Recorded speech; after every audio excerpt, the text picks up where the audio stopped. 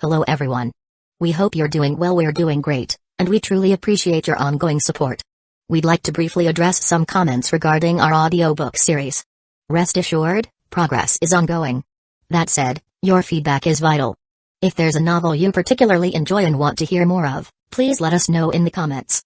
Each chapter requires a financial investment, so we can only continue series that receive strong audience interest. Although we retain core names and plot lines, we make significant editorial changes to enhance clarity, pacing, and immersion. These are not simple recitations. We work hard to deliver a polished, thoughtful listening experience. Without sufficient feedback or engagement, we may need to discontinue a series. So if you're enjoying something, don't stay silent. Your input truly matters. Note, our default audio speed is 3x. If that's too fast, let us know. We're happy to adjust it. Interested in early access to unreleased audiobooks? Visit our Patreon. You'll get to experience new content before it reaches YouTube. Just to clarify, I'm a fan like you. I've purchased these novels and adapted them with care, while respecting all rights and guidelines. For updates, follow us on Facebook and Twitter, X. YouTube update: recently, YouTube flagged some of our content for including mature themes, realistic violence, and darker story elements. As a result, we've decided to stop uploading anything that violates YouTube's guidelines. If you'd like access to the full, uncut versions including the more intense or mature content, you can find them on our Patreon page, where we upload everything first.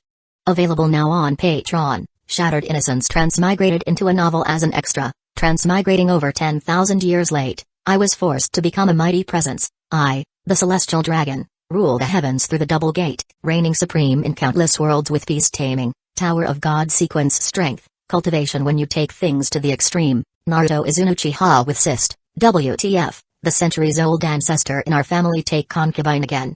Plus 18, Ichi, reincarnated in Bleach as a wizard. Thanks for listening and happy listening. Chapter 1, Activating the Doomsday Survival System a year early. Main task, Safe House, October 8, 2725. The apocalypse descends, and the world enters the wasteland era. Biohazard. Radiation wasteland. Ice Age. As the chosen one, will you sweep the snow in front of your own door and live your small life? Or will you step forward and shoulder the burden of continuing human civilization? But no matter what choice you make, the urgent matter is to quickly find a safe house, clear the dangers there, and establish a foothold in the wasteland. Task reward, Dimensional Space Bag. Looking at the subtitles that appeared before him, Zhu Zhengyang fell silent. The apocalypse is coming next year, is that true? But seeing that the task reward is a mysterious and powerful dimensional space bag, Zhu Zhengyang decided to give it a try first. After all, the task goal is simply to find a safe house without danger. There is no apocalypse yet. Except for the zoo and the mental hospital, Zhu Zhengyang could randomly choose any house without danger and successfully complete the task. After completing the task, if he could obtain the so-called dimensional space bag from the task reward, it would mean that the system is real, and the apocalypse will indeed come in a year, and the world will truly enter the wasteland era. Conversely, he would merely have wasted a little time. White City, North Suburb. This is an old industrial area, which was the most bustling place in White City decades ago. But now, for various reasons, it has become a deserted city. Zhu Zhengyang rode his small electric scooter around and finally arrived at a familiar area.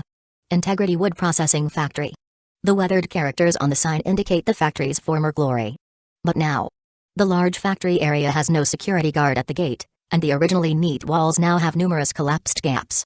As for the rusty iron gate of the factory area, it hangs a weather-resistant but dust-covered acrylic advertisement, high-quality factory for transfer, contact number, 131XXXXXXXX, Mr. Zhu, arriving at the main gate. Zhu Zhengyang curled his lips and took down the advertisement. Although part of the wall had collapsed, he still took out his key, opened the iron gate, and pushed his small electric scooter through the entrance. Zhu Zhengyang's factory at home is over 3,000 square meters. But this factory has been unattended for many years, and the yard has long been overrun by wild grass. Just clearing a path took Zhu Zhengyang quite some effort. Zhu Zhengyang went to the northwest corner of the factory. Here, there are 6 bungalows built against the wall. Zhu Zhengyang pushed open the door to the first room and then opened his task list. Sure enough, this room counts as a safe house, and a completed label appeared behind his task list. So Zhu Zhengyang immediately clicked to submit the task. Main task, Safe House, completed, task reward, Dimensional Space Bag, with a series of subtitles flashing. A flash of white light. A fist-sized white bag appeared out of thin air in the palm of Zhu Zhengyang's right hand. This Although Zhu Zhengying had mentally prepared himself, he was still astonished when the dimensional space bag appeared in his palm. Put in. Take out. Zhu Zhengying tested it with his phone, and after confirming the effect of the dimensional space bag, he felt a surge of excitement. The system is real. The apocalypse will indeed descend upon Earth in a year. Fortunately, I have the system. I can plan a year in advance. Zhu Zhengying said, then eagerly clicked to open the task list. Main task, safe house, completed, preparedness, in progress. At the same time, a new main task had appeared in Zhu Zhengying's main task list, preparedness. Zhu Zhengying quickly clicked to view the details of the new task. Main task, preparedness. You have found a safe house where you can shelter from storms, cold, and scorching heat. But the wasteland is fraught with danger. You will inevitably encounter situations where you cannot go out, so you need to store enough food and water in advance for emergencies. Task goal, 100 kg of food, 100 liters of water. Task reward, skill, detection, skill. Zhu Zhengying was momentarily stunned upon seeing the task reward, then immediately rushed out of the room, hopped on his small electric scooter, and sped towards the nearest grocery store. An hour later, Zhu Zhengying rode his small electric scooter back to the room, then eagerly took out his dimensional space bag and retrieved the rice and bottled water he had stored inside. After emptying the dimensional space bag, sure enough, the task list showed that the preparedness task now had an completed label next to it. You have collected enough food and water, you have completed the task, preparedness, you have obtained the skill, detection, with the system prompts appearing one after another. Zhu Zhengying felt a warmth in his body, and then he noticed that his vision had undergone a dramatic change. In his line of sight, everything Zhu Zhengying could see now had a line of small text and a plus sign above it. Brand new phone, plus, old table, plus, damaged TV, plus. Seeing his changes, Zhu Zhengying's heart stirred, and he immediately took out the dimensional space bag he had just received. Sure enough, the small text also appeared above the dimensional space bag, plus Zhu Zhengying's consciousness focused on the plus sign. Sure enough, the detailed attributes of the dimensional space bag appeared before Zhu Zhengying's eyes. Dimensional space bag, attributes. The dimensional space bag has a dimensional space of 1m 1m 1m, and you can attach it to any part of your body. Note, only inanimate objects can be placed inside the dimensional space bag, and there is no passage of time within the dimensional space bag, ensuring the maximum safety of items. Evaluation. Although its space is limited, its uses are limitless. Good, good. Zhu Zhengying nodded in satisfaction, then put away the dimensional space bag and opened his task list. Main task, safe house, completed, preparedness, completed, safe zone, in progress. Seeing the new task that had appeared in the task list, Zhu Zhengying immediately opened the details of the new task. Main task, safe zone. Although you already have a safe house, this little space cannot meet your daily needs. You need to expand your safe zone to prepare for future production and life. Task goal, use any materials you can gather to build a fence or wall to protect your safe house. Task reward, skill, handicraft, build a wall, huh? Zhu Zhengying was momentarily stunned. His family's wood factory originally had a section of red brick wall. It was just that due to no one living here for a long time, several sections of the wall had collapsed. Chapter 2 GX1 Engineering Robot. Fortunately, the task for the safe zone did not specify the material, thickness, or sturdiness of the walls. It only required that there be a fence or wall surrounding one safe house.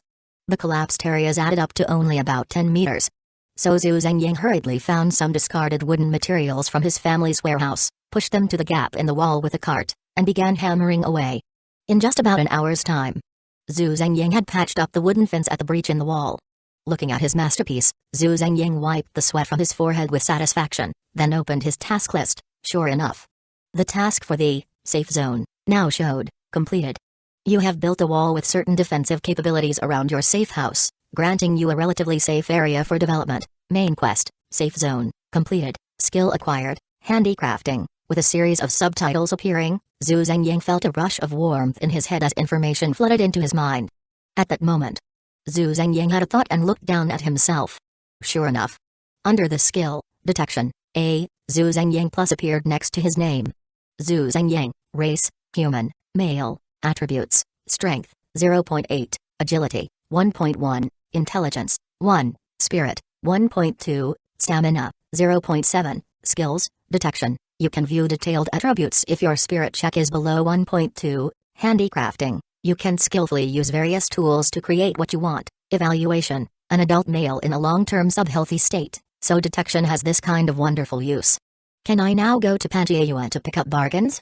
Zhu Zhengyang thought whimsically as he opened his task list. Main quests, refuge, completed, preparedness, completed, safe zone, completed, cultivation, in progress. Time-limited side quest, nutritional balance, in progress. After opening the task list, Zhu Zhengyang was surprised to find not only main quests but also an additional time-limited side quest. So he quickly clicked on the details of both tasks. Main quest, cultivation. You have finally established a foothold in the wasteland, but the wasteland is not only dangerous, but resources are also limited and will eventually run out. You need to cultivate farmland within your safe zone to be self-sufficient. Task objective, cultivate a piece of farmland and plant any staple crop. Task reward, skill, gardening. Time-limited side quest, nutritional balance. Having a monotonous diet will inevitably lead to diseases such as scurvy, beriberi, and night blindness. For your health, and to enjoy nutritious and delicious meals, please build a vegetable greenhouse of no less than 50 square meters within the safe zone and plant at least 15 types of vegetables within 10 days. Task time limit, 239 hours 59 minutes 56 seconds. Task reward, GX1 engineering robot, an engineering robot. Zhu Zhengyang did not expect that the reward for this time-limited side quest would actually be an engineering robot. Although Zhu Zhengyang did not know what the GX1 represented, the ordinary main quest reward of the dimensional space pocket was already so good. The rewards for the more difficult time-limited side quests would naturally be even better.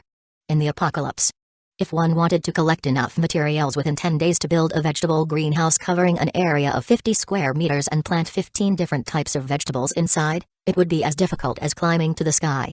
But now, Zhu Zhengyang simply went to the agricultural supply station early the next morning, spent some money, and bought enough materials. Not only that, with Zhu Zhengyang's financial persuasion, he also brought back 4 experienced masters from the agricultural supply station to the lumber factory with him.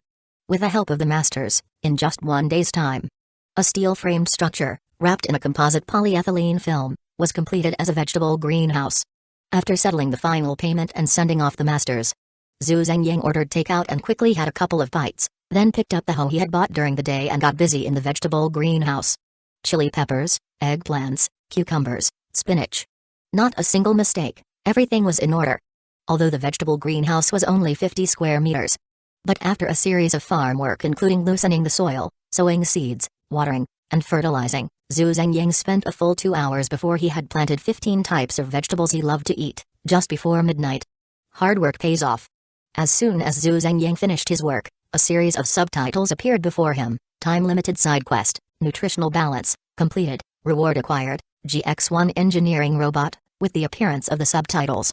A flash of white light. A robot over 3 meters tall, with a tracked lower body and 4 mechanical arms on the upper body, appeared out of thin air in front of him. Not only that, a controller the size of a remote control also appeared in Zhu Zhengyang's palm. Seeing a product that completely surpassed the times, Zhu Zhengyang was exhilarated. So he quickly checked the detailed attributes of the engineering robot. GX1 engineering robot, attributes, strength, 10, agility, 2, intelligence, 1, spirit, 0, stamina, 10, skills, transformation. The mechanical arms of the engineering robot can be disassembled and combined into various engineering arms. Construction. The engineering robot is proficient in various construction techniques. Evaluation. The most highly rated household engineering robot of the 22nd century. Looking at the engineering robot the size of a small mountain, Zhu Zhengyang glanced at the controller in his hand. As he focused his attention on the controller, in the next moment, Zhu Zhengyang felt as if a part of his consciousness was projected onto the circuit board of the engineering robot in front of him through the controller. Immediately after, the circuit board converted the electrical signals into neural signals, establishing a mirror of the engineering robot in Zhu Zhengyang's brain. So that Zhu Zhengyang could tangibly feel the presence of the engineering robot, even sensing the rotation of the engine inside. It was a wonderful feeling. It was as if a robotic doppelganger had appeared out of nowhere. Although there was no manual, the moment a part of Zhu Zhengyang's consciousness projected onto the engineering robot, Zhu Zhengyang immediately understood all the functions of this engineering robot and mastered the highest level of control over it. Excited with his new toy, Zhu Zhengyang was overjoyed. Although this was an engineering robot, using it for plowing and tilling was no problem at all. So under Zhu Zhengyang's control, the engineering robot rumbled over to the newly built vegetable greenhouse and began to till the soil in the yard. With the help of the engineering robot, in just 1 hour, Zhu Zhengyang cultivated a piece of farmland in the yard that met the task requirements. Chapter 3, Time-Limited Side Quest.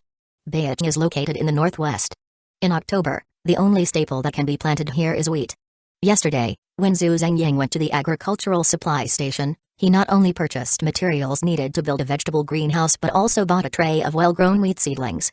So after clearing the land in the yard, Zhu Zhengying immediately planted the wheat seedlings in the ground, then fertilized and watered them. After finishing all this, looking at the lush green crops in the yard, Zhu Zhengying felt a great sense of accomplishment. Soon after, the system notification arrived as expected, appearing before Zhu Zhengying's eyes. You have completed the main quest, land reclamation. You have gained the skill, gardening. As the system message flooded the screen, Zhu Zhengying felt a rush of excitement as a series of gardening knowledge, such as seedling cultivation, grafting, pollination, and soilless cultivation, surged into his mind. After digesting the knowledge in his mind, Zhu Zhengying smiled and said, "Now I don't need to search online for strategies to grow vegetables and grains." After saying that, Zhu Zhengying immediately opened his task list to check the new main quest. Main quest. Shelter, in progress. Main quest, shelter. It's just a red brick house, unable to withstand the tide of corpses, nor can it block the radiation from a nuclear explosion. You have initially gained the ability to establish a foothold in the wasteland. But this is far from enough. You now need to start from scratch and build your true shelter. Quest objective, build an underground shelter. Note, minimum construction depth of 10 meters underground, total area not less than 200 square meters, height not less than 5 meters. Quest reward, mental enhancement potion. Mental enhancement potion? Zhu Zhengying felt a surge of joy upon seeing this quest reward. He had previously used the detection skill to check his attributes and was wondering if they could be improved. Now the system's reward clearly told him that his attributes could indeed be enhanced. Zhu Zhengying said excitedly, according to the details of the first main quest for the safe house, the first disaster the world will face in a year is a biochemical crisis.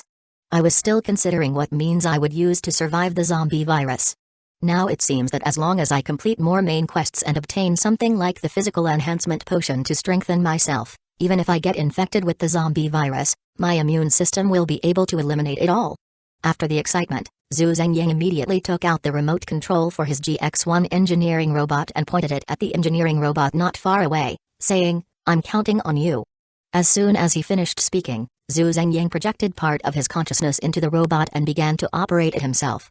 Creak creak. With Zhu Zhengying's manipulation, the four mechanical arms of the engineering robot began to twist and merge. In the end, the four mechanical arms of the engineering robot combined into a drilling machine. Start. With Zhu Zhengying's excited shout, the drill of the engineering robot began to spin at high speed, then tilted down at a 45-degree angle and slowly started moving. Thud thud thud. As the drill turned, the soil in the yard was easily broken apart like butter and sprayed out of the hole, forming a small mound outside. In just a short while, the engineering robot had drilled a hole over 3 meters in diameter and was continuing to go deeper. The engineering robot had powerful capabilities, able to drill down about a meter in just 2 to 3 minutes. However, such powerful energy consumption was also quite alarming. Fortunately, Zhu Zhengying's family's lumber factory had previously used industrial cables to power various large woodworking machines, all with 60A high-power wires. Although the engineering robot was a piece of future technology, it could also be compatible with the power protocols of the 21st century. So Zhu Zhengying simply connected a cable to the back of the engineering robot, solving its power issue. As the engineering robot continued to dig deeper, Zhu Zhengying roughly calculated. Based on the current drilling speed and the time needed to clear the soil, he estimated that at most by the end of the night, he would be able to excavate enough space underground to complete the main quest for the shelter.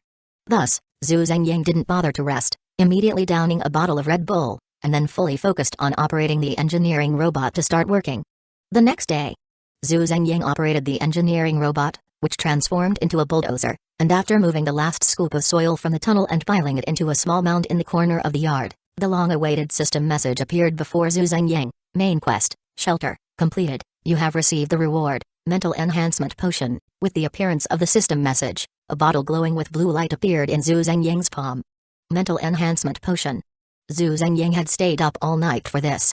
So he immediately used his detection skill to check the specific attributes of the mental enhancement potion. Mental enhancement potion, consumable, effect, permanently increases mental power by 1 point upon consumption, evaluation, refreshing and invigorating, never fatigued. After reading the attributes, Zhu Zhengying wasted no time and immediately twisted open the cap of the mental enhancement potion and drank it all in one go.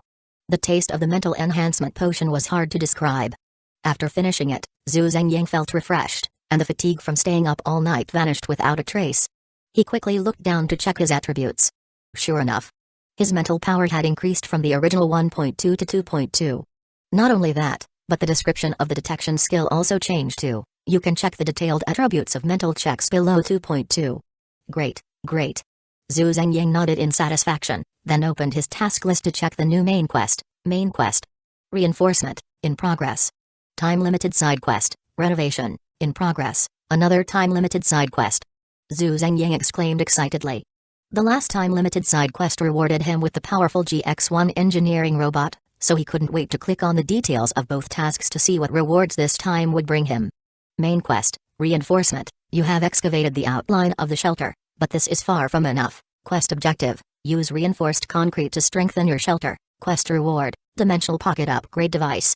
Time-limited side quest, renovation. A shelter without functional zoning is no different from a wild den. You still need to process your shelter in depth. Quest time limit, 29 days 23 hours 59 minutes 56 seconds. Quest objective, functionally zone the shelter and build a bedroom, kitchen, bathroom, and storage room. Note, all functional zones must not be less than 25 square meters and must have their core components. Quest reward, shelter control center. Shelter control center? Although Zhu Zhengying didn't know what this shelter control center was, given the difficulty of this task, it surely wouldn't be anything bad.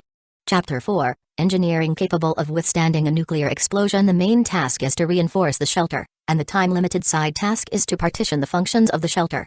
Actually, these two tasks are essentially one and can be done together. Zhu Zhengying said, then lowered his head in thought. After a moment, Zhu Zhengying finally made up his mind, took out his phone, and dialed a number. Is this Manager Wang from the Agricultural Bank? This is Zhao Zhu. I recently met a benefactor and took on a big project. However, this project requires some upfront capital. How much can I borrow if I mortgage my apartment in the second ring road? It's quite urgent. How about I came to see you right now? Okay, see you soon. After hanging up the phone, Zhu Zhengying immediately called another person named Chen Yong. Uncle Chen, I recently met a benefactor and took on a big project. Does your work crew have any jobs available? As long as the quality of the work is good, I'll pay you cash on the spot, not a penny will be delayed. With the decades of friendship between you and my dad, I wouldn't dare to deceive you. Alright, I'll transfer you 20,000 yuan as a deposit. If you have time, come over to my factory later, we can check the place and sign a contract. After hanging up the phone and transferring 20,000 yuan to Chen Yong, Zhu Zhengying first hit his engineering robot, then rode his electric scooter towards the agricultural bank in the northern suburbs of Beijing. The apocalypse is coming. What use is the apartment in the second ring road that his parents worked so hard to leave him? Zhu Zhengying needs to quickly cash in on that apartment while it still has some value, and then use that money to strengthen his own power. Beijing Northern Suburb Agricultural Bank, VIP room. Normally, the process for a mortgage loan is lengthy, and even at the fastest, it takes about 10 working days. But this year is different from previous years. This year, the economy is in overall decline, and the environment is extremely difficult. People are more willing to save their money for emergencies. Who dares to spend recklessly? Because of this, Manager Wang of the Agricultural Bank, under pressure to meet performance targets, confirmed that Zhu Zhengying's credit and the ownership of his apartment were both fine, and then gave Zhu Zhengying the green light. In just 2 hours, 1,800,000 yuan was promptly transferred to Zhu Zhengying's bank card. At the entrance of the Northern Suburb Agricultural Bank, Manager Wang, smiling broadly, shook hands with Zhu Zhengying and said, Mr. Zhu, you are truly accomplished at a young age. When I was your age, I was still timid, unable to even speak a coherent sentence. You're already handling such a big project, your future is limitless. Flattery, flattery. Zhu Zhengying quickly declined, then said, I have some matters to attend to. Since everything is settled here, I'll take my leave. Mr. Zhu, take care. As Manager Wang waved goodbye to Zhu Zhengying, he gestured for a teller to bring over a gift box and hand it to Zhu Zhengying. This is a gift specially customized for VIP clients. It's not very valuable, so please don't decline, Mr. Zhu. If you encounter any funding gaps later, feel free to contact me, everything can be discussed. Zhu Zhengying casually accepted the gift box and bid farewell to Manager Wang. Thank you, I'll take my leave now. After obtaining a loan, Zhu Zhengying hadn't even returned to the lumber factory when his phone rang continuously 4 or 5 times, all from Chen Yong urging him to hurry back to the factory. Upon returning to the northern suburb lumber factory, Zhu Zhengying was still 200 or 300 meters from the gate when Chen Yong excitedly waved and called out, Aizen, I'm here, Hurry up. When Zhu Zhengying reached the entrance of the lumber factory, he noticed that there were cigarette butts scattered all around Chen Yong's pickup truck, indicating that he had been waiting there for quite a while. So Zhu Zhengying couldn't help but laugh and say, "It's just a small job, Uncle Chen, you don't need to take it so seriously." Chen Yong handed Zhu Zhengying a cigarette and said, "What's the difference between big jobs and small jobs now? There are only good jobs and bad jobs. This is a good job that pays cash. If I don't grab it quickly, someone else might take it, and then I'll have nowhere to cry." Zhu Zhengying took the cigarette and tucked it behind his ear, opened the factory gate, and invited Chen Yong inside, getting straight to the point. "Uncle Chen, you and my dad have been friends for a long time, so I won't hide it from you. The boss I know isn't short on money, but he has a bit of a flaw, which is that he's a bit worrying for no reason." As Zhu Zhengying spoke, he led Chen Yong to the entrance of the shelter. "The foundation has already been dug by someone else. Now we need to use reinforced concrete to harden it, then partition a few functional areas in the underground basement and do some basic decoration." "Uncle Chen, how long do you think this will take?" "Hard to say." Chen Yong hesitated. "I need to go down and see how big your basement is, then you can tell me your requirements, and I can estimate." "Then let's go down now," Zhu Zhengying said, turning on the flashlight on his phone and leading the way toward the dark hole. "Okay." Chen Yong agreed, also turning on the flashlight on his phone and following Zhu Zhengying. Zhu Zhengying's engineering robot is very powerful, and digging the earth is effortless. Because of this, when Zhu Zhengying was working, he simply did it all at once. He directly built his shelter 20 meters underground, and even the area was dug out to over 300 square meters, far exceeding the task target. As Chen Yong followed Zhu Zhengying toward the shelter, he looked at the smooth, even earthen walls of the passage and exclaimed, "Who did this work?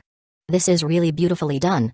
Zhu Zhengying chuckled, "Uncle Chen, don't ask about this, I don't want to deceive you." I understand. Chen Yong showed a knowing expression, winked at Zhu Zhengying, and said, "Those rich people are all like this." Zhu Zhengying nodded. "When the time comes, make sure to tell the workers not to talk too much or take random photos while working." "No problem, I won't just tell them not to take photos, I'll collect their phones while they're working." Chen Yong patted his chest and assured Zhu Zhengying. "Then I'll tell you my requirements." Zhu Zhengying thought for a moment and stated his requirements. According to the boss's instructions, the thickness of the shelter walls must not be less than 30 centimeters, and the entire structure must be poured with C120 concrete, with fine copper wires mixed in to prevent cracking. The internal rebar must be 20 millimeters, with a spacing of less than 20, a load-bearing capacity of no less than 4D, and a net spacing of no less than 20. Moreover, before placing the rebar, the chemical coating must be removed in advance, and the rebar must be welded with aluminum thermal agents. Although the basement has been dug out, such a large space is very hollow and at risk of collapse at any time. When you add load-bearing walls and columns, remember to wrap all load-bearing facilities with carbon fiber. Finally, the main door must be made of a solid frame, a one-piece titanium alloy door, with a minimum thickness of 30 centimeters, all to be benchmarked against a bank vault. That's about it for the hard decoration. Uncle Chen, can you roughly estimate how much it will cost and how long it will take? If it's suitable, I'll have it done here. Chapter 5 Details. After hearing Zhu Zhengying's basic requirements, Chen Yong was left dumbfounded. This isn't just building a basement. This is practically constructing an apocalyptic fortress. If the construction follows Zhu Zhengying's specifications, the strength of this shelter would surpass even the air raid shelters built during the sensitive periods of the last century. If this shelter were built above the ground, even the demolition crew would have to steer clear. Forget about explosives. Even if artillery shells were fired directly at the walls of the building, they would only create a crater in the wall at most, not collapse the entire structure. The cost to dismantle a shelter of this caliber would be astronomical. Uncle Chen? Uncle Chen? Zhu Zhengying patted the shocked Chen Yong. Yes, I'm here. Chen Yong finally came to his senses and said, Aizen, are you sure you want to build the shelter exactly as you said? The cost isn't cheap. Absolutely. Zhu Zhengying waved his hand. As I said, as long as Uncle Chen you do a good job and don't cut corners, the money is definitely not an issue. Just as long as you're sure. Chen Yong breathed a sigh of relief and then began to ask Zhu Zhengying some details. By the way, Aizen, did the client provide you with detailed design drawings? After all, it's such a large and heavy structure, even underground, it can't avoid settling. How do we address that? And what about air circulation? Do we need to install an elevator? Do we need to build a backup entrance and exit? How do we handle water and electricity? Are we connecting to municipal water and power, or something else? If we use municipal power, Do we need to add a backup power source inside the building? If so, how much power do we need to add? And what about sewage? At this point, Chen Yong slapped his forehead and added, "Oh right, there's also the communication issue. Even if this building were above the ground, people inside wouldn't get a signal on their phones, let alone underground. If there's a need for communication, do we need signal relay equipment?" After all, Chen Yong had spent his entire life in engineering, and these questions hit the nail on the head, all blind spots that Zhu Zhengying hadn't considered. For a moment, Zhu Zhengying was left speechless by Chen Yong's inquiries, unsure how to respond. Ahem. Zhu Zhengying quickly cleared his throat to cover his embarrassment. Then he put on a serious face and said, "What I just told you were the client's hard requirements. The rest are just minor details, so I'll need Uncle Chen to come up with a plan, produce a design and budget, and then I'll show it to the boss for him to decide." "No problem." Chen Yong nodded, trusting him, and continued to ask, "Is everything designed to the maximum specifications?" "Yeah." Zhu Zhengying nodded, "Everything is designed to the maximum, the boss isn't short on money. After all, the apocalypse is coming in a year, what good is money sitting in hand?" Zhu Zhengying wanted to convert that money into his sense of security while it was still valuable. "Just a moment," Chen Yong said, taking out a laser rangefinder to measure the dimensions of the shelter. He recorded the data on his phone and opened a calculator to roughly calculate. After a while, he said, "If everything is designed to the maximum, this project will probably cost around 3 million. Of course, this is just my rough estimate. The exact price will have to wait until I finish the design and we finalize all the details." 3 million? Zhu Zhengying felt a chill in his heart upon hearing Chen Yong's quote. That means he would have to mortgage his apartment in the second ring of the city just to build half a shelter? Just as Zhu Zhengying was pondering how to come up with another 120,000, Chen Yong delivered another blow, saying, "This 3 million is just a rough estimate, the actual cost might be even higher. After all, the requirements from that boss are extremely demanding. Things like C-120 concrete needing to be mixed with copper wire to prevent cracking, load-bearing structures wrapped in carbon fiber, and the thinnest parts not being less than 30 centimeters of titanium alloy with doors. I've heard of these things, but I've never handled them. So I'll need to go back and check with the suppliers for quotes, and wait for my team to finish the design and budget before I can give you a final quote." Hearing Chen Yong's words, Zhu Zhengying felt a bitter taste in his mouth.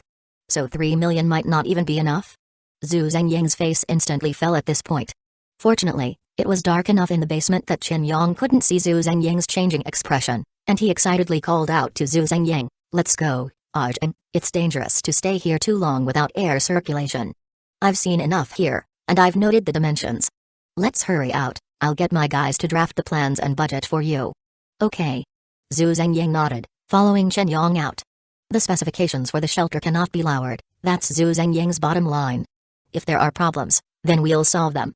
So, I need to find a way to make money. Zhu Zhengying furrowed his brows, starting to think of ways to earn money.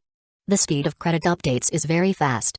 After Zhu Zhengying mortgaged his house, various legitimate lending avenues would be affected, making it nearly impossible to apply for any loans. Even if he tried to take out a small loan. But those small loans are all interconnected. If one app lends money, the others won't lend to Zhu Zhengying until the debt is cleared, or they'll offer a pitifully low amount. Even if Zhu Zhengying had a high credit score from previous behavior, he could only manage to scrape together 10 or 20,000 this way, which is far from the 120,000 he needs, and it wouldn't quench his thirst.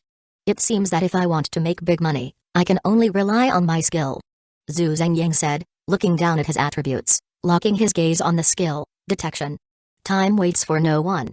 So after returning to the surface, Zhu Zhengying immediately transferred 800,000 to Chen Yong, allowing him to confidently pre-purchase materials and prepare to start construction. Soon after, the two agreed on a time to review the design and sign the contract, and Chen Yong hurriedly drove his pickup truck back to the company. As soon as Chen Yong left, Zhu Zhengying hopped on his electric scooter and sped straight to the Beijing Jade trading market. Stone, weight, 2.6 kg, main components, sodium aluminum silicate 2.6%, calcium carbonate 97.4%, at the jade trading market. Zhu Zhengying glanced at the most expensive jade raw stone here and couldn't help but curl his lips, shifting his gaze elsewhere. The main chemical component of jade is sodium aluminum silicate, and only those gem mines containing over 50% sodium aluminum silicate are considered jade. Although Zhu Zhengying didn't know how to evaluate stones, he could read. So he didn't follow the crowd to look at those hot items, but instead wandered around the jade trading market on his own. Chapter 6, Making Money, Stone, Weight, 5.8 kg, Main Components, sodium aluminum silicate 1.2%, calcium carbonate 98.8%, stone, weight, 1.2 kg, main components, sodium aluminum silicate 5%, calcium carbonate 95%, Beijing is located in the northwest. The place where jadeite is most commonly found in the country is over in Yunnan and Guizhou. Because of this, the raw stones here are all those that have been rejected multiple times over there, making it hard to find good quality. However, there is a saying in the jadeite world, even gods find it hard to discern a piece of jade. Even though the players in Yunnan and Guizhou are seasoned, they cannot guarantee that they won't make mistakes and can pick out all the good stones from a batch. Although the raw stones in Beijing's jade market are mostly scraps. After looking for over half an hour, Zhu Zhengying actually found a good piece. Stone, weight, 14.21 kg, main components, sodium aluminum silicate 76%, calcium carbonate 24%. This is a cylindrical stone that looks like a winter melon, and the skin looks quite good, though it has already been cut in half by someone. Because of this cut, there was no green visible at all. Thus, this stone, which has an excellent appearance and is very likely to yield jade, is priced at only 30,000. Confirming that he wasn't mistaken, Zhu Zhengying walked directly to the stall and said straightforwardly, "Boss, I want this stone, give me a better price." The stall owner, Li Jianying, is a seasoned player in the jade trading market. He is also a streamer, specializing in various videos of cutting stones and showcasing the profits on the local channel, attracting people from Beijing to come buy raw stones from him. Because of this, Li Jianying immediately noticed Zhu Zhengying's awkwardness and thought he was just another victim of short videos, believing himself to be destined for success, ready to be fleeced here. So he immediately put on a flattering smile and said, "Brother, you have a good eye. Although this stone has been cut in half, based on my years of experience, this stone is definitely going to yield something. I see this is your first time here. How about this, let's be friends, you can take it for 28,800. Although Zhu Zhengying didn't understand the market for raw stones, he knew from common sense that Li Jianying must have left some room for negotiation. So Zhu Zhengying directly cut the price, saying, "This stone has already been cut in half, I can only give you 14,000 at most." Just when Zhu Zhengying thought Li Jianying would argue with him, Li Jianying's eyes lit up, and he stepped forward to shake Zhu Zhengying's hand, excitedly saying, "Deal." At the same time, the viewers in Li Jianying's livestream saw someone getting scammed at his stall, and the barrage of comments instantly increased. "What the hell, this old guy has scammed another one. Old Liu has had that broken stone sitting there for half a year, he couldn't even sell it for 3,000 during the last live stream, someone go persuade this kid." "Ha ha ha, persuade what? If you go persuade that kid, he'll think you're wasting his chance to get rich." "Exactly, have you seen many of these fools who think they're destined for success after watching a video? They won't turn back until they hit a wall?" Seeing Li Jianying agree so readily, Zhu Zhengying realized he had overestimated Li Jianying's conscience and that he had lowballed the offer. However, Zhu Zhengying already knew that this stone would definitely yield something. So he didn't say much, just shrugged and took out his phone to prepare for payment. Snap. At that moment, a hand suddenly reached out to block Li Jianying's payment code, and a police badge was shown to Zhu Zhengying, saying, "I'm Liu Guodong, the local police officer here. You can just come and look around, don't get impulsive and make a foolish purchase." Li Jianying, seeing someone ruining his business, hurriedly said, "Old Liu, this is a mutually agreed transaction, what are you doing here? Our rules are like this. I set a high price, he negotiates a low one. He made an offer, I agreed, so the transaction must go through." Liu Guodong looked at Li Jianying with disdain, squinting his eyes and coldly saying, "What, your rules are bigger than the law? Try selling something forcefully in front of me." Li Jianying wanted to say something, but seeing Liu Guodong's sharp gaze, he swallowed his words, only able to vent his frustration to his live stream. "The world is going downhill, the world is going downhill, family. Humphrey." Liu Guodong snorted dismissively, then tossed the payment code back to Li Jianying's stall, saying to Zhu Zhengying, "Young man, just come here to look around for fun, it's not easy for anyone to make money, don't throw it away." Zhu Zhengying hesitated. Faced with Liu Guodong's kindness, Zhu Zhengying felt deeply moved, warmth filling his heart. There are still many good people in the world. But no mistake, one shot, one release, one inside, one content, 1 in 16191 book 1 bar 1 look. He wanted to use his superpower to make some money here to build his own shelter, but Liu Guodong was doing a good deed that turned out to be a bad thing. So, taking advantage of Liu Guodong's turn, Zhu Zhengying quickly scanned the code and transferred 14,000 to Li Jianying, saying, "I've watched your live stream, Just cut it for me. Payment of 14,000 yuan has been successfully received. Originally, Li Jianying had given up on this deal, but he never expected that a cooked duck would fly back into his pot. A big rise, a big fall, and then a big rise again. Li Jianying was so excited he was trembling, quickly picking up the stone and running towards the cutting machine. Good, good, good. Boss, you're generous. I'll cut it for you right away. You. Liu Guodong looked back at Zhu Zhengying in shock, unable to say a word for a long time. At the same time, Li Jianying's live stream became lively. Ha ha ha, I said this kid wouldn't turn back until he hit a wall, right? Old Liu came to help. He should just take the opportunity to back down, but he insisted on being stubborn. Don't. We think old Liu is helping him, but he might be blaming old Liu for blocking his chance to get rich. Ha ha ha. Li Jianying took a moment to glance at the barrage, then proudly brought the stone to the cutting machine, pressing the switch. Hee hee. This is a free transaction, no forced buying or selling. You saw it with your own eyes. I didn't pressure this young boss at all. He spent 14,000 to buy my stone. After saying that, Li Jianying confirmed with Zhu Zhengying again. Is it another cut from the middle? Yes. Zhu Zhengying nodded. Please go ahead and cut it. Okay. Li Jianying agreed, pointing his phone at the cutting machine, adjusting the lighting and putting on protective goggles before starting to lower the cutting machine. With the sound of zzz, sparks flew from the cut of the stone, clearly indicating that the cutting had begun. Alas. Liu Guodong sighed, pointing at Li Jianying. I'll go back and tell my superiors to shut down your video account and live stream, to prevent you from posting those things that harm people. After saying that, just as Liu Guodong was about to leave, he heard Li Jianying suddenly shout loudly, "What the hell?" Liu Guodong was puzzled. Was my statement that powerful? But then, Liu Guodong noticed that Li Jianying was no longer speaking, and even abandoned his stall, running away with the cut raw stone. Having worked on the front lines for many years, Liu Guodong instantly pieced together the truth of the matter from the various details that had just occurred. Stop. So Liu Guodong shouted sharply, then took 3 steps in 2 strides, lunging forward to pin down Li Jianying, who was trying to escape with the treasure. Immediately after, Liu Guodong skillfully handcuffed one of Li Jianying's hands to the iron railing of the jade market. Thud. The raw stone in Li Jianying's hand slipped and fell to the ground. In an instant, a dazzling green stunned everyone present. Chapter 7, Completing Tasks in Quick Succession. With such a commotion, people nearby rushed over to watch the scene. Imperial green. Someone exclaimed upon seeing the raw stone cut in half, and instantly the entire jade trading market erupted in excitement.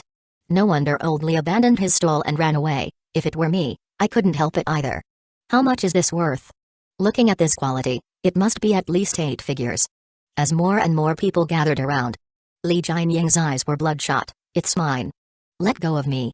That's mine. Li Jianying tried to snatch the raw stone, but unfortunately, one of his hands was handcuffed to the railing by Liu Guodong. No matter how he struggled, even scraping the skin off his wrist, he couldn't break free. At the same time, Liu Guodong stepped forward, picked up the raw stone, and pointed to the body camera on his chest, mocking Li Jianying. What did you just say? You sold this stone, and it was a free trade. My body camera recorded the entire process. What? Having second thoughts? As Liu Guodong spoke, he handed the raw stone to Zhu Zhengying, feeling quite pleased, and added to Li Jianying, moreover, your earlier actions are suspected of robbery. Look at the quality of this jade, the amount involved is definitely huge. If this young brother decides to pursue it, you can just wait to spend the rest of your life in prison. In the end, with Liu Guodong's help, the piece of imperial green jade that Zhu Zhengying extracted using the skill detection was sold on the spot to a well-known jewelry store in Beijing. Seeing his account balance increase by 12 million in cash, Zhu Zhengying felt a sense of relief. Now he had the funds to build his shelter up to the limit, and he could even buy more supplies, medicines, and materials to store in the warehouse for emergencies. When leaving the jade trading market, Zhu Zhengying expressed his gratitude to Liu Guodong. Thank you, Officer Liu. If it weren't for you, I really wouldn't know how to handle these matters today. Liu Guodong pushed Li Jianying into the police car and handed him over to his apprentice, waving his hand casually. It's nothing, this is what I should do, serving the people, haha. At that moment, Zhu Zhengying suddenly remembered an answer he had seen on Su, and immediately said to Liu Guodong, then let me give you a banner. A banner. Liu Guodong's face showed a struggle upon hearing this, and he didn't refuse immediately. Seeing Liu Guodong's expression, Zhu Zhengying knew he really needed this. So he quickly added, yes, Officer Liu, you really helped me a lot this time. Not only do I want to give you a banner, But I also want to write you a thank you letter, a handwritten one. Well. Hearing Zhu Zhengying's words, Liu Guodong's breathing quickened, and he even stuttered a bit, his face turning slightly red as he said, well. Then. That would be troublesome for you. Not troublesome at all, it's what I should do, Zhu Zhengying replied. In the afternoon. After delivering the banner and thank you letter to Liu Guodong, Zhu Zhengying had just exited the police station when he received a call from Chen Yong. As soon as the call connected, Chen Yong couldn't wait to say, Aizen, I've preliminarily completed the design drawings. Are you free now? Can you come over to take a look? I'll be right there. After hanging up, Zhu Zhengying hurriedly took a taxi and sped towards Chen Yong's company. I have to say, Chen Yong, being a veteran civil engineer, designed a shelter renovation plan that met all of Zhu Zhengying's fantasies about the shelter. In the end, Zhu Zhengying, following the task prompt, had Chen Yong's designer partition the functional areas inside the shelter, and then nodded in satisfaction, let's go with this. Send me the design drawings on WeChat, I'll take them to show the boss. 5 minutes later, Zhu Zhengying pretended to play with his phone for a while before directly saying to Chen Yong, let's go with this, Uncle Chen. Can you start construction soon? As long as the boss is satisfied with our design drawings, that's all that matters. Chen Yong breathed a sigh of relief and patted his chest, saying, since the design drawings are fine, I'll arrange for the workers to start welding the rebar right away to prepare for the concrete pouring. But Chen Yong's tone shifted, revealing an apologetic expression as he said, I underestimated some material prices earlier. If we build according to the design drawings, the total funds needed to complete the shelter will be around 5 million. 5 million? Zhu Zhengying nodded upon hearing this, unfazed, no problem. Uncle Chen, prepare the contract. Once we sign it, I'll transfer you 1 million, and you need to get it done for me as soon as possible. Okay. Chen Yong was overjoyed upon hearing this, assuring Zhu Zhengying, don't worry, Aizen. I'll be living at the construction site for a while. I will personally oversee your project from start to finish. I guarantee I'll complete it with quality within 20 days. After all, the time-limited side quest required completion within a month. So Zhu Zhengying immediately nodded in agreement, then it's settled. Uncle Chen, prepare the contract and get started quickly.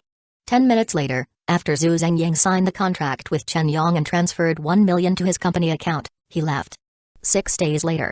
While Zhu Zhengying was at home diligently studying the Barefoot Doctor Manual and the Dual-Use Talents Handbook in preparation for the impending apocalypse, suddenly, 2 lines of subtitles appeared before his eyes. Main quest, reinforcement, completed, reward, dimensional pocket upgrade device. At the moment he saw the subtitles, Zhu Zhengying knew that Chen Yong had already completed the preliminary work. He was overjoyed. So he immediately took out the dimensional pocket upgrade device to check its attributes. Dimensional pocket upgrade device, effect. Increases the space of the dimensional space pocket to 5m 5m 5m. Note, it will take effect once placed in the dimensional space pocket. After reading the attributes and usage of the dimensional space pocket, Zhu Zhengying wasted no time and directly placed it into his dimensional space pocket.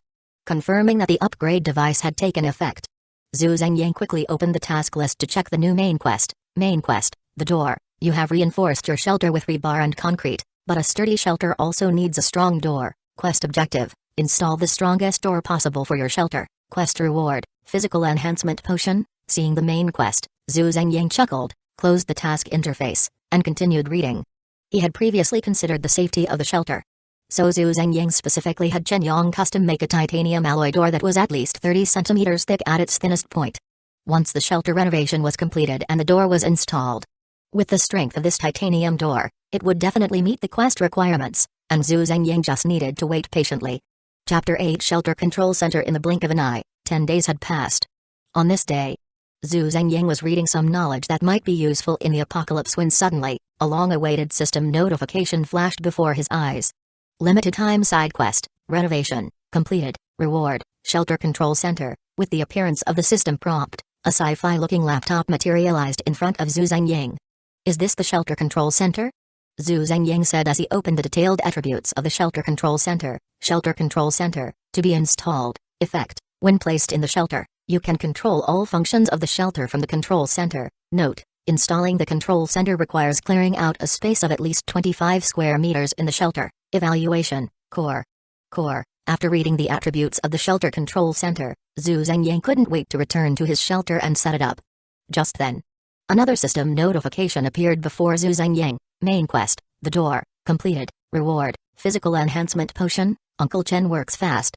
Zhu Zhengying was thrilled to see the sudden system prompt, so he immediately checked the attributes of the Physical Enhancement Potion. Physical Enhancement Potion, effect, permanently increases stamina by 1 point upon consumption. Zhu Zhengying had already consumed a strengthening potion once, so he didn't hesitate at all and immediately downed the Physical Enhancement Potion. After his stamina increased from 0.7 to 1.7. Zhu Zhengying nodded in satisfaction and then opened the task list to check the new main quest. Main quest, Communication. You have established a foothold in the apocalypse. But as one person, it's hard to manage everything alone. You need to communicate with survivors from other gathering points to increase your chances of survival. Task objective, collect or manufacture a radio station, and reserve 3 square meters of space in the shelter for a communication room. Task reward, knowledge card, mastery of Morse code, a radio station, huh?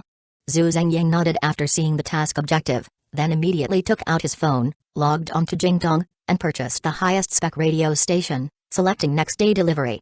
Just after Zhu Zhengying placed the order for the radio station, Chen Yong's call came in. Aizen, I've finished your work. When are you free to come and check it out? Uncle Chen, hold on, I'll be right over. After saying that, Zhu Zhengying quickly put on his clothes and rushed downstairs to hail a taxi to the lumber factory. Look at this door. I had my son run a trip to Qinkang, and it was custom made at the titanium factory over there, all cast in one piece. Just this door cost nearly $1 million. I made a total of 7 independent air ducts for air circulation, and all the outlets are hidden. Each duct is sufficient to handle the air circulation of the entire shelter. Even if 1 or 2 ducts malfunction, it won't be a big deal. Waterproof, soundproof, heat insulated, everything I could think of has been added to the walls. I installed low oxygen alarms every 3 meters in the shelter. If the oxygen level in the underground space drops below normal, it will immediately sound an alarm. Although I installed central air conditioning in the shelter, I also put in underfloor heating. It's just a matter of laying some pipes, not much work. But for safety, I didn't dare to install a gas boiler for the underfloor heating. After all, ventilation underground is inconvenient, and we need to conserve oxygen, so I installed an electric boiler instead. For the power distribution room, I had my son specifically buy the best blade battery available now, and I installed a 5,000-degree backup power supply here. Even if there's a power outage outside, the backup power is enough to sustain the shelter's electricity needs for a month. The signal relay is also set to the highest standard. No matter which corner of the shelter you are in, you can ensure you receive full-strength 5G signal. I have to say, Chen Yong's considerations were indeed thorough, and Zhu Zhengying was very satisfied with the shelter he had built. Good, good, good. Zhu Zhengying nodded in satisfaction. Then he promptly transferred the final payment to Chen Yong's company account. Uncle Chen, you really helped me a lot this time. Seeing Zhu Zhengying settle the final payment so readily, Chen Yong's eyes squinted with joy as he said, "Hey, this is what I do. You should be the one helping me a lot." After saying that, Chen Yong pulled Zhu Zhengying outside. "Come on, let's go to my place for a simple dinner tonight, just me, your aunt, and your brother and sister-in-law." Speaking of which, Chen Yong lowered his voice and mysteriously said to Zhu Zhengying, "Your aunt even prepared some good food that you usually can't get a hold of. Let's have a good drink tonight." The shelter had been completed. And since the radio station Zhu Zhengying just bought wouldn't arrive until tomorrow, he readily agreed to Chen Yong. "Alright, I haven't tasted auntie's cooking in a long time." 4 hours later, at Chen Yong's home, Zhu Zhengying was full and satisfied. Chen Yong wanted to keep Zhu Zhengying at home to sleep, but Zhu Zhengying insisted on leaving. So Chen Yong personally escorted Zhu Zhengying downstairs. In the community, Zhu Zhengying looked at Chen Yong's swaying figure and couldn't help but say, "Uncle Chen, are you still sober? I need to talk to you about something." "Where are we now?"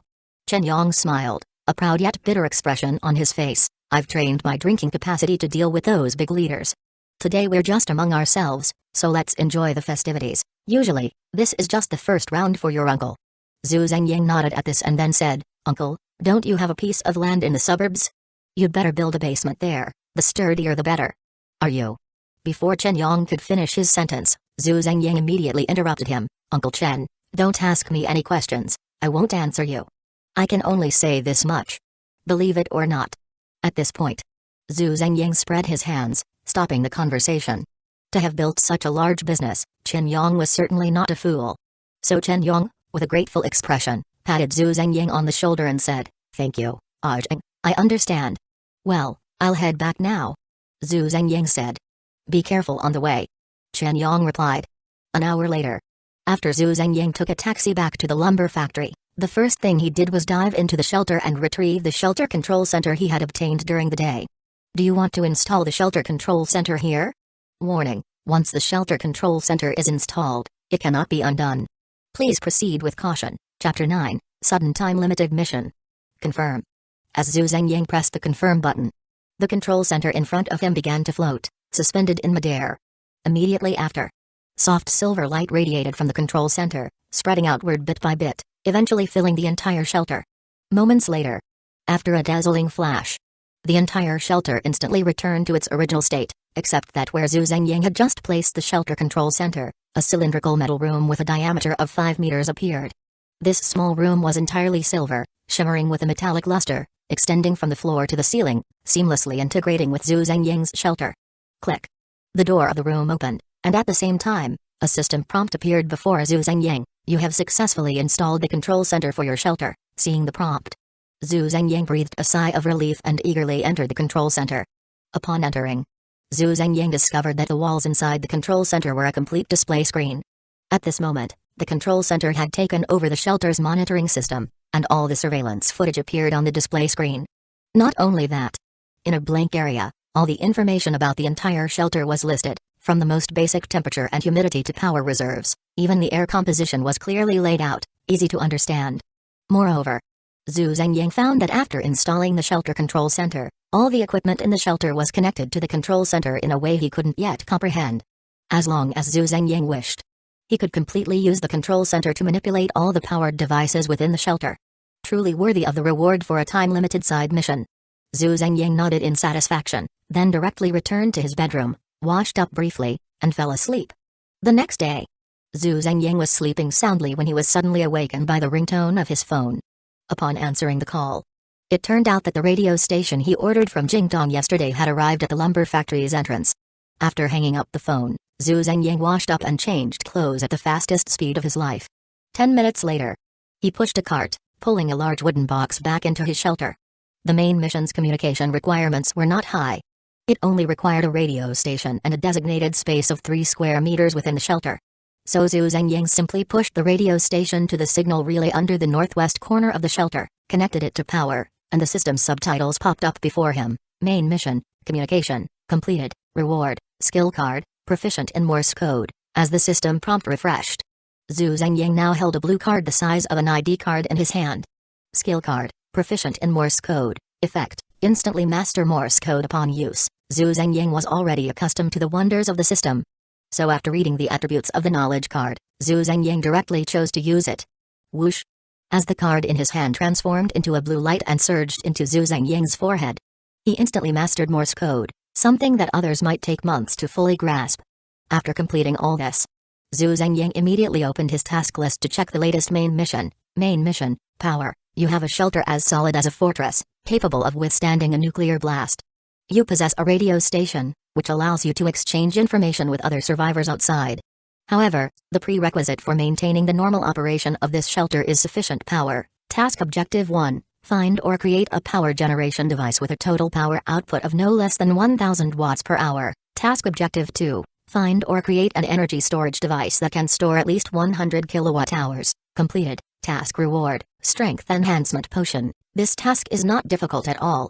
Upon seeing the new task, Zhu Zhengying directly opened his phone and placed an order for a 12 kilowatt all-copper silent generator from Jingdong's self-operated store. Seeing that his order had been processed, it would arrive by tomorrow at the latest. Zhu Zhengying happily prepared to go out for a nice meal, then come back to play a few games to relax. Suddenly, a line of red subtitles flashed before his eyes. Sudden time limited mission, weapon. Although you already have a fortress-like shelter capable of withstanding a nuclear blast, you cannot hide in the shelter forever. You need a sufficiently powerful weapon to ensure your safety when going outside. Task Objective, collect or manufacture a ranged weapon with kinetic energy greater than 300 joules, and equip the weapon with 30 rounds of ammunition. Task Time Limit, 23, 59, 57. Task Reward, Skill Card, Shooting Proficiency. Seeing the newly appeared sudden time limited mission, Zhu Zhengying felt a surge of joy. He knew rewards were coming again. But when Zhu Zhengying saw the specific content of this sudden task, his expression instantly fell. A ranged weapon with kinetic energy reaching 300 joules, this could only be a gun. In the apocalypse, Zhu Zhengying might be able to trade various supplies from his shelter for a gun. But now, if Zhu Zhengying were in North America, completing this task wouldn't be too difficult, but in China. Even if I buy a plane ticket to North America now, there wouldn't be enough time. I'd miss the deadline as soon as I got off the plane. Zhu Zhengying's troubled face was almost oozing despair. Wait. At that moment, Zhu Zhengying's eyes lit up as he looked at the handicrafting in his skill bar. I may not be able to buy one, but I can make one myself. As soon as he finished speaking, Zhu Zhengying immediately went out, riding his little electric scooter towards the nearest hardware store. Electrical tape. Battery pack. DN20 seamless steel pipe. After Zhu Zhengying bought all the materials he needed from the hardware store, he hurried back to his shelter. A few years ago, when Zhao successfully took his revenge, his self-made weapon, Andgi, also became legendary alongside him. The principle of Andgi was quite simple. Almost anyone could find the corresponding materials in reality to make it, and with a handicrafting skill, Zhu Zhengying was no exception. Because of this, after bringing the materials back, Zhu Zhengying took only a few minutes to successfully replicate an Andgi in his shelter. Once Zhu Zhengying loaded 2mm stainless steel pellets into the steel pipe of the Andgi and connected the power wires to the trigger, a red light flashed. Zhu Zhengying's long-awaited task prompt indeed appeared before him. You have completed the sudden time-limited mission, weapon, reward, skill card, shooting proficiency, Chapter 10. One wave after another with a system prompt appearing, a brand new skill card materialized in Zhu Zhengying's palm. Zhu Zhengying lowered his head and used the detection skill to check the skill card's attributes. Skill card, shooting proficiency, effect. After use, you will immediately master the use of most kinetic weapons. Evaluation, a sharpshooter is made by bullets. This skill card simply skips the process. Got it. Seeing the skill card in his hand, Zhu Zhengying was ecstatic. Just then, Zhu Zhengying sincerely thanked the unseen Mr. Shen Sheng in his heart. If it weren't for him, Zhu Zhengying would never have known that such simple materials could be used to create a weapon that would go down in history. Next, Zhu Zhengying looked again at the detailed attributes of the Abe-cut, homemade double-barreled shotgun. Attributes: muzzle kinetic energy 350 joules, maximum range 35 meters, effective range 10 meters. Note, the closer the distance, the higher the damage. Evaluation: although this is a homemade weapon, at close range, it can still exert considerable power. After reviewing the Abe-cut's attributes, Zhu Zhengying nodded in satisfaction, then immediately used his newly acquired skill card, shooting proficiency. As the shooting proficiency skill card transformed into a beam of light and flew into Zhu Zhengying's forehead, in an instant, Zhu Zhengying's eyes became as sharp as a hawk's. Immediately afterward, Zhu Zhengying couldn't wait to take his finished Abe-cut to the ground, aiming at a distant mound of earth and firing 2 shots. Bang! Bang! With 2 loud bangs, although the stainless steel shot had uncontrollable dispersion after leaving the barrel, under Zhu Zhengying's superb marksmanship, the main body still hit the spot Zhu Zhengying had aimed for. Exclamation mark! Truly worthy of shooting proficiency, Zhu Zhengying exclaimed excitedly. Having just obtained a new toy, Zhu Zhengying couldn't put it down. Just as he was about to fire a couple more shots for fun, the iron gate of the lumber mill was suddenly banged on. From the north suburb community, "Is anyone inside? Open the door." Hearing the voice outside, Zhu Zhengying quickly put the Abe-cut into his dimensional space pocket, then went to cover up the bullet holes he had just made before shouting towards the door, "Coming." A moment later, Zhu Zhengying opened the gate. He found 2 young men wearing red vests printed with the words North Suburb Community standing at the entrance of the lumber mill. "Anything I can help you with?" Zhu Zhengying asked curiously. The North Suburbs had been desolate for so many years, the community was a mere formality, with only 2 or 3 elderly people holding it together. Because of this, when Zhu Zhengying saw the 2 young men claiming to be from the North Suburb community, he instinctively sensed something was amiss. "Hello." The leader nodded and smiled. "My name is Li Song, and this is Liu Zhao. We've just been transferred to the North Suburb community. According to the latest documents from above, the old city is going to be renovated, and these old factories will be demolished. Are you the legal representative of Chinkson Lumber Mill?" "Demolition?" Zhu Zhengying said in astonishment. "You mean the North Suburbs are going to be demolished?" A month ago, Zhu Zhengying had dreamt of his dilapidated factory being demolished, allowing him to get a windfall from the demolition compensation and live comfortably ever after. But now, he had transformed it into a near-perfect shelter. Mentioning demolition at this time was simply ridiculous. So Zhu Zhengying immediately refused Li Song. "Other places are fine, but mine definitely won't be demolished." Li Song frowned upon hearing this. Seeing Zhu Zhengying's firm attitude, he assumed Zhu Zhengying was trying to inflate the price. So Li Song tried to persuade Zhu Zhengying, "Although your factory is built here, the land was originally leased to you. The large area of factories behind your North 4th Road have a 70-year lease. According to the contract, your lease will expire in 8 years at most. You'll have to move sooner or later anyway, and since you don't have much business now, moving 8 years early will get you a compensation payment. Why not? Li Song's words reminded Zhu Zhengying. He didn't necessarily have to be a nail, resisting directly. It was already November. He just needed to delay the demolition until October next year. By then, the apocalypse would have arrived, and who would be left to demolish his place? So Zhu Zhengying had an idea and quickly asked Li Song, when will the demolition start, and where will it start? Li Song answered without hesitation, the factories in the North 1st Road area will have their leases expire in January next year. So, as soon as January arrives, the demolition will officially begin. It starts in January? Zhu Zhengying's heart tightened upon hearing this. He knew very well.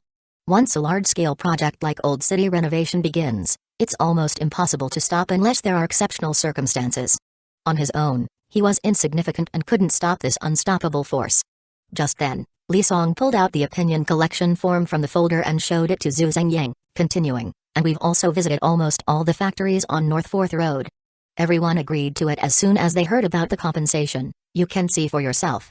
Zhu Zhengying glanced at the familiar handwriting on the opinion collection form and knew Li Song wasn't lying. After a moment's thought, Zhu Zhengying suddenly thought of a reason, saying, it's not that I can't demolish, it's just. Next year's end is the 3rd anniversary of my father's death, and I want to hold a banquet here at the factory. My father worked here his whole life. If I were to hold it elsewhere, I'm afraid he wouldn't be able to find his way. So, as long as you can demolish my factory last, allowing me to hold the banquet here in December next year, then I have no problem. I'll even only take half the compensation. Li Song didn't expect Zhu Zhengying's unwillingness to move was due to this reason, and he was momentarily at a loss, exchanging glances with Liu Zhao. After a moment, after exchanging a few glances, Li Song said to Zhu Zhengying, your situation is understandable. Let's do this. We'll go back and report to our superiors, let's exchange contact information, and we'll talk later. Okay. Zhu Zhengying nodded and exchanged phone numbers with Li Song. After sending Li Song and Liu Zhao away, Zhu Zhengying closed the gate, his brows furrowed, and he said with some heartache, if it doesn't work, I'll just have to abandon the vegetable greenhouses and crops on the ground. Anyway, the main mission is complete, and the reward has been received. I'll just store more food and canned goods in the shelter, and return to the surface to reclaim land and farm after the apocalypse.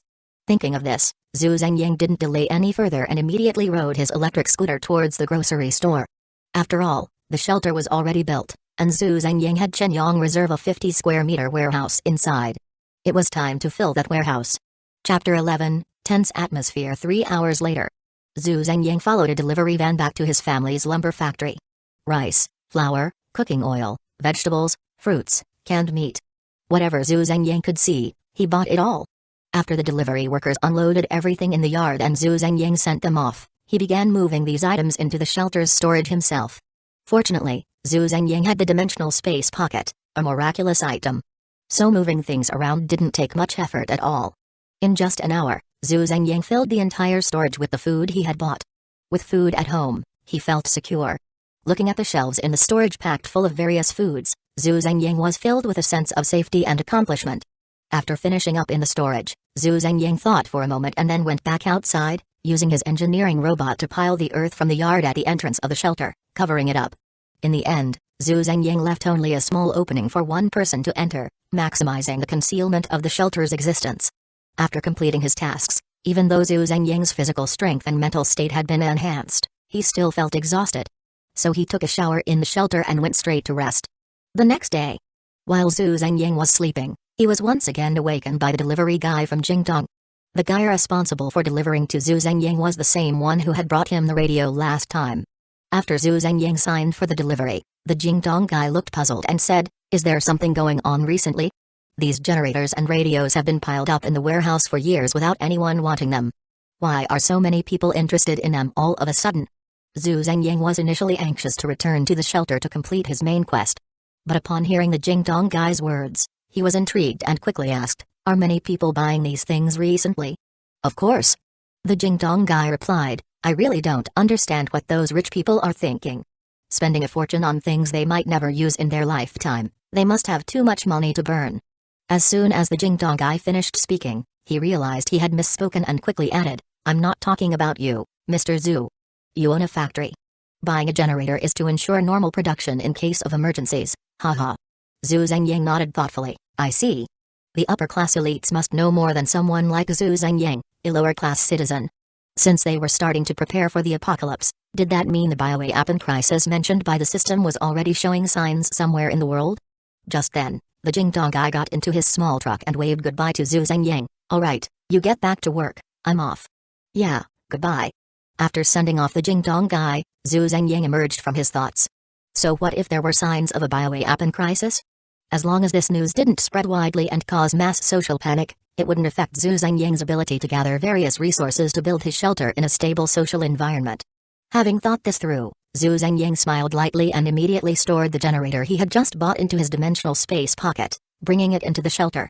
Main quest, electricity, completed, reward, strength enhancement potion. As the system notifications appeared one after another, a tube of orange potion appeared in Zhu Zhengyang's hand. Strength enhancement potion, effect, permanently increases strength attribute by 1 point upon use. This was already the third time Zhu Zhengyang had received a strengthening potion, so after getting it, he directly twisted off the cap and drank it all in one go. Through detection, he saw that his strength had indeed increased a bit, and Zhu Zhengyang nodded in satisfaction before immediately opening his task list. Main quest, source of life. Water is the source of life, whether for production or daily living. You need to store enough water in the shelter. Task objective, dig a well with a water output of no less than 10 tons per day and install a water purification device in the shelter. Task reward, intelligence enhancement potion. After reading the task description, Zhu Zhengyang smiled and said, after electricity comes water. The system is quite comprehensive in its considerations. Digging a well was not difficult for Zhu Zhengyang.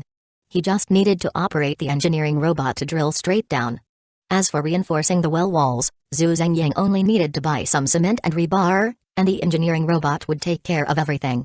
And for the water purification equipment, it was easy to find. He just needed to go to the building materials city, where there were all kinds of water purifiers available. After figuring out how to complete the task, Zhu Zhengyang was about to head to the building materials city in Beijing when he noticed Chen Yong driving his old, battle-worn pickup truck to the lumber factory. Just in time you're here. Chen Yong got out of the car and took out a finely crafted wooden box from his pocket, handing it to Zhu Zhengyang. Aizen, thanks to you, my uncle's small company has been able to keep going. You've made it big now. I don't have much to repay you with, but this thing, even if you don't need it, your boss should find it useful. What's inside? Zhu Zhengyang asked curiously as he took the wooden box. But Chen Yong mysteriously replied, don't ask what this is, and even if you do, I won't tell you. You just need to give it to your boss. I'm sure your boss will recognize it. He didn't expect that what he had said to Chen Yong yesterday would be returned word for word today. Chen Yong and Zhu Zhengyang's father were not only comrades but also had decades of friendship. Zhu Zhengyang knew that Chen Yong wouldn't harm him, so he accepted the wooden box and said, got it, uncle. If the boss asks me, I'll say I found it, and I won't let you be put in a difficult position. Haha. Chen Yong patted Zhu Zhengyang's shoulder with satisfaction, then got back into his pickup truck and waved goodbye. I still have some work to do, so I'll head off now. If you run into any difficulties later, feel free to call me. Take care, Uncle Chen. Zhu Zhengyang waved goodbye to Chen Yong. Steel-reinforced concrete water purifiers could be bought anytime, so there was no rush. Not long after Chen Yong left, Zhu Zhengyang curiously opened the wooden box that Chen Yong had given him. Inside the box was a green jade plaque inlaid with gold. Even if Zhu Zhengyang didn't understand, he could tell at a glance that it was an antique. Alright, this is indeed something that big shots might like. Zhu Zhengyang said with a smirk. In Beijing, it was common to dig up ancient tombs while doing construction work. Chen Yong had worked in Beijing for a lifetime, so it was not surprising that he had some good items at home. Zhu Zhengyang wasn't particularly interested in antiques. But when he subconsciously used detection on the jade plaque in his hand, he was instantly dumbfounded. Chapter 12 Heavenly Unity Order Token. Heavenly Unity Order Token. Effect. Wearing this token increases the mental strength limit by 2 points. Evaluation. A Taoist token passed down from ancient times, still surrounded by a mysterious aura. This. Zhu Zhengyang stared at the attributes of the Heavenly Unity Order token, unable to say a word for a long time. After a while, Zhu Zhengyang finally managed a wry smile and said, Uncle Chen really surprised me. This thing is indeed what the boss needs.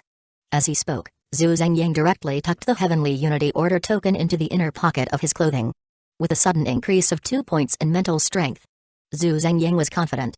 Now, even if he operated 2 engineering robots simultaneously for a whole day and night, he could manage it with ease.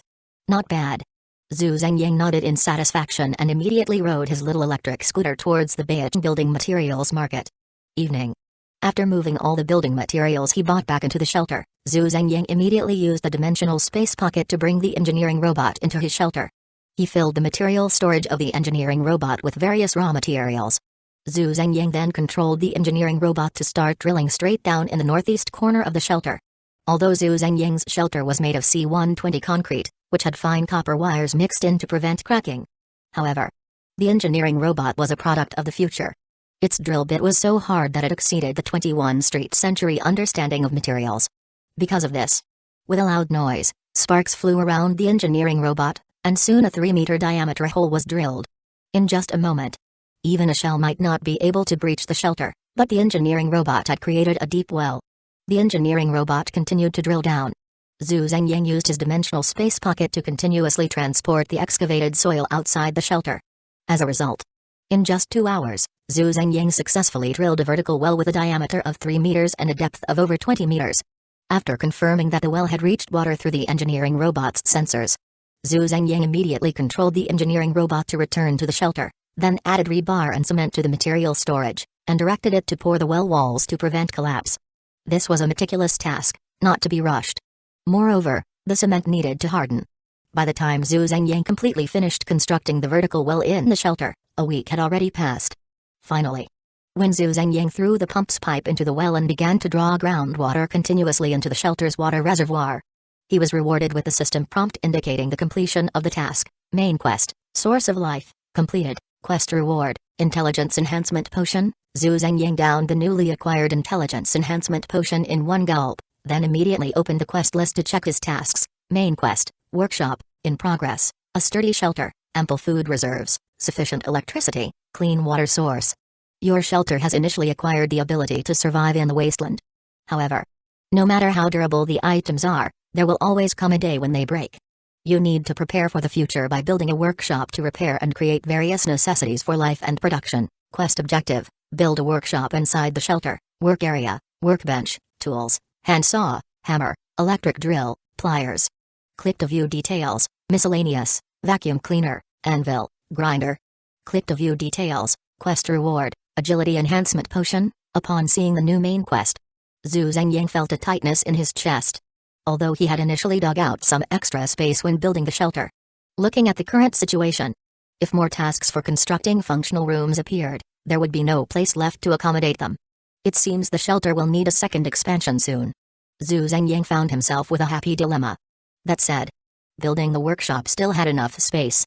There were still leftover materials from when he built the well, so Zhu Zhengying set the program and let the engineering robot start working in the shelter to create a small compartment with a 5-meter side length.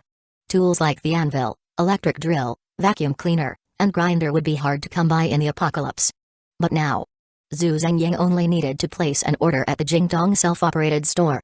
Just as Zhu Zhengying took out his phone, system subtitles flashed before his eyes. Limited time side quest, garage and vehicle, in progress. Your shelter is now safe enough, but when you go out, relying solely on your legs makes it difficult to escape from zombies and monsters, and you cannot carry more supplies.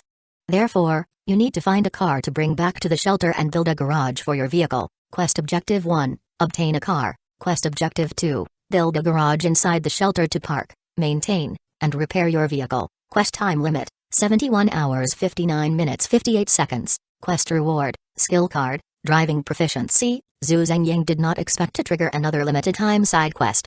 Without hesitation, he immediately cancelled the program he had just set for the engineering robot and instructed it to start working on the garage.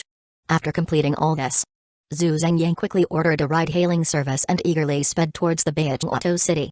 On the way, Zhu Zhengying looked out the window, his thoughts drifting. There were no oil fields or refineries in Beijing. Once the apocalypse hit, without fuel tankers transporting various oil products from other places, the gas stations around Beijing would soon be swept clean by those with ill intentions. So, do I have to buy an electric car? As Zhu Zhengying pondered, he made a decision and said to the driver, "Take me to the Wuling 4S store." The Wuling Hongguang Mini is a model from Wuling. This is a pure electric vehicle, with a maximum range of over 300 kilometers. But these are just minor details. Zhu Zhengyang did not care. Regardless of whether the apocalypse had come or not, Zhu Zhengyang could not stray too far from his shelter, so even a range of only 100 kilometers would be more than enough for him. The main reason he liked this car was that the Wuling Hongguang Mini's compact size could fit directly into his dimensional space pocket. This way, even if Zhu Zhengyang wanted to use the car when going out, he wouldn't need to move the soil covering the hidden entrance of the shelter. He could simply transfer it through the dimensional space pocket, which was both convenient and safe, and it would allow him to make the garage smaller, saving some space in the shelter. Chapter 13, Timed Challenge Mission. Compared to before, buying a car is now a very convenient thing. Once the money was in place, Zhu Zhengyang completed the car purchase and insurance procedures in just 2 hours, paying in full for a high-spec Wuling Hongguang Mini. Although Zhu Zhengyang had held a C1 driver's license for 5 years.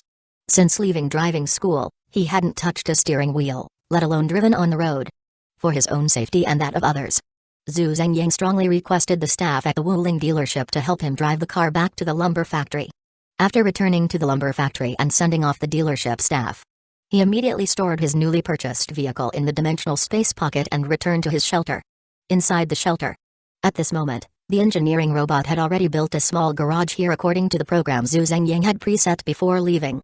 Just as Zhu Zhengyang took his new Wuling Hongguang Mini out of the dimensional space and placed it in the newly built garage, the system prompt appeared: timed side mission, garage and vehicle, completed, reward, skill card, driving proficiency. With the appearance of the system prompt, a new skill card appeared in the palm of Zhu Zhengyang's hand. Immediately after, Zhu Zhengyang unhesitatingly used the newly acquired skill card and then jumped into the driver's seat.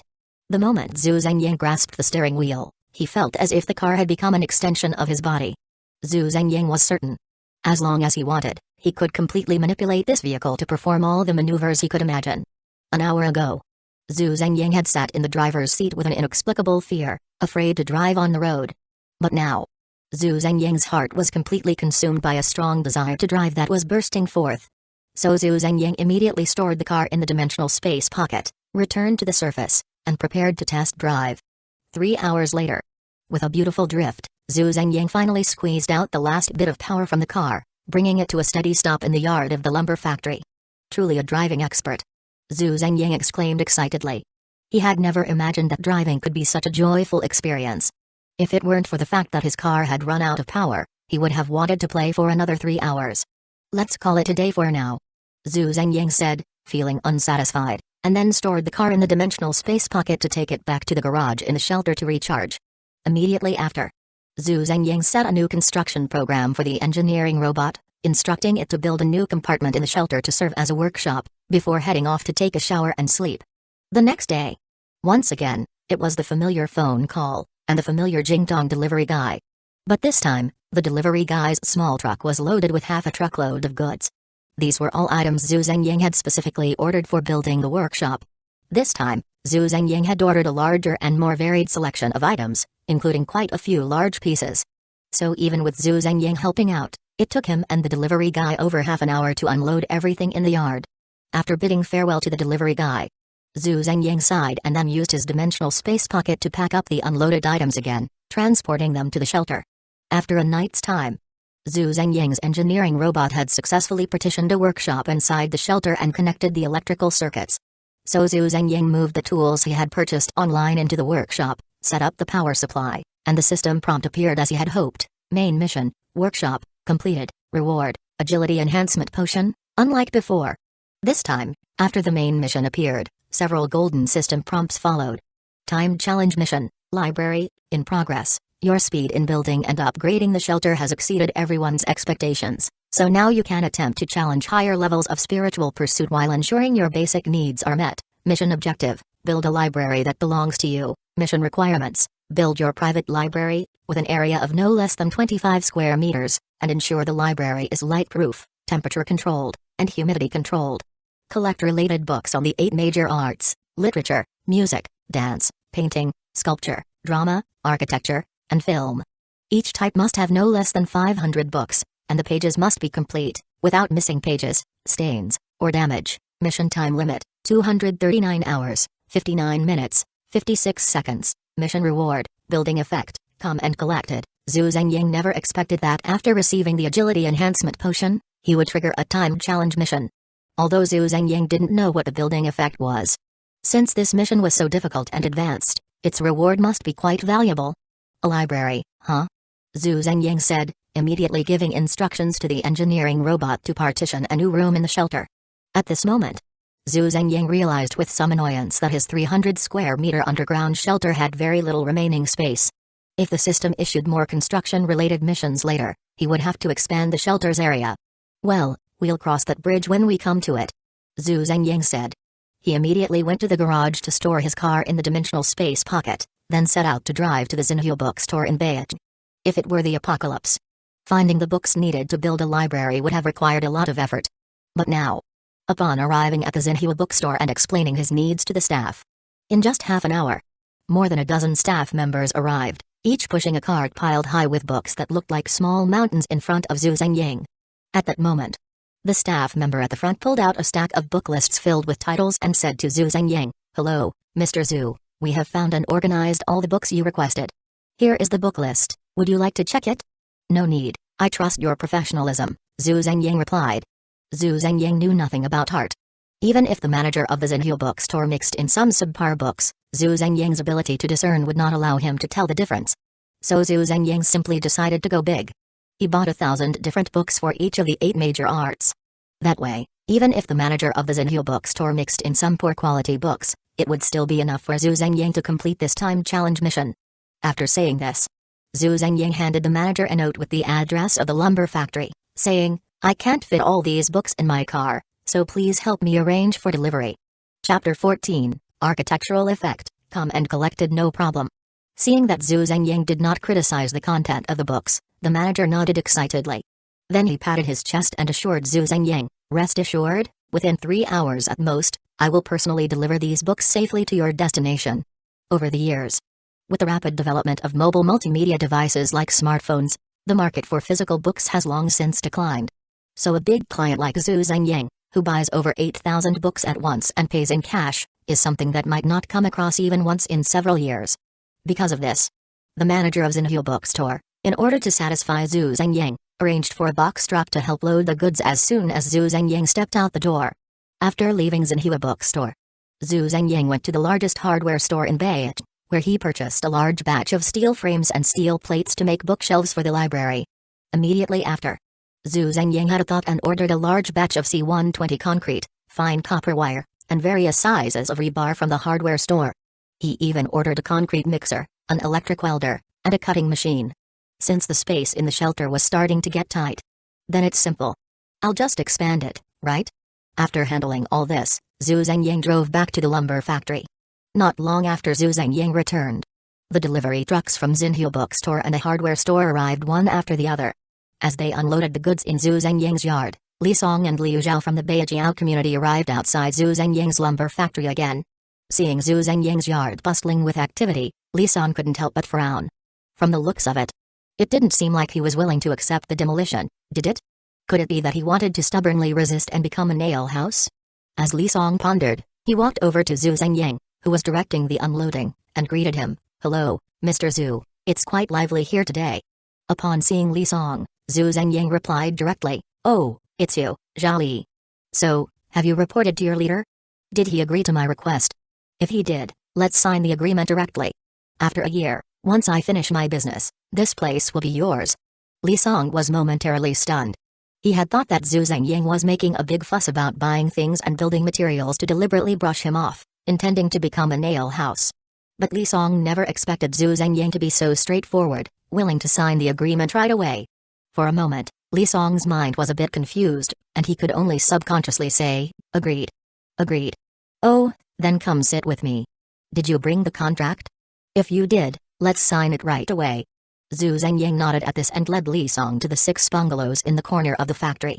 Seeing that he had so easily completed the task assigned by his leader, Li Song felt a bit unreal. It was too easy, wasn't it?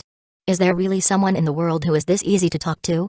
So Li Song instinctively replied, I brought it." Inside the bungalow, Zhu Zhengying glanced at the contract. At this moment, he had 2 points of intelligence. Compared to before, Zhu Zhengying's memory, insight, and even his abstract understanding and learning ability had qualitatively improved. Because of this, Zhu Zhengyang immediately spotted several hidden traps in the contract. He then pointed at those hidden traps and said to Li Song in an unfriendly tone, "I've cooperated with you this much, but you're not being honest, are you?" Hearing this, Li Song quickly explained to Zhu Zhengyang, "Mr. Zhu, you misunderstood. This contract is a template from the legal department.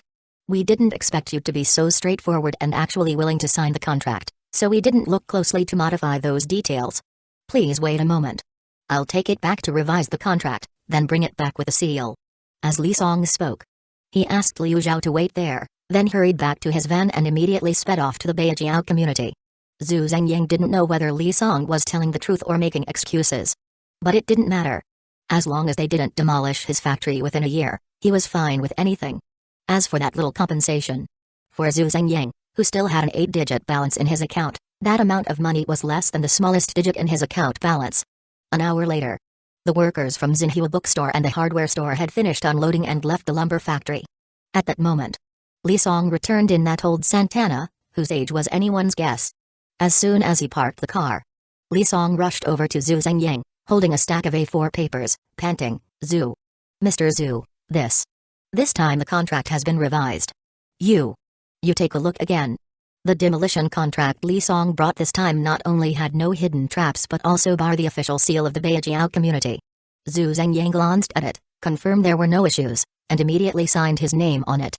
Then, Zhu Zhengyang kept a copy for himself and handed the rest back to Li Song, saying, "The contract is signed now, so you should feel relieved, right? Don't worry. A year from now, you can go ahead and demolish this factory." After saying this, Zhu Zhengyang exchanged a few pleasantries with Li Song before sending them off. Both parties were very satisfied with this transaction. However, the most satisfied one, naturally, it was Zhu Zhengyang. After Li Song and Liu Zhao drove away in that dilapidated Santana, time to get to work again. Zhu Zhengyang looked at the mountain of books piled up in the yard and sighed, then began to use the dimensional space pocket to start moving things. An hour later, as Zhu Zhengyang set up the shelves in the newly built library and categorized the various art books he had bought onto the shelves, a golden system prompt arrived as expected. Time-limited challenge task, library, completed, reward, architectural effect, come and collected. Seeing the system prompt, Zhu Zhengyang eagerly clicked to open the task log to check the detailed attributes of this architectural effect. Architectural effect, come and collected. When your shelter's library is in a healthy state, your mental checks +3. When you are inside the shelter, your mental strength recovery speed is increased by 100%. After seeing the attributes of the architectural effect, Zhu Zhengyang pondered, so after building the library, I will gain 3 points in mental attributes, and when I'm in the shelter, the recovery speed of my mental strength will also double. As soon as Zhu Zhengyang finished speaking, a new system prompt appeared before his eyes. Attribute awakening task, mental, in progress. Your mental attribute has exceeded 5 points. Please choose your future advancement direction and complete the corresponding advancement challenge. Zhu Zhengyang was stunned upon seeing the task prompt. So when one of my attributes exceeds 5 points, there will be an attribute awakening task? Chapter 15, Time Delay Skill, Full Concentration. Zhu Zhengyang originally had a mental attribute of 1.2 points. After taking the mental enhancement potion recently, his mental attribute rose to 2.2. Then Chen Yong sent him a Heavenly Unity Order token, which could increase his mental limit by 2 points just by wearing it. Finally, after Zhu Zhengyang completed a time-limited challenge task, he received an additional +3 to his mental checks, bringing his current mental attribute to a staggering 7.2 points. Who doesn't have a fantasy of becoming a superhero? Since the apocalypse has brought zombies and mutated monsters, does that mean humanity can evolve again? Zhu Zhengyang was filled with anticipation and immediately opened the task details. Attribute awakening task, mental, in progress. Your mental strength has surpassed 5 points, a realm that ordinary humans can never reach in their lifetime.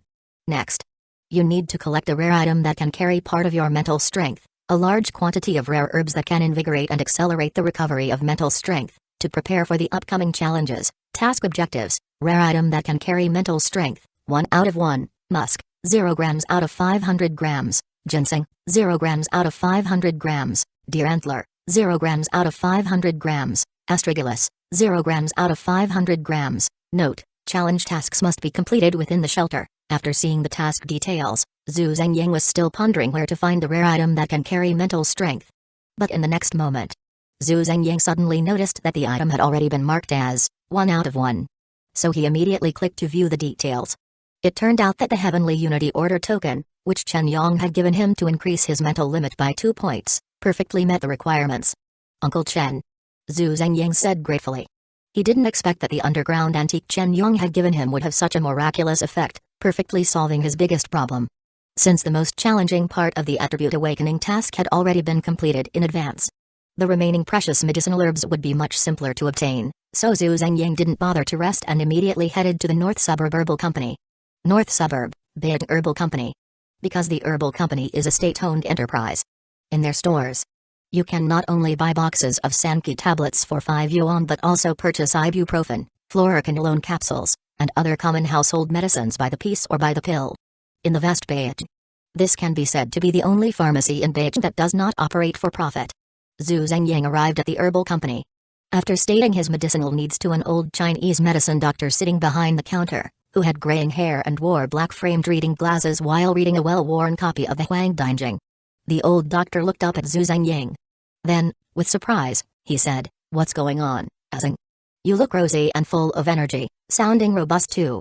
Why are you buying so many tonics? What's up? Have you recently started dating?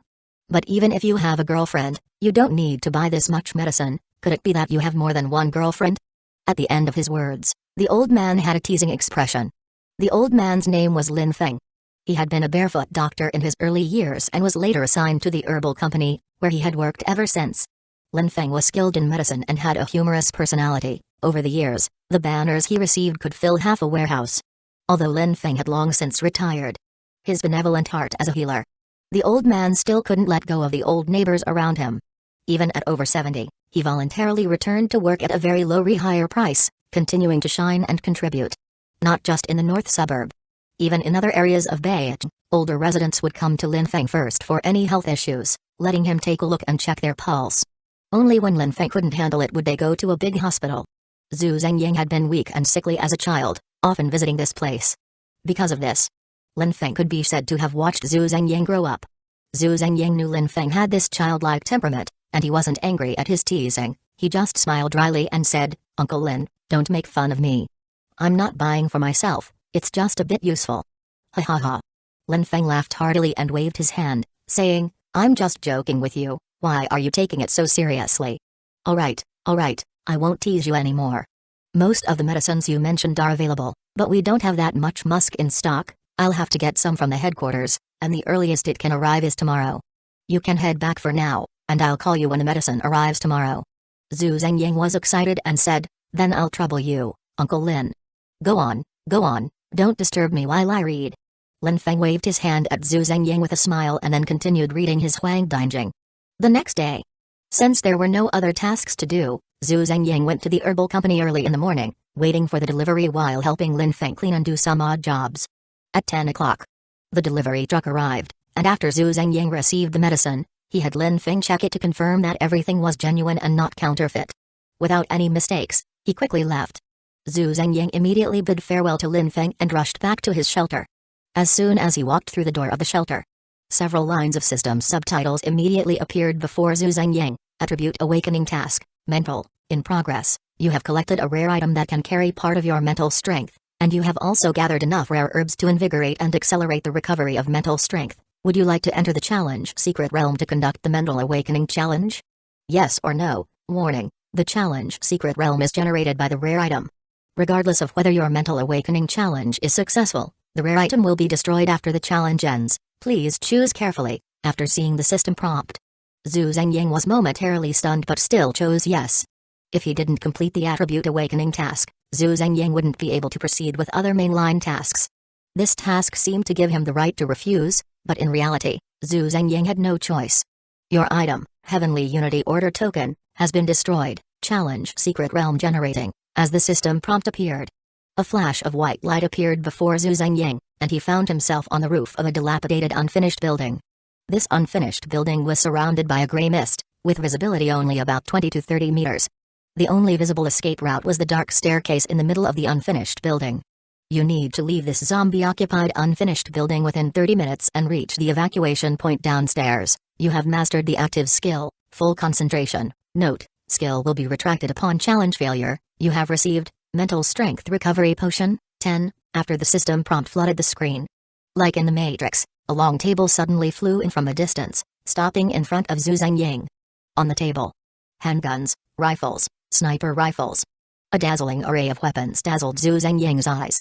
With the appearance of the table, the unfinished building suddenly echoed with continuous roars, and at the same time, a red countdown appeared at the top of Zhu Zhengying's vision. 29, 59, 59, Chapter 16, New Mission, Reward, Surgical Robot. Fortunately, Zhu Zhengying had previously completed the sudden time-limited mission, Weapon, which earned him a shooting proficiency skill card.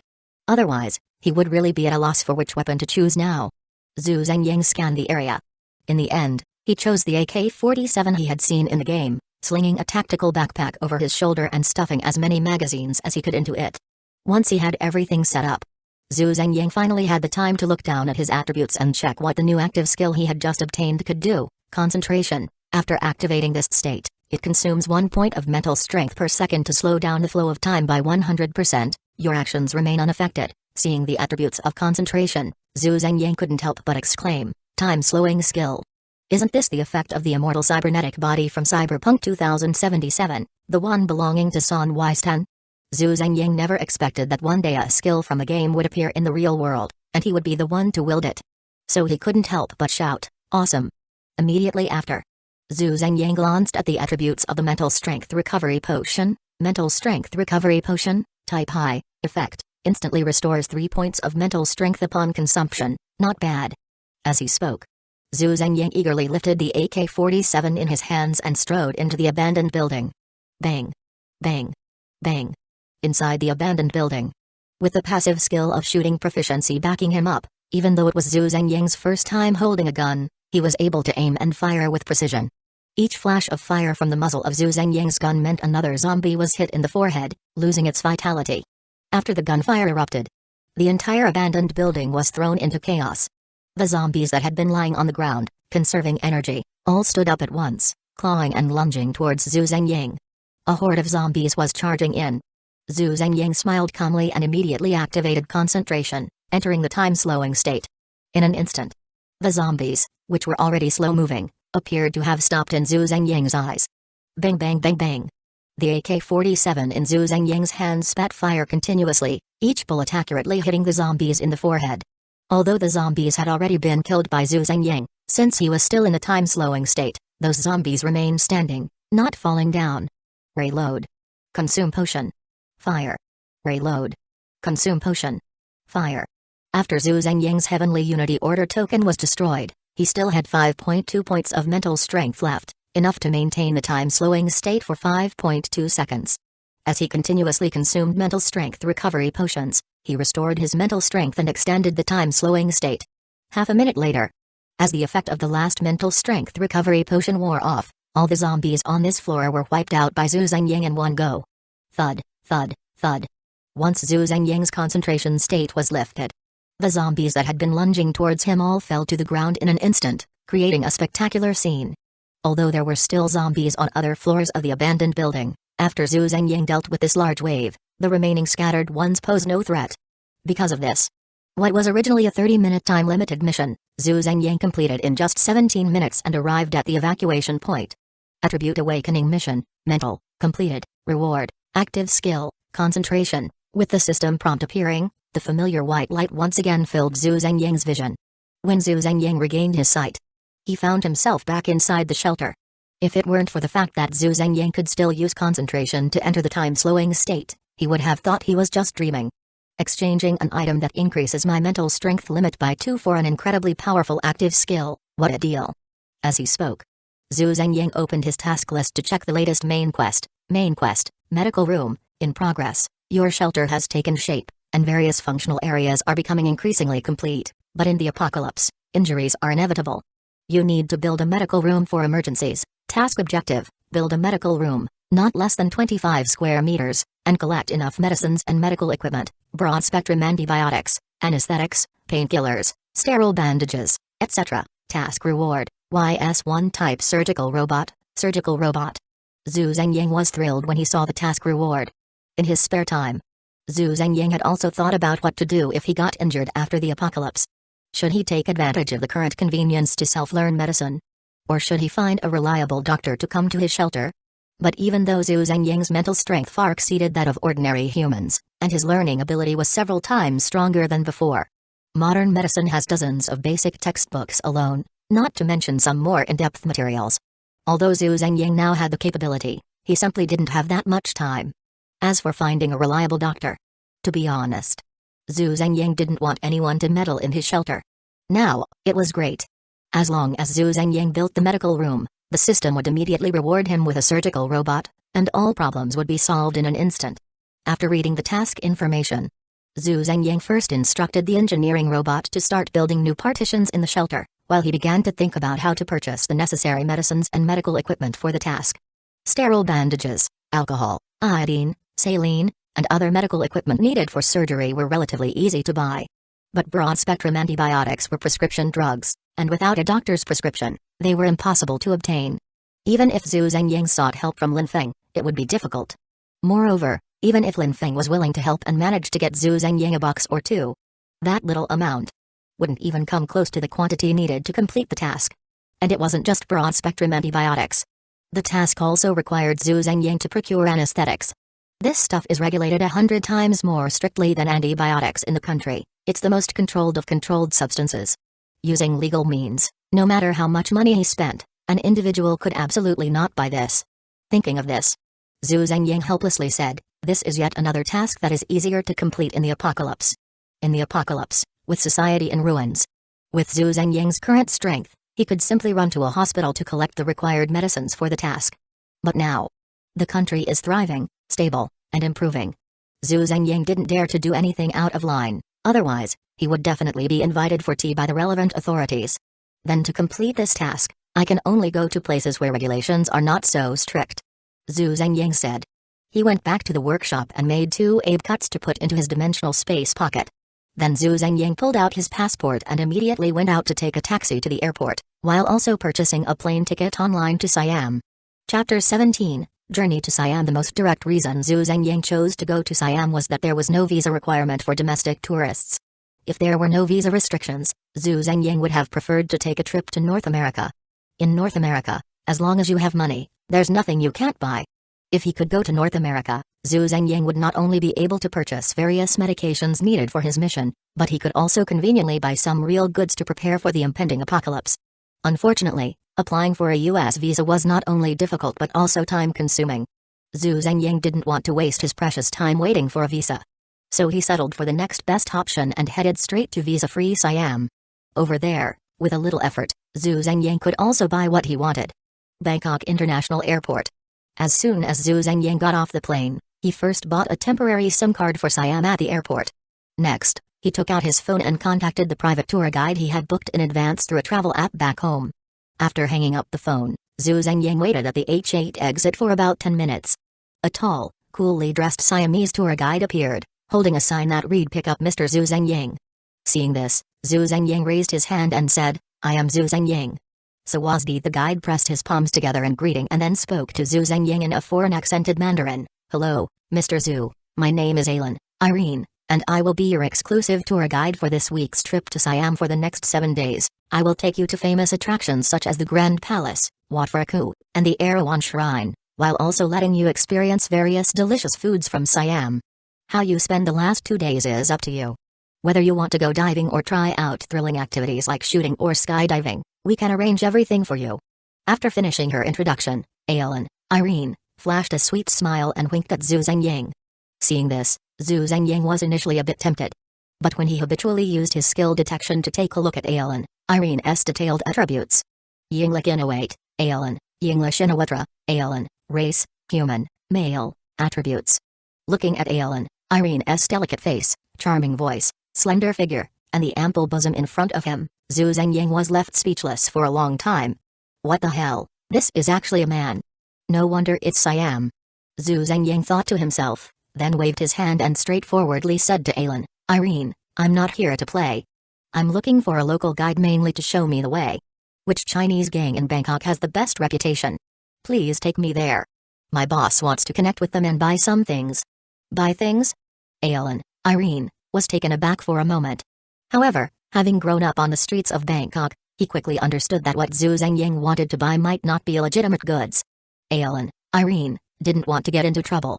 He initially thought about declining this business and letting another guide from the company take over. But then, as Zhu Zhengyang stuffed a thick stack of Thai baht into his arms, Irene immediately said to Zhu Zhengyang, "Mr. Zhu, my car is parked over there. I'll drive you to Chinatown first, and we can discuss the details on the way." "Okay." Zhu Zhengyang nodded and followed Irene out. Bangkok is a distorted city. This district is filled with skyscrapers, as luxurious as some buildings in major cities back home like Beijing, Shanghai, Guangzhou, and Shenzhen. But just around the corner, you can immediately see a low, shabby shantytown, dirty and chaotic. As Zhu Zhengyang looked out at the street scenery, he listened to Irene talk about the gang situation in Chinatown. There are quite a few Chinese gangs in Chinatown, but if we're talking about the most powerful, fair-minded, and reputable one, it's only Mr. Yan's Golden Harmony Society. It's no exaggeration to say that half of Siam's gold and jewelry businesses have Mr. Yan's backing. Mr. Yan is undoubtedly the underground emperor of Bangkok's Chinatown. By the end of his speech, Irene's tone was filled with admiration, as if this was the pinnacle of life he could imagine. Zhu Zhengyang nodded in response and said, "Then take me to the Golden Harmony Society.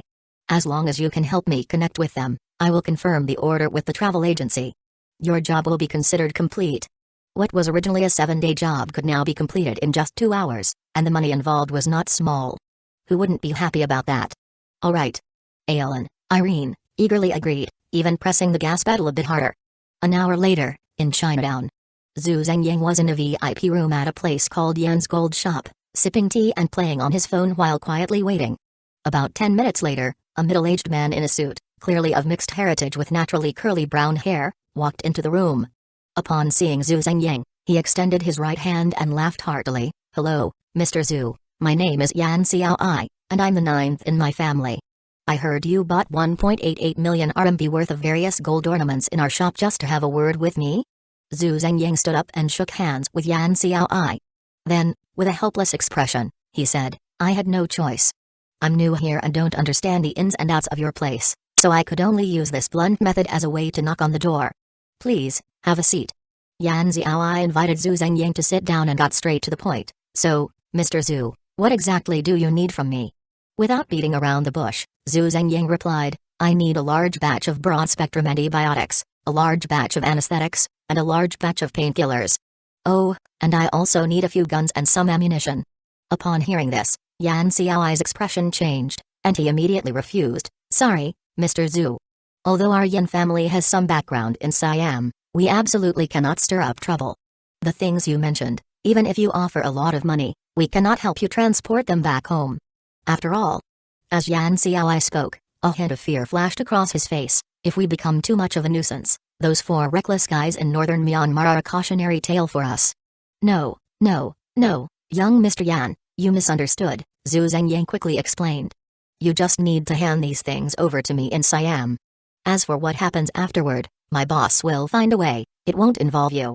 After hearing Zhu Zhengyang's words, Yan Xiaoi looked at him in surprise, somewhat puzzled. If Zhu Zhengyang's boss had such connections, why was he using such a clumsy method to approach him to buy these things? However, Yan Xiaoi, being someone Mr. Yan trusted to oversee the business, naturally knew what to ask and what not to ask. After a moment of thought, he agreed to Zhu Zhengyang, saying, "If you don't need us to deliver the goods, then how much do you need? Just give me a number." Note: specific names of anesthetics and painkillers cannot be mentioned due to risk warnings. Everyone understands the implication. Chapter 18, YS1 Surgical Robot. Upon hearing this, Zhu Zhengyang immediately replied, "I need 30 pounds each of broad-spectrum antibiotics, anesthetics, and painkillers. As for firearms, 10 handguns, 10 rifles, and 10 anti-material sniper rifles, with 10,000 rounds of ammunition for each type." After the apocalypse arrived, bullets, being a consumable that is easy to store, would definitely be quite valuable. If possible, Zhu Zhengyang would have exchanged all the money in his account for bullets. Unfortunately, the space limitation of Zhu Zhengyang's dimensional space pocket restricted the quantity he could purchase, so he could only buy this much. After hearing Zhu Zhengyang's demands, Yan Xiaoi's eyes flashed with shock. However, her good upbringing allowed her to quickly regain her composure, and she confidently said, "No problem." As she spoke, Yan Xiaoi pondered for a moment. "While I prepare the goods, you can just enjoy your time here in Bangkok. Once I have everything ready, I will contact you and deliver the goods to your hotel. As for the timing, Let's set it for 2 o'clock tomorrow afternoon. Zhu Zhengying was very satisfied with Yan Xiaoai's efficiency, so he nodded and said, alright, then I'll book my flight back home for tomorrow night, haha. Ha ha ha. Yan Xiaoai chuckled along and continued, as for the price of this batch of goods, I won't be delivering the gold you just bought. Oh? Zhu Zhengying raised an eyebrow. Although he wanted a lot of things, it definitely wouldn't require as much as 1,880,000. Seeing Zhu Zhengying's confusion, Yan Xiaoai explained, don't think the markup is too high. Everything else is negotiable. But for painkillers, if you had a prescription to sell the medication, you could buy 2 or 3 packs for a single cigarette. However, since you don't have a prescription, it's worth this price everywhere. Moreover, I guarantee that the firearms I deliver to you tomorrow will all be military versions without any performance cuts, ensuring they are top-notch. Alright, then I'll wait for good news. Zhu Zhengying nodded, shook hands with Yan Xiaoai, and said goodbye. After all, the money he had was earned from gambling on stones. As long as he could complete the task and receive the reward, he didn't care about the amount. If necessary, Zhu Zhengying could just visit the jade trading market again. The next day, after a night of exhaustion, Zhu Zhengying woke up to find it was already noon. He had the hotel send up some food. After eating and taking a shower, he stayed in his room, playing on his phone to pass the time. Although this hotel was one he had randomly chosen the night before, he hadn't hidden his tracks. With the Yan family's power, finding out which hotel he was staying at would be as easy as eating and drinking. Because of this, as soon as it was 2 o'clock in the afternoon, there was a timely knock on Zhu Zhengying's door. I'm coming, just a moment. Zhu Zhengying replied, putting on his clothes and checking through the peephole before opening the door. As soon as he opened the door, a young man with a buzz cut, dressed in a black suit, black tie, and black sunglasses, pointed to several covered carts behind him and said to Zhu Zhengying, hello, Mr. Zhu. I'm young Mr. Yan's associate, you can call me Zhao Wu. This is the goods you ordered yesterday, please check them. Bring them all in. Zhu Zhengying stepped aside and gestured for them to enter. Okay. Zhao Wu agreed and directed his men to push the carts into the room. Seeing this, Zhu Zhengying was not polite. After closing the door, he lifted the tricolor cloth covering the carts and used his skill, detection, to check the authenticity of the goods. After confirming that these were indeed what he wanted and that there were no fakes, Zhu Zhengying nodded in satisfaction and said to Zhao Wu, very good, young Mr. Yan is indeed impressive. In that case, I'll take my leave. Zhao Wu said, leaving the carts in the room and promptly departing with his men. Once Zhao Wu was far away, Zhu Zhengying waved his hand, and in just a few breaths, he stored everything from the carts into his dimensional space pocket. After finishing all this, Zhu Zhengying hung a do not disturb sign on his room door, then went downstairs to extend his stay for another week and took a taxi straight to Bangkok International Airport. At midnight, after a long and tiring journey, Zhu Zhengying finally returned to his shelter. As soon as Zhu Zhengying stepped through the door of the shelter, familiar system subtitles appeared before him. Main quest, medical room, completed, reward, YS1 surgical robot. With the system prompt appearing, a flash of white light revealed an object resembling a sleep chamber, measuring 220 centimeters in length, 180 centimeters in height, and 150 centimeters in width, encased in glass, right in front of Zhu Zhengying. This is a robot. Zhu Zhengying stared at the object in front of him, momentarily stunned, then immediately used detection to check its detailed attributes. YS1 surgical robot, attributes, strength, 5, agility, 10, intelligence, 1, spirit, 0, stamina, 10, skills, transformation. The surgical robot can change its mechanical arms into tools that best fit the surgical requirements. Surgery. The surgical robot can properly handle all surgical procedures for carbon-based life forms. Evaluation. An essential item for interstellar exploration in the 22nd century. Great, great, great. After reviewing the detailed attributes of the YS1 surgical robot, Zhu Zhengying smiled with immense satisfaction. With the surgical robot around, even if Zhu Zhengying were to get injured in the future during the apocalypse, he wouldn't have to fear. It seems that robots don't necessarily have to resemble humans. Zhu Zhengying said as he first went to the warehouse to unload the goods he had just brought back, then used the dimensional space pocket to transfer the YS1 surgical robot to the medical room. Only then did Zhu Zhengying have the time to open his task list and check the latest main quest. Main quest, expansion I, in progress. Your shelter has taken shape, but as you develop, the remaining space in the shelter is becoming increasingly tight. The originally solid concrete walls have now become a barrier to your development. Therefore, you urgently need to expand the shelter. Task objective, expand the total usable area of the shelter to 1,000 square meters based on the current building standards. Task reward, shelter plug-in, Reinforced, expanding the shelter. Zhu Zhengying felt a bit of a headache upon seeing the task, as the objective was to expand the shelter's usable area to 1,000 square meters. The current usable area of his shelter was 300 square meters, which had taken nearly a month to build with the help of a construction team. If he were to expand it by 700 square meters, relying solely on Zhu Zhengying's engineering robot would likely be very slow. Chapter 19, Alternative Solutions, Biological Air Circulation System in Theory. Zhu Zhengying should first use the engineering robot to dig out a cavity underground, and then outsource the renovation work, which would be the most efficient and fastest method. However, Zhu Zhengying's shelter has now taken shape. In this case, if he were to ask Shen Yong for help, with too many people involved, it would inevitably lead to some unnecessary troubles. Just when Zhu Zhengying was in a dilemma, suddenly, subtitles flashed before his eyes, revealing that he had triggered a new timed challenge task. Timed challenge task, airtight modification, in progress. Your shelter has made some progress and can withstand most direct and indirect attacks. However, threats in the air, such as viruses and toxic gases, can easily tear apart the defenses of your shelter. Task objective: perform airtight modification on your shelter. Create a disinfection chamber at the entrance of the shelter. Install an air circulation system inside the shelter. Task time limit: 239 hours, 59 minutes, 58 seconds. Task reward: GX2 large engineering robot. Seeing that the task reward was a GX2 large engineering robot, Zhu Zhengying's heart stirred. It was truly a case of a pillow arriving just when he felt sleepy. If he had a large engineering robot, Zhu Zhengying would not need to rely on others. He could complete the expansion of the shelter entirely on his own. But airtight modification, disinfection chamber, air circulation system. When Zhu Zhengying saw those familiar yet unfamiliar terms in the task objectives, he couldn't help but feel overwhelmed, unsure of where to start. However, the system's prompt was indeed very reasonable. After all, according to the system's hints, the first catastrophe in the apocalypse was a biochemical crisis. Zhu Zhengying did not know what medium the zombie virus in this world was transmitted through.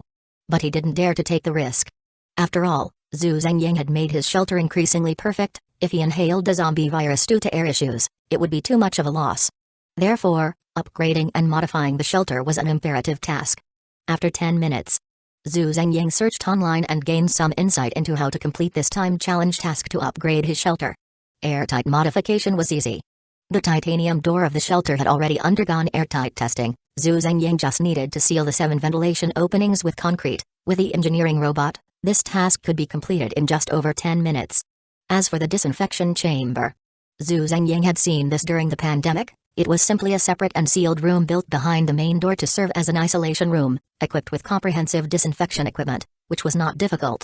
But the final air circulation system. In Zhu Zhengying's understanding, this thing was only installed in space stations and BSL-4 level biological laboratories. So, can this thing be sold privately? Zhu Zhengying wondered anxiously. While speaking, Zhu Zhengying continued to search online, hoping to find a supplier for an aerospace air circulation system similar to that of the Tangong space station. But after searching for a long time, aside from finding some news about space stations online, he couldn't find any other useful information. Helpless, Zhu Zhengying could only let his engineering robot first build the isolation room behind the main door while he took out his phone to contact Chen Yong. After a moment, the call connected. Uncle Chen, do you know where I can buy an air circulation system? Not an air filter. I mean the kind of air circulation system that operates entirely in a closed loop, like the one in our country's Tangong space station, which doesn't require outside air. Still the same thing, Uncle Chen, don't ask. I can only say that as long as you can get it, you absolutely don't need to worry about the money. Okay, then I'll trouble you, Uncle Chen. I'll wait for your call tomorrow morning. After hanging up the phone, Zhu Zhengying couldn't help but sigh. Chen Yong had never even heard of this thing, so it was likely he wouldn't be able to get it. Forget it, we'll cross that bridge when we come to it. I'll rest today and deal with the rest tomorrow. Zhu Zhengying had been exhausted from traveling these past few days. After saying that, he took a shower and then collapsed into his bedroom, falling into a deep sleep. The next day, Zhu Zhengying woke up early. After a night of work, the engineering robot had already built a disinfection chamber behind the main door according to Zhu Zhengying's preset program. Zhu Zhengying looked at the newly built isolation room and nodded in satisfaction. Then he quickly ate something and drove to the city to purchase disinfection equipment. 3 hours later, after installing the disinfection equipment and building a disinfection chamber behind the shelter's main door, Chen Yong's call came in at just the right time. As expected, Chen Yong indeed couldn't get the aerospace air circulation system that Zhu Zhengying wanted. Sigh. After hanging up the phone, Zhu Zhengying sighed. With only the air circulation left for this time challenge task and no clue in sight, Zhu Zhengying felt increasingly frustrated. Just as Zhu Zhengying hesitated about whether to contact Yan Ziai again to see if he had any leads. Suddenly, a flash of inspiration struck Zhu Zhengying, and he excitedly slapped the table and stood up, exclaiming, "Wait! The system only said to build an air circulation system in the shelter, but it didn't specify what kind of air circulation system I had to build. Why do I have to be so stubborn and insist on building a space station-like aerospace air circulation system in the shelter? I can completely install some grow lights in the shelter and buy some large-leaved plants. In that case, wouldn't a biological air circulation system be formed?" As soon as he finished speaking, Zhu Zhengying, disregarding his fatigue, rushed out again, speeding towards the Bay City Flower and Bird Market. A healthy person at rest requires about 10,600 average-sized leaves for photosynthesis to meet their daily oxygen needs. If that person is in a state of exercise, then their oxygen requirement increases even more. A single plant provides very little oxygen to humans. The potted green radish, which is the easiest to care for in the Flower and Bird Market, has about 50 leaves per plant. This means that if Zhu Zhengying wanted to build a basic plant air circulation system in a sealed shelter, over 200 pots of green radish would meet his basic survival needs. But for safety's sake, Zhu Zhengying ultimately bought 400 pots of green radish at the flower market, along with a sufficient amount of ultraviolet lights. Thus, he would need to buy at least 200 pots of green radish. But for safety, Zhu Zhengying bought a full 1,000 pots of green radish at the flower market, in addition to a sufficient number of grow lights, ensuring that his shelter could produce enough oxygen. Chapter 20, Power Supply Crisis. Space stations are incredibly valuable, so the air circulation system is the optimal choice for them. But Zhu Zhengying's shelter is not a space station. Here, space is the one thing he has in abundance. So, having escaped his dilemma, Zhu Zhengying immediately dashed out of the shelter and drove his car towards the Bay City Flower and Bird Market. 2 hours later, Zhu Zhengying's car was leading the way, followed closely by a small truck filled to the brim. After the workers unloaded their goods and Zhu Zhengying sent them off, he then utilized the dimensional space pocket to move the potos and grow lights that the workers had unloaded into his shelter in batches. Potos is an incredibly easy plant to care for. As long as the temperature is suitable, there's enough water, and it gets some sunlight each day, potos can easily grow from a small pot to a large one. And even if it accidentally dies, as long as you take a cutting of the potos vine and stick it in a pot, it won't be long before it grows back into a large pot again. Its vitality is astonishingly strong. Inside the shelter, Zhu Zhengying first had the engineering robot use the leftover scraps from previous work to build a metal rack in the living room. Then he gathered the potos together and installed the grow lights above them. Once everything was set up, Zhu Zhengying turned on the grow lights and simultaneously used a handheld oxygen O2 gas alarm he had just bought to test the oxygen concentration in the vicinity. As time passed, sure enough, the oxygen concentration around the potos rack began to gradually increase. Zhu Zhengying was thrilled at the sight. He then immediately directed the engineering robot to pour concrete into the previously reserved ventilation openings. While the engineering robot was busy, Zhu Zhengying was not idle either. Just having a potos rack that produces oxygen was not enough. Zhu Zhengying also needed to constantly monitor the air composition in the shelter to adjust the brightness of the grow lights, ensuring the air safety within the shelter. At this moment, the shelter control center he had earned from completing the renovation task could finally be put to use. First, he used a newly installed fresh air system to ensure air circulation in the shelter. Then he placed air composition sensors at various locations in the shelter. Finally, he integrated all the data to allocate power to the grow lights, ensuring that the oxygen concentration in the shelter could always be maintained at 20%. Just as Zhu Zhengying finished setting up the air circulation in the control center, his engineering robot had also just sealed off all the reserved air circulation openings in the shelter. At that moment, the biological air circulation system Zhu Zhengying had built in his shelter finally began to operate normally. And he had finally completed this challenging time challenge task. Time challenge task, airtight modification, completed. Warning, please find a space no smaller than 5m5m8m to claim your task reward. With the task prompt appearing, Zhu Zhengying was overjoyed. With the GX2 large engineering robot, Zhu Zhengying could fully utilize his robot to complete this main expansion task. So, he immediately maneuvered his GX1 engineering robot to the northwest corner of his shelter, transforming it into drill mode to start digging down. Zhu Zhengying planned to dig out a second underground level beneath his shelter, creating a massive space that was 300 meters long, 300 meters wide, and 5 meters high.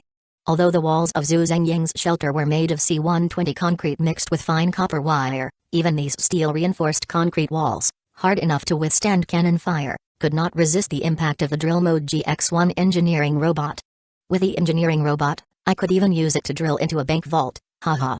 Zhu Zhengying said casually, then set an automatic digging program for the engineering robot before heading out again.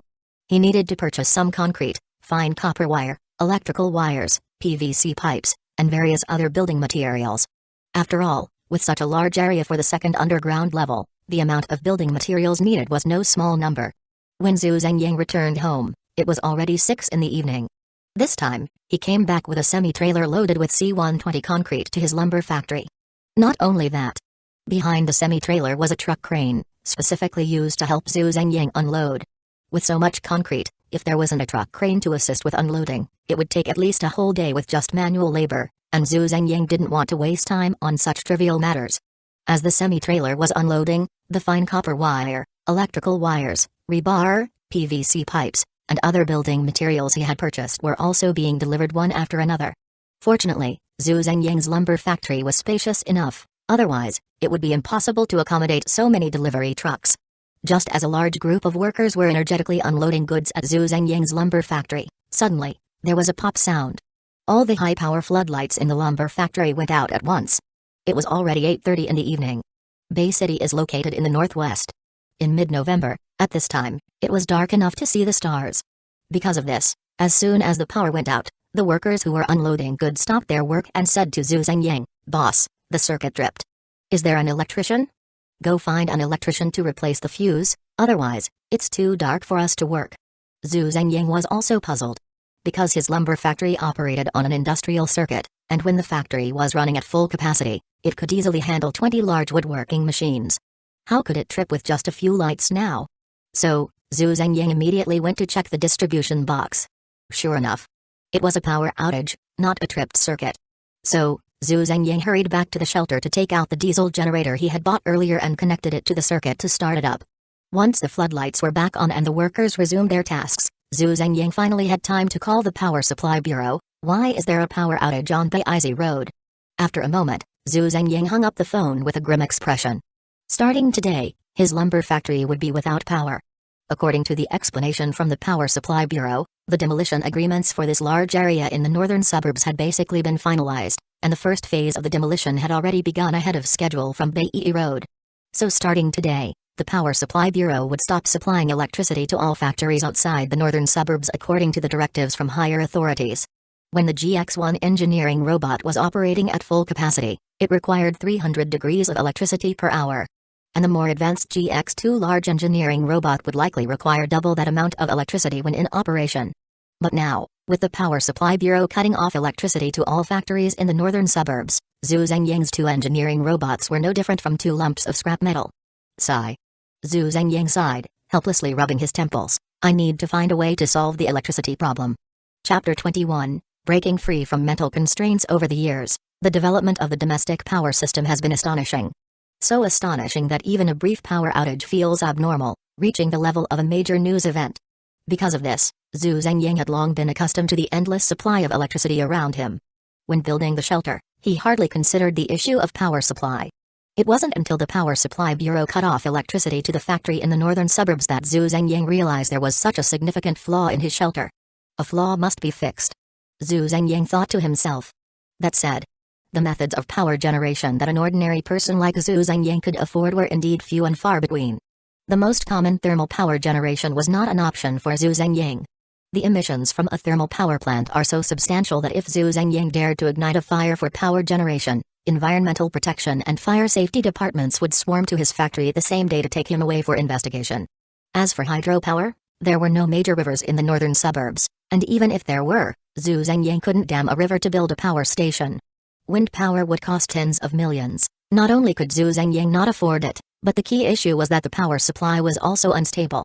After thinking it over, Zhu Zhengying opened his phone and searched for solar power panels in the marketplace, then inquired about their specifications from various suppliers. The technology for solar power panels is now quite mature. Generally speaking, a square meter of solar panel can generate about 150 watts to 170 watts of power per hour under sufficient sunlight. In other words, a square meter of solar panel can generate approximately 0.15 kilowatt-hours of electricity per hour. Zhu Zhengying's factory is about 3,000 square meters. Even if he set up a frame above the factory and installed solar panels all over, the factory's power generation efficiency would be around 450 kilowatt-hours per hour. Bay City is located in the northwest. It is now mid-November. At this time of year, it only gets light around 7 in the morning, and the sun sets around 6 in the evening. That's a total of 11 hours of sunlight. Even if Zhu Zhengying spared no expense and installed a movable frame under the solar panels, allowing them to rotate like sunflowers to follow the sun and maintain optimal power generation efficiency at all times. But even so, at most, he could generate 4,950 kilowatt-hours of electricity in a full day. And that's under the ideal condition of absolutely sufficient sunlight. If there were any cloudy or rainy days, the power generated by the solar panels would likely be reduced. Not enough power? Then let's increase the area. At that moment, a fierce glint flashed in Zhu Zhengying's eyes as he made a decision. Who said that just because his factory was 3,000 square meters, he could only install 3,000 square meters of solar panels? He could take over the large expanse of wasteland behind his lumber factory and install solar panels there. Who would stop him? This isn't 20 years ago when even putting up a rain shelter would draw public criticism. The apocalypse is almost here. If he continued to be constrained by those rules, when would he ever be able to transform the shelter into a perfect form? With this realization, Zhu Zhengying unhesitatingly took out his phone and called Chen Yong. "Uncle Chen, I have a job for you. Do you have time? It's not a big job.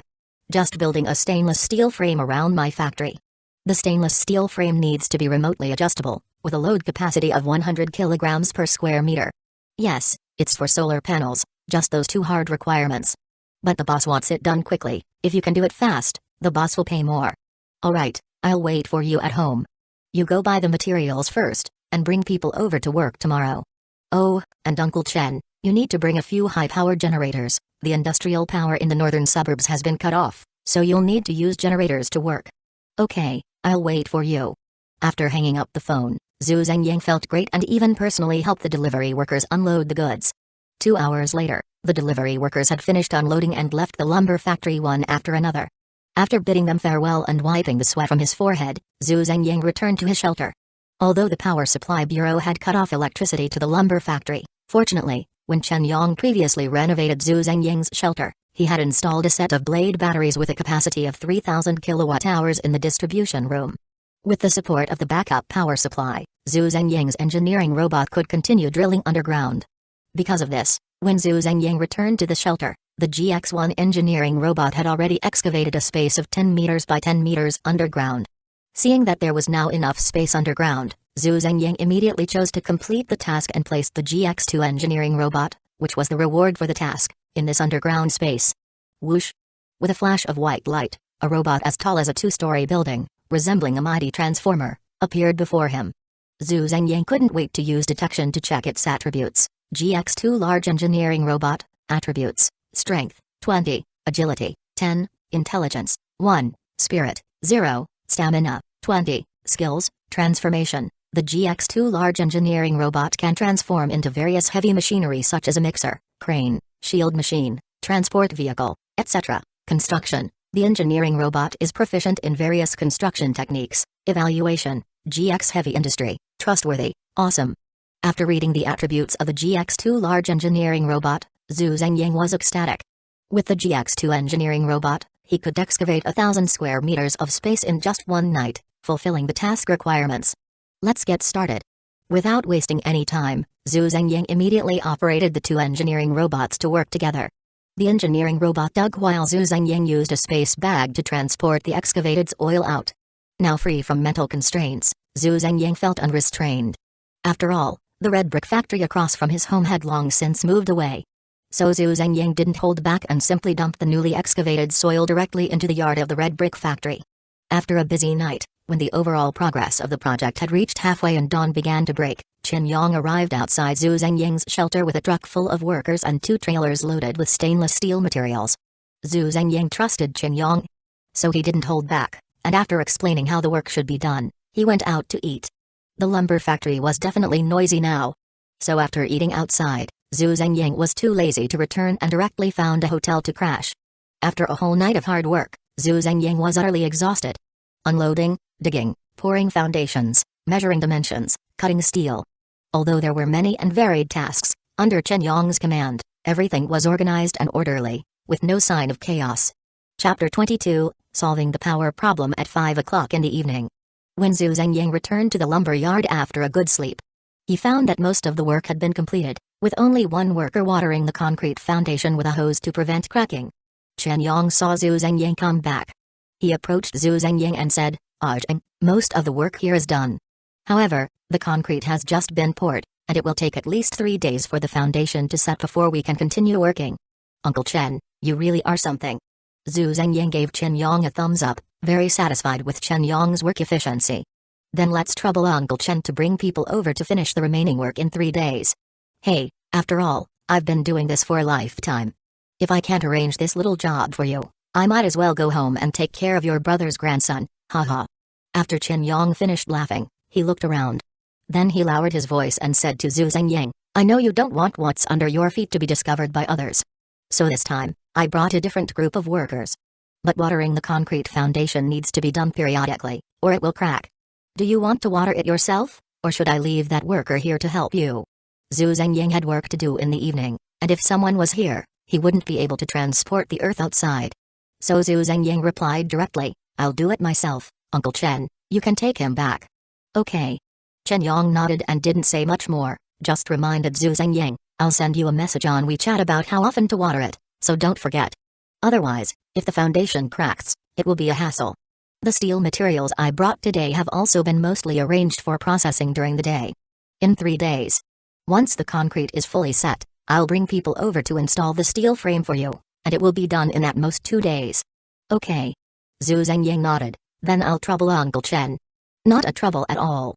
If you have work for me, I'm happy to help, haha." After Chen Yong finished speaking, he called the worker who was watering and left Zhu Zhengying's lumber yard together. 3 days passed in the blink of an eye. During these days, Zhu Zhengying had already dug out enough space underground. At this moment, the engineering robot was welding rebar on the second underground level, preparing for the subsequent pouring of concrete. Early this morning, Chen Yong brought a group of workers and 2 cranes over, energetically setting up the steel frame. The solar panels had also just arrived yesterday. Zhu Zhengying had bought so many at once that the seller even sent an engineer from their factory to help Zhu Zhengying with the installation of the solar panels. Seeing the engineer sent by the solar panel manufacturer discussing various installation details with Chen Yong, Zhu Zhengying nodded and then went back to catch some sleep. Meanwhile, in Siam, in an office decorated like a luxurious gate TV. After Yan Xiaoi listened to Zhao Wu's report, his handsome face was filled with confusion. "You mean after you all left, that kid renewed the room for a week at the front desk, and then just went back home empty-handed? And no one has entered that room since, right?" "Yes." Zhao Wu nodded, expressionless. "Not only the hotel surveillance, but I've also arranged for people to monitor the surrounding blocks 24/7. There are absolutely no suspicious individuals taking those goods away." Hearing this, Yan Xiaoi's brows furrowed even deeper. After a moment, Yan Xiaoi said, "Just keep watching, but don't go to that room. Anyway, it will soon be 7 days, and the trump card will be revealed shortly. We're not in a hurry." Then, Zhao Wu hesitated for a moment and continued, "If the room expires and the goods inside are missing. If they're missing, then they're missing." Yan Xiaoi waved his hand dismissively, "Even if Mr. Zhu's boss has connections and can pull off such a trick right under our noses. But we are doing business with him at a clear price, and we haven't offended them. If he thinks it's too expensive, he simply won't come to us for business next time. We haven't lost anything and haven't offended him, so what's there to be afraid of?" "Okay, then I'll continue to keep an eye on it," Zhao Wu said. "Go ahead." Yan Xiaoi waved his hand. After Zhao Wu left the room, the originally calm Yan Xiaoi finally dropped his facade, his brows furrowing again as he muttered darkly to himself, "This Zhu Zhengying. What kind of background does his boss have? If his boss has the ability to move so many goods right under my nose without me noticing, then it should be easy for him to acquire those goods, so why would he need me to make a profit from it? What is his intention? Could it be he has his eyes on the Yan family's business?" Thinking of this, the gloom on Yan Xiaoi's face deepened. Far away, Zhu Zhengying was unaware of Yan Xiaoi's inner turmoil. He had been working day and night for 3 days, and every night he was doing high-intensity physical labor, so he slept for a full day and night.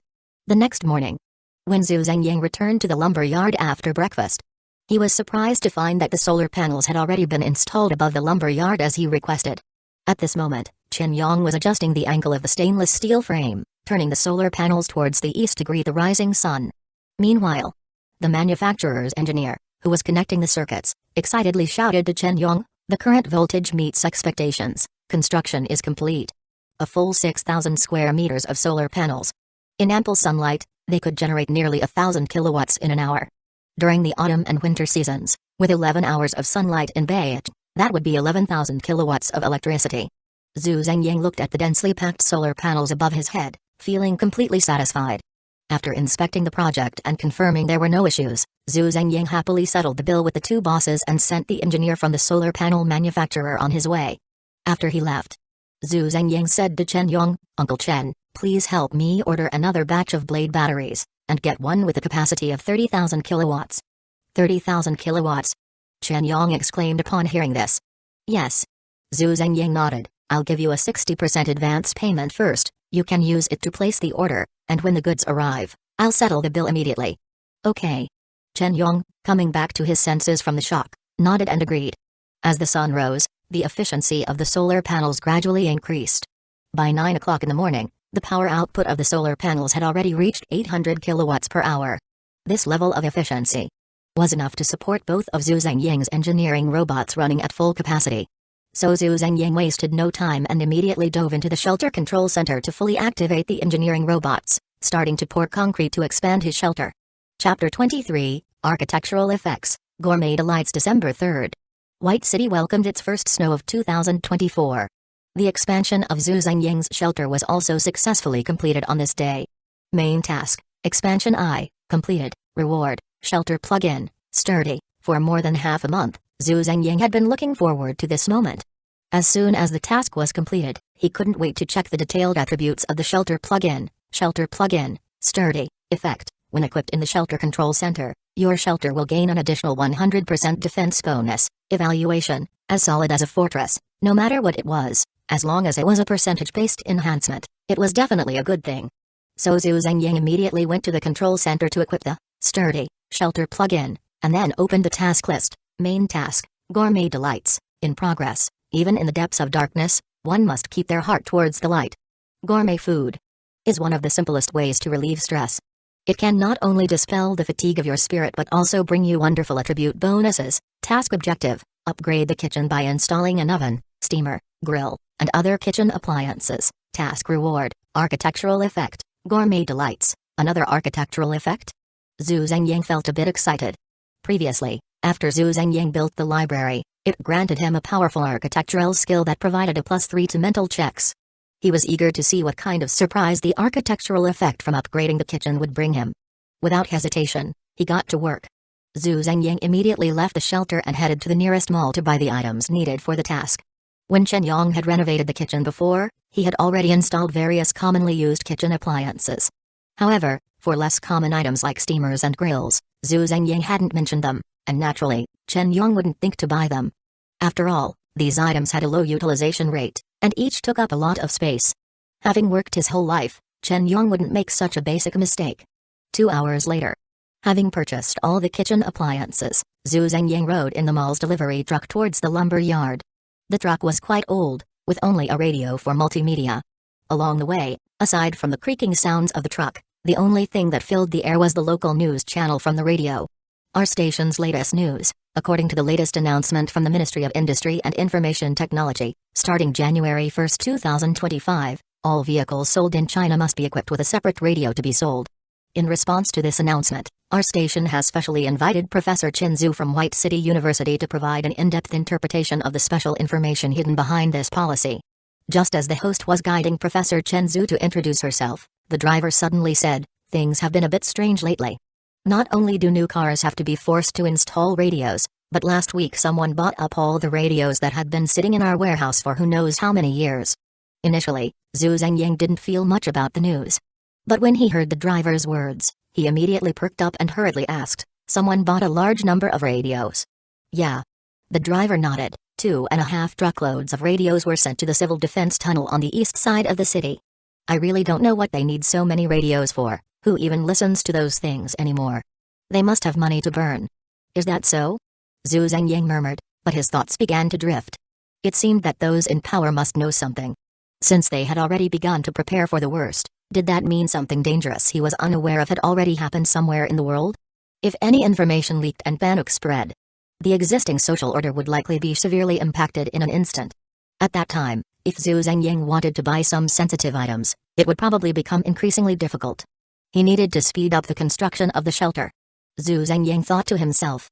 Half an hour later, Zhu Zhengyang set up all the newly purchased kitchen appliances in the kitchen, connected the power, and task prompts appeared one after another before his eyes. Main task, Gourmet Delights, completed. Reward, Architectural Effect, Gourmet Delights. Zhu Zhengyang was eager to see the attributes of this architectural effect, so he immediately clicked to view the details. Architectural Effect, Gourmet Delights, Effect. You can prepare corresponding gourmet dishes in the kitchen according to specific recipes, and consuming these dishes will grant various attribute bonuses. Recipe, click to view details. Evaluation, a gentleman does not tire of fine food, nor does he tire of finely sliced meat. After reading the task prompt, Zhu Zhengyang quickly checked various recipes. There was a clear tofu soup that could increase mental strength recovery speed by 50% for 1 hour. There was a spicy kidney dish that could increase strength by 2 points for 1 hour. However, among these dazzling and varied recipes, the most powerful effect was from the honey-glazed beef patty, which, if eaten continuously for 30 days, would permanently increase his stamina limit by 1 point. Upon seeing this, Zhu Zhengyang immediately went to his food storage to grab a can of beef and, following the recipe, made the honey-glazed beef patty in the upgraded kitchen. Half an hour later, Zhu Zhengyang opened the oven, and a delightful aroma instantly filled the entire kitchen. He took out the beef patty, drizzled it with the honey glaze he had prepared, and glanced at the attributes of the honey-glazed beef patty. Honey-glazed beef patty, special food, effect, eating continuously for 30 days will permanently increase stamina limit by 1 point. Note, the effect of special food can only be activated once. Evaluation, sweet and spicy, delicious, great, great, great. Zhu Zhengyang carried the honey-glazed beef patty to the dining room to enjoy while opening his task list to check the next phase of the main task. Main task, gym, in progress. In the apocalypse, without a strong body, it is difficult to cope with various sudden crises. You need to keep exercising to strengthen your physique. Task objective, build a gym, area not less than 25 square meters, properly partition the gym's functions, must include an aerobic exercise area, strength area, and fixed equipment area. Task reward, architectural effect, well trained, another task with a reward of an architectural effect. Zhu Zhengyang felt a bit excited upon seeing the task reward. It was still early, so Zhu Zhengyang immediately instructed the engineering robot to start working on partitioning a gym on the second basement level. After Zhu Zhengyang finished eating the honey-glazed beef patty he made, he immediately drove his car towards the mall without stopping. Zhu Zhengyang wanted to complete the gym construction before dark. He was eager to see what kind of bonus effect the well-trained architectural effect would provide. Chapter 24, Extremely Difficult Task. 3 hours later, after the delivery driver unloaded the fitness equipment purchased by Zhu Zhengyang in the yard of the lumber factory, he left directly. After watching the delivery driver walk away, Zhu Zhengyang then used his dimensional space pocket to move all the various fitness equipment in the yard to the newly built gym on the underground second floor. Once everything was done, subtitles flashed continuously in front of Zhu Zhengyang. Main task, gym, completed. Reward, building effect, well-trained. Building effect, well-trained, effect. If you persist in exercising continuously in the gym for 30 days, with a daily energy expenditure of no less than 1,000 calories, your strength attribute will be permanently increased by 1 point. Note, this fitness effect can only be activated once. Evaluation, sweat more in peace, bleed less in war. Just as Zhu Zhengyang completed the main task of the gym and was about to start his workout for the day, a series of red subtitles suddenly appeared in front of him, indicating a timed challenge task. Timed challenge task, machine processing workshop, in progress. Your shelter has taken shape. However, in the apocalypse, mechanical parts are hard to come by.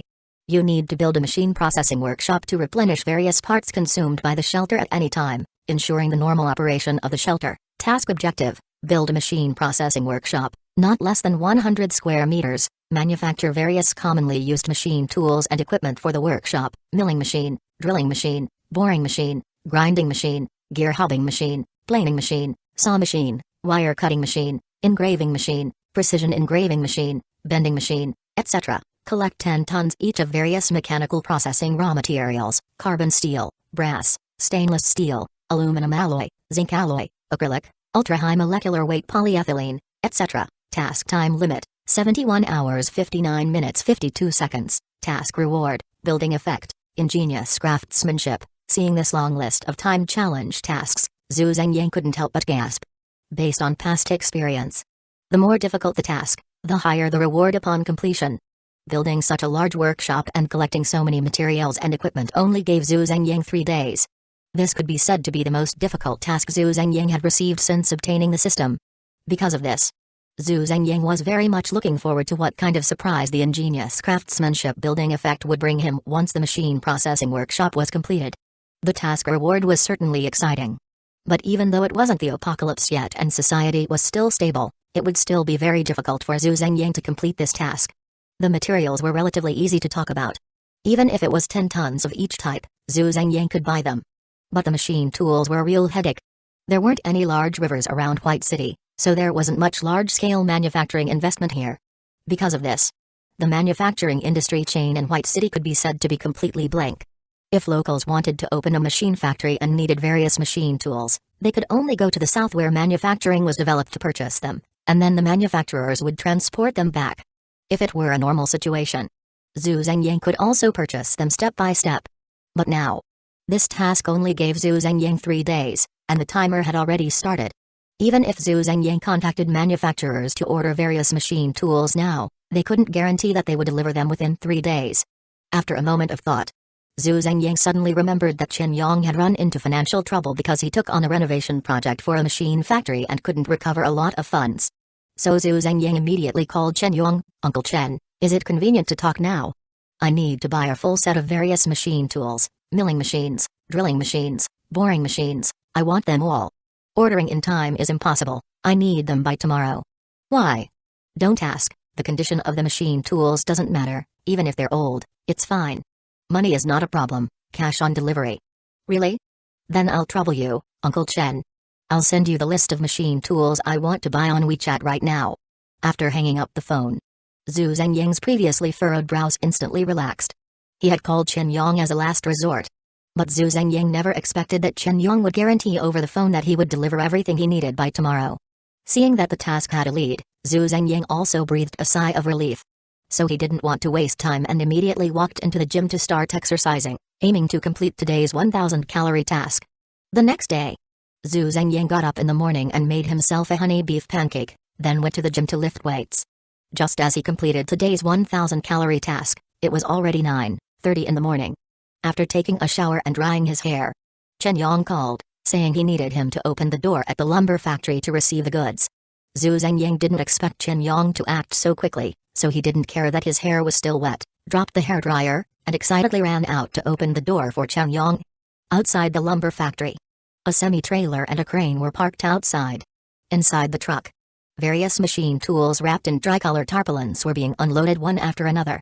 Since the top of Zhu Zhengyang's lumber factory had solar panels, the crane couldn't extend fully, so Zhu Zhengyang simply let the crane operator unload the machine tools outside the lumber factory. After all, there weren't many people around here now, so there was plenty of space to use. While the workers were busy unloading the goods, Zhu Zhengyang approached Chen Yong and asked, "Uncle Chen, where did you get all these machine tools?" Hearing this, Chen Yong couldn't help but get angry, saying, "Last year, a boss from out of town took over an old machine factory and asked me to do a renovation job. But halfway through the job, the boss's wife suddenly ran off with all the cash from the factory and a wild man. That boss was hit hard by this and fell into despair. Then he just sat in the factory drinking all day. When I asked him for money, he played dead. The reason I almost went bankrupt this year was because that bastard didn't settle the bill for me." At this point, Chen Yong lit a cigarette and took a deep drag. "That bastard didn't give me a penny. He's as tough as a dead pig. When I went to ask him for the money, he said I could take whatever I wanted from the factory, but there was no money at all. If I didn't like it, he told me to sue him, which was really disgusting. Yesterday when you said you needed machine tools urgently, I went straight to find him and told him to use the machine tools to offset the debt. Although that guy is a jerk, he's still straightforward, and he agreed on the spot. So I signed the contract with him overnight and had someone load the truck early this morning to deliver the goods to you." "Thank you, Uncle Chen," Zhu Zhengyang sincerely said, "you really helped me a lot this time."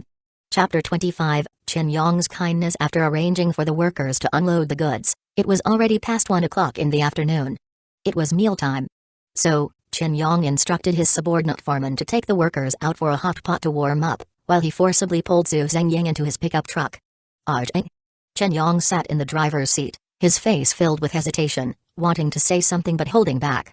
Having worked in construction his entire life, he had seen all kinds of people.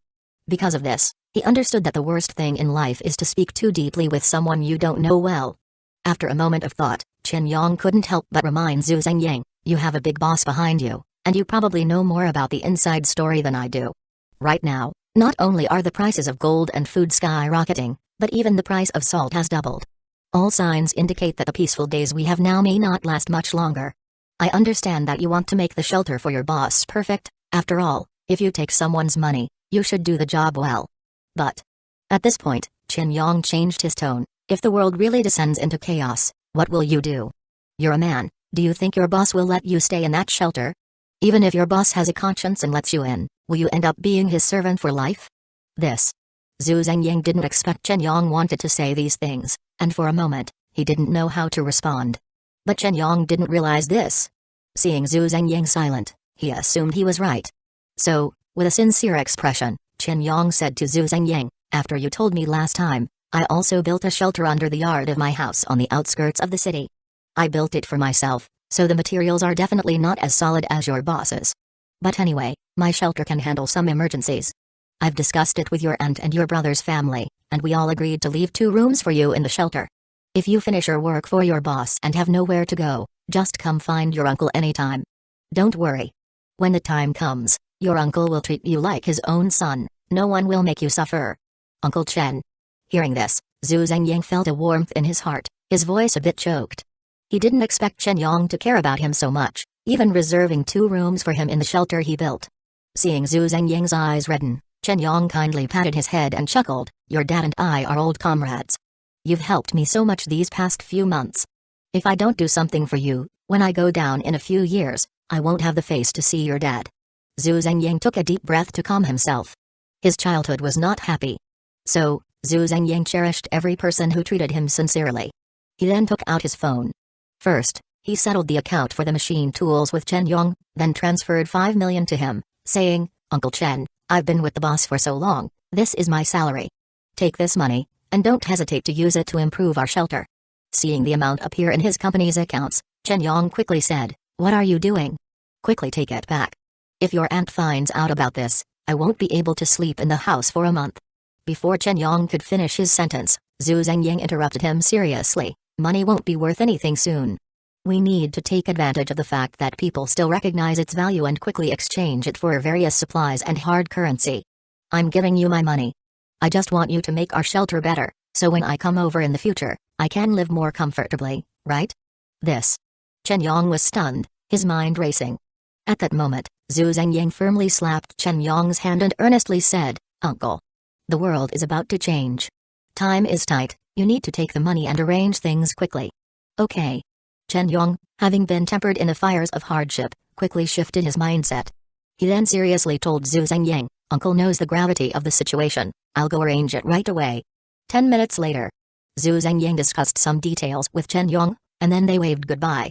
Watching Chen Yong drive away in his pickup, even in the cold winter, Zhu Zhengying felt warm all over, a smile of understanding unconsciously appearing on his face. Half an hour later, after using the dimensional space pocket to bring all the machine tools to the mechanical workshop and powering them up, the system notification appeared before him as he wished. Time-limited challenge task, mechanical processing workshop, completed, reward, building effect, ingenious craftsmanship.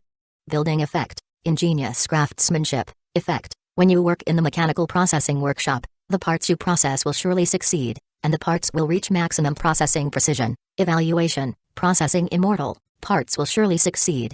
And they will reach maximum processing precision? Zhu Zhengying was shocked. After seeing the specific attributes of the ingenious craftsmanship building effect. Even though Zhu Zhengying had never been involved in mechanical processing before, as long as he was in the processing workshop, his mechanical processing ability would directly reach the level of those 8th-level workers from decades ago.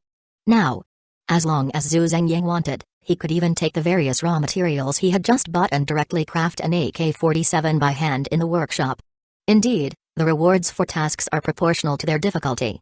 Zhu Zhengying was extremely excited. Then he opened the task list to check the latest mainline task. Mainline task, Precision Processing Workshop, in progress, from large items like car refrigerators to small items like mobile phone radios.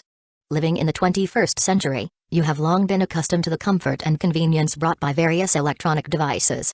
But in the apocalypse, factories are shut down, electronic products are extremely scarce, and you must have the ability to maintain your various devices. Task objective: build a precision processing workshop, not less than 25 square meters, manufacture various related tools, multimeter, oscilloscope, spectrum analyzer, non-contact voltage tester, PCB ruler, hot air gun, electric soldering iron, solder sucker, rosin, etc. Task reward: building effect, overclock. Has this returned to a regular task? Zhu Zhengying felt a bit disappointed after seeing the task details. In today's stable society, various materials and tools can be bought as long as one is willing to spend money. Zhu Zhengying wished that all the tasks he triggered were time-limited challenge tasks, so he could accumulate more resources for his shelter while it was convenient. Otherwise, if he triggered time-limited challenge tasks when the apocalypse arrives, not only would it be difficult to complete, but it would also require a bit of luck.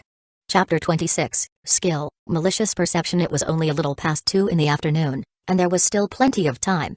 So, Zhu Zhengying first ordered his 2 engineering robots to partition a new 25 square meter space on the second basement level. He himself drove towards the direction of the Mage electronics market. Locals in Mage often referred to the electronics market as Computer City. 10 years ago, before the widespread adoption of smartphones, this was the place in Mage with the greatest information disparity, and also one of the most deceitful places. Zhu Zhengying remembered.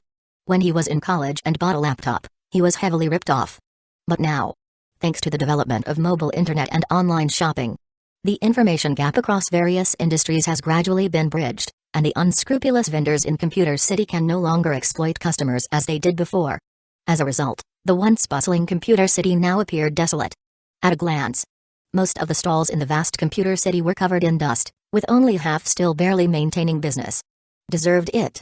Zhu Zhengying scoffed, then wandered around and arrived at a stall specializing in various electronic devices. After stating his needs, Zhu Zhengying first gave the boss a heads up, getting straight to the point. You better be careful with your pricing. I'm not in a hurry to buy these things. If the price isn't right, I'll just buy them online. It's just a matter of waiting a couple more days. Of course not. The boss smiled obsequiously, handed Zhu Zhengying a cigarette, and patted his chest, saying, "Don't worry. I'm also a post-90s kid, different from my dad's generation. The price I quote you will definitely be fair and reasonable. By the way, I'm Li Xiaojun. How should I address you, brother?" Zhu Zhengying replied. "Oh, it's Brother Zhu then." Li Xiaojun poured a glass of water for Zhu Zhengying and continued, "Brother Zhu, have a drink while I prepare your goods." After saying that, Li Xiaojun immediately took out his phone, quickly browsing and sending messages. About 5 minutes later, Li Xiaojun closed his eyes and pondered for a moment, then said to Zhu Zhengying, "Brother Zhu, I won't beat around the bush. The total for everything you want, plus 2 years of on-site after-sales service, to make it a round number, is just 100,000. 100,000? Zhu Zhengying raised an eyebrow in disbelief, nearly laughing out loud at the price. Although the tools he wanted were quite varied, how could they possibly be worth 100,000? This was not just treating him like a fool, it was treating him like an idiot. "Brother, don't be anxious." Seeing Zhu Zhengying getting angry, Li Xiaojun quickly pulled out his phone, casually opened an online marketplace, and searched for a multimeter. Then he showed Zhu Zhengying the prices on the screen. "Brother, look. The prices for these items have also gone up recently. This multimeter, which used to cost around 100, is now priced at 700 or 800. As for the other items, the lowest has increased 5-fold. I'm not just making up prices, this is really what they cost now." "Oh?" Zhu Zhengying's heart stirred, and he quickly searched online with his phone. Sure enough, just as Li Xiaojun said, many products in online marketplaces had clearly increased in price. "See, I'm not lying to you, right, brother?" Li Xiaojun continued, "Now the upstream suppliers are raising prices once a day. If you don't buy today, tomorrow the prices might go up even more." Hearing Li Xiaojun mention the rising prices of electronic devices, and recalling what Chen Yong had just told him about the rising prices of gold, grain, and salt, Zhu Zhengying suddenly felt a jolt in his heart, a strong sense of urgency washing over him. Prices? Have they started to soar across the board? This signal was far too dangerous. So, Zhu Zhengying wasted no time and directly told Li Xiaojun, "Alright, 100,000 it is. You arrange for the delivery now, and I'll pay upon arrival." After saying that, Zhu Zhengying handed Li Xiaojun a business card with the address of the lumber factory written on it. "Not a problem, I'll contact the truck right away." Upon hearing it was a cash-on-delivery job, Li Xiaojun was in high spirits, immediately leaving his employer to watch the store while he rushed to the warehouse. 3 hours later, after completing the construction of the precision processing workshop on the second floor of the shelter, the familiar system notification appeared before Zhu Zhengying's eyes. Main quest, precision processing workshop, completed, reward, building effect, overclock. Building effect, overclock, effect. When you work in the precision processing workshop, there is a 20% chance that the electronic products you create will have the overclock attribute. Evaluation, born for enthusiasts. Overclock? Zhu Zhengying was an experienced player, so he was no stranger to overclocking. If it weren't for the increasingly urgent situation, Zhu Zhengying would want to buy some materials right now and craft a no-flight restriction time machine to play with. If the time machine could have an overclock attribute, Zhu Zhengying couldn't even imagine how thrilling it would be to fly with that. "I'll have to put that off for later," Zhu Zhengying said regretfully. After that, Zhu Zhengying opened his task list to check the latest main quest. Main quest, preventive measures, in progress. Your shelter is becoming more perfect?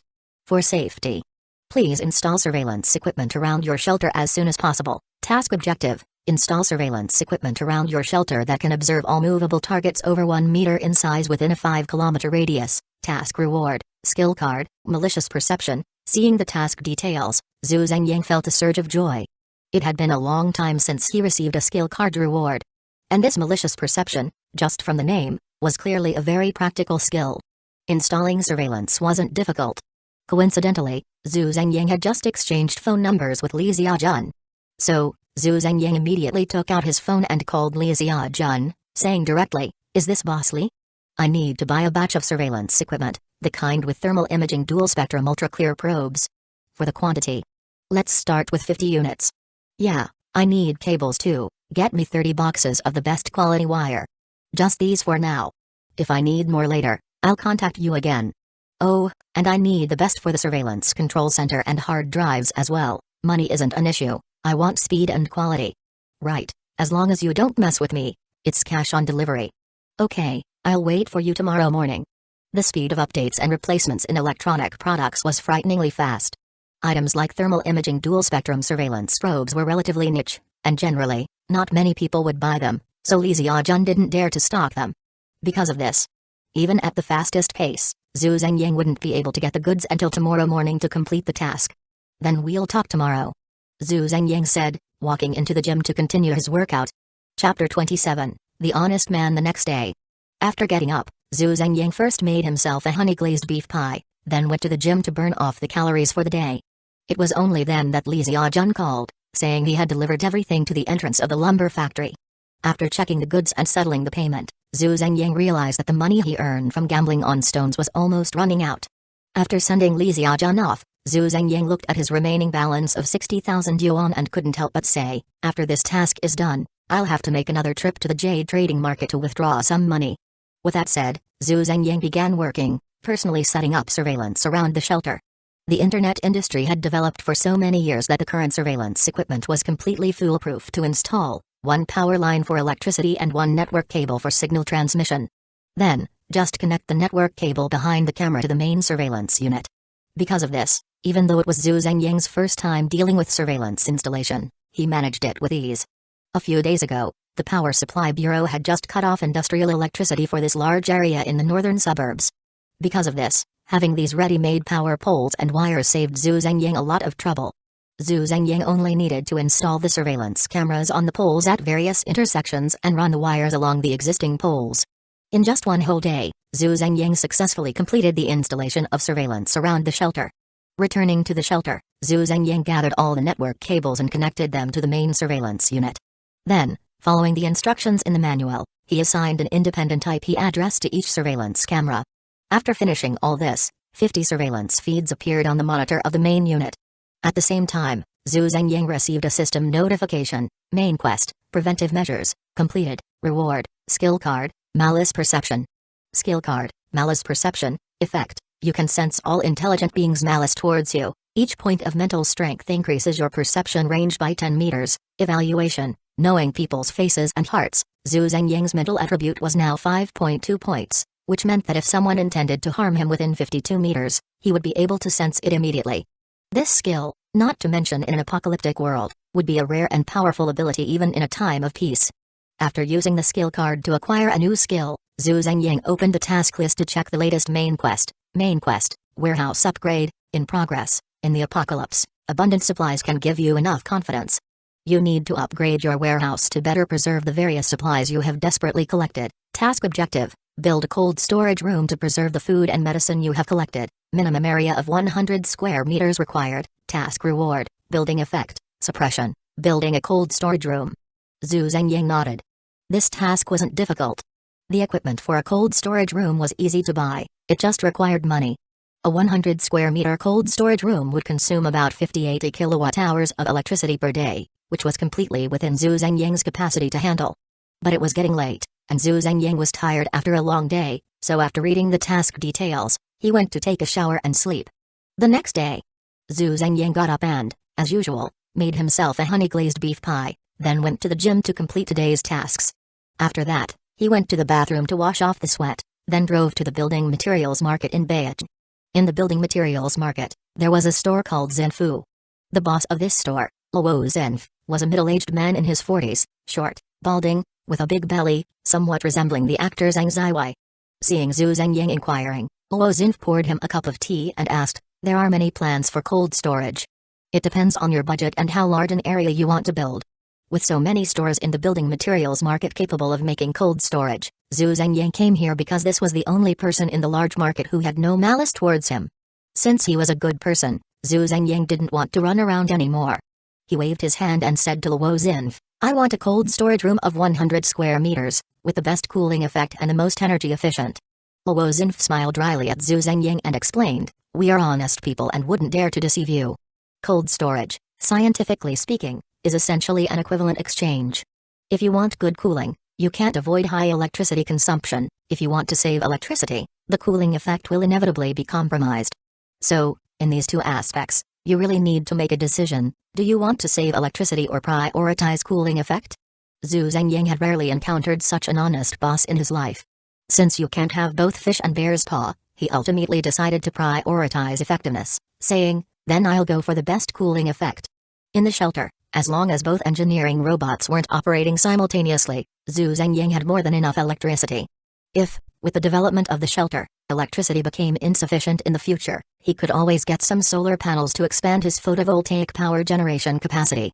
"If you want the best cooling effect for the cold storage, I have 3 brands available," Luo Zenf said, detailing the prices, energy efficiency ratios, and after-sales service of the 3 brands.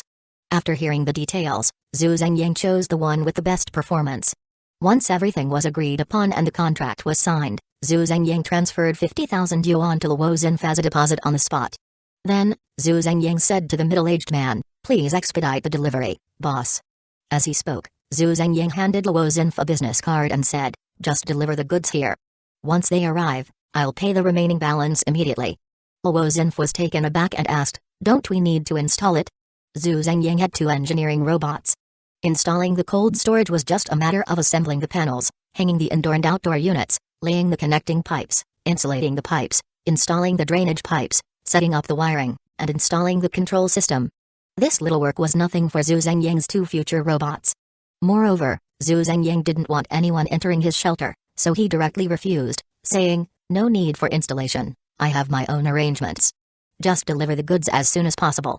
After a moment of thought, Luo Zenf replied, "The quote I gave you earlier included the installation fee. Since you don't need me to install it, I can reduce the quote by 6,000. Let's re-sign the contract." As he spoke, Luo Zenf really went to the computer to modify and print the contract again. He truly was a good person. This skill of sensing malice was indeed very useful. Chapter 28, Undercurrents. Zhu Zhengyang currently didn't need the money at all. So he directly said, "No need, Boss Luo, let's leave it at that. I have things to do, so I'll be leaving. Get ready to ship, and remember to be quick, I'll settle up right away." With that said, Zhu Zhengyang didn't wait for Luo Zenf to respond and walked straight out of the store towards the parking lot. After paying the deposit to Luo Zenf, Zhu Zhengyang had just over 10,000 left in his account. As soon as he got into his car, he drove straight towards the jade market in Beijing. He was going there to get some cash. The Beijing jade market was still bustling with activity. Zhu Zhengying activated his skill, detection, and after a quick tour of the market, he finally found a suitable raw stone. Stone, weight, 54.29 kg, main components, sodium aluminum silicate 88%, calcium carbonate 12%, this raw stone was about the size of a pressure cooker. For a stone this size, the jade content was surprisingly 88%, even better than the one Zhu Zhengying had opened last time. Confirming that he wasn't mistaken or misreading, Zhu Zhengying didn't hesitate. He patted the unremarkable raw stone and asked the stall owner, "How much for this stone? Is it a guaranteed cut?" Laughter, astonishment, shock, commotion, jealousy. In just a few minutes, the emotions of the crowd surrounding Zhu Zhengying fluctuated wildly like a roller coaster. I remember now. The one who sent Li Jianying in was him. He's opened another top grade one. This time, the jade he opened not only has an excellent appearance but also has a fist-sized piece of purple jade in the middle. Damn, no wonder he looks so familiar. Dad. I want to learn how to gamble on stones. Zhu Zhengying ignored the people around him. Following his previous experience, after selling the cut jade to the Beijing jewelry store, Zhu Zhengying's account, which had been nearly empty, now had an additional 60 million in deposits. Looking at the balance in his account, Zhu Zhengying couldn't help but frown. Recently, prices had been rising sharply, but jade prices hadn't only not increased, they had actually dropped quite a bit compared to before.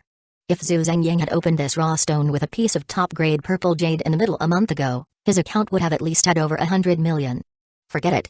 Zhu Zhengying comforted himself in a voice only he could hear. After all, this is all free money. It doesn't affect my construction of the shelter. As he spoke, Zhu Zhengying left the Beijing jade trading market and headed back. An hour later, in the northern suburbs. As soon as Zhu Zhengying parked his car outside the lumber factory and got out, 3 small thugs wearing motorcycle helmets suddenly jumped out from around the corner, blocking his path. The leading thug was holding a baseball bat. He swaggered up to Zhu Zhengying, spinning the bat in his hand, and said nonchalantly, "Boss, lend us some money to have some fun." As soon as the leading thug finished speaking, his 2 lackeys pulled out flashy butterfly knives from their pockets and approached Zhu Zhengying from behind, brazenly saying, "Hands on your head, squat down. Today's your unlucky day." If this had happened before, he would have immediately handed over all his belongings, prioritizing his life. But now, after being surrounded, Zhu Zhengying not only didn't feel nervous but was actually a bit excited. He wanted to test how his abilities would perform in real combat. So Zhu Zhengying asked the thug in front of him, "From your accent, you guys should be locals from Beijing, right? Then you should know what's going on in the northern suburbs. The northern suburbs are full of people who haven't kept up with the times, the poor souls abandoned by the grand strategy of industrial upgrading. My factory has been bankrupt for years, how could I have any money? Hee hee." The thug with the baseball bat chuckled and said, "Just because we're locals, we know that the northern suburbs are being redeveloped. You've already received your compensation for the demolition, and you still say you have no money." As soon as the thug with the baseball bat finished speaking, the thug behind Zhu Zhengying, holding the butterfly knife, pressed the blade against his neck, threatening, "We've done our homework. Your factory can get 300,000 in compensation for early demolition, hand it over, not a penny less, or I'll stab you." Feeling the chilling pressure on his neck, Zhu Zhengying frowned deeply. Zhu Zhengying's family factory occupied a large area. But since there were still 7 years left on the lease, the northern suburb community initially told him that as long as he agreed to the demolition, he could receive 600,000 in compensation. Later, Zhu Zhengying voluntarily halved it, only asking for 300,000 in demolition funds, requesting that the demolition be postponed for a year, and signed a contract with the northern suburb community. He had never told anyone about this. Where did these thugs find out the exact amount of his demolition compensation? Ha! Zhu Zhengying sneered, and in an instant, he entered a state of time dilation. Total concentration. Since returning from his trip to Siam, Zhu Zhengying had always kept high-quality bullets and deactivated firearms in his dimensional space pocket, ready for emergencies. Time dilation. Draw the gun. Shoot. Zhu Zhengying's movements were seamless. Pew. Pew. With 2 muffled sounds, Zhu Zhengying directly dealt with the 2 thugs behind him who posed the greatest threat with their butterfly knives. Thud. Thud. As the 2 bodies fell to the ground, the baseball bat in the thug's hand in front of Zhu Zhengying dropped to the ground with a clatter. Immediately after, that thug turned and ran without a moment's hesitation. Pew. The silenced pistol shot through the thug's right leg, and he fell to the ground in response. The intense pain couldn't suppress his survival instinct. The thug quickly turned around, removed his motorcycle helmet, and tearfully begged Zhu Zhengyang, "Boss, please. We were forced. Li Wentao sent us to scare you, to make you go get your demolition money sooner and get out of here. Cough cough. Move out of here." The thug's words confirmed Zhu Zhengyang's suspicions. "I've already agreed to the demolition. Why are they still being relentless? Are they rushing me to leave because something has changed above, and they can't wait, or are the people below trying to show off and acting on their own? If it's the latter, that's fine. Dealing with these small thugs would be no problem. If something has changed above and they can't wait until a year later, then I might encounter even bigger troubles later on. First cut the power, then find someone to threaten. What does the upper management want with this land in the northern suburbs so urgently?" Zhu Zhengyang pondered, looking troubled. As he spoke, with a pew, Zhu Zhengyang dealt with the last thug. "Forget it. When soldiers come, I'll block them. When water comes, I'll cover it. The priority is to quickly build the shelter." As he spoke, Zhu Zhengyang used his dimensional space pocket to store the 3 bodies, the spent shells on the ground, and the bloodied soil all at once, erasing all traces. Chapter 29, Return to Siam. These little thugs are like toads clinging to shoes. They don't hurt anyone, but they are disgusting. In the past, if Zhu Zhengyang got entangled with such scum, he really wouldn't have had a good way to deal with these bastards. Even if he called the police and got them arrested, they would be released in at most 15 days without causing any serious consequences. Soon after, he would be subjected to even more severe retaliation from this group of thugs. Recently, Zhu Zhengyang had been busy with construction at the lumber factory, and he had too many secrets. If he got stuck with these sticky pests, his secrets would eventually be exposed. For this reason, Zhu Zhengyang decided to take decisive action and eliminate them all. After all, in this vast area of the northern suburbs, only a few main intersections had surveillance cameras. Even if these thugs went missing, it would take some time before anyone could trace it back to him. In the end, Zhu Zhengyang used detection to check the scene again, confirming that no evidence was left behind, and then said, "I hope it's just the lower-level guys speculating wildly, trying to curry favor. That way, after these idiots go missing, they can at least stay quiet for a while." With that, Zhu Zhengyang returned to his hideout. The next day, Zhu Zhengyang got up early as usual, made himself a honey-glazed beef pie, and then headed to the gym to work out and burn calories. I have to say, working out can be addictive. At first, Zhu Zhengyang went to the gym just to complete a task and gain a bit of strength attribute. But after a few days of persistence, he now feels something is missing. If he doesn't spend some time exercising in the gym every day, he feels uncomfortable all over. After completing today's tasks and taking a shower, he received a call from Luozen, informing him that the cold storage equipment he ordered yesterday had arrived. Arriving outside the lumber factory, Zhu Zhengyang used detection on the items piled on the ground. After verifying the goods and confirming everything was correct, Zhu Zhengyang immediately transferred the payment to Luozen, saying, "Thank you, Boss Luo." A moment later, after Luozen and his team left, Zhu Zhengyang used his dimensional space pocket to transport the parts into his hideout. The installation of the cold storage was not difficult. With 2 engineering robots from future technology at his disposal, doing this work was a piece of cake. Generally speaking, the storage temperature for fruits and vegetables is between 0°C and 13°C. For frozen meat, it is between -18°C and -25°C, and for special medical biological products like vaccines, bone marrow, and plasma, the storage temperature is between -20°C and -80°C. When Zhu Zhengyang instructed the engineering robots to build the cold storage compartments yesterday, he had already set aside these 3 zones. As a result, in just 3 hours, the system notification appeared before Zhu Zhengyang: Main quest, warehouse upgrade, completed, reward, building effect, suppression. Building effect, suppression, effect. When your cold storage is operating normally, the activity of all microorganisms inside the cold storage is reduced by 60%. Evaluation, reject decay. Seeing this building effect, Zhu Zhengyang was overjoyed. The reason food molds and spoils is fundamentally due to the mischief of microorganisms. Although the cold storage has equipment to control the levels of oxygen and carbon dioxide to suppress microbial activity, the resilience of various microorganisms is incredibly strong. Even in extremely harsh environments, it is impossible to completely stop their growth and reproduction. But now it was different.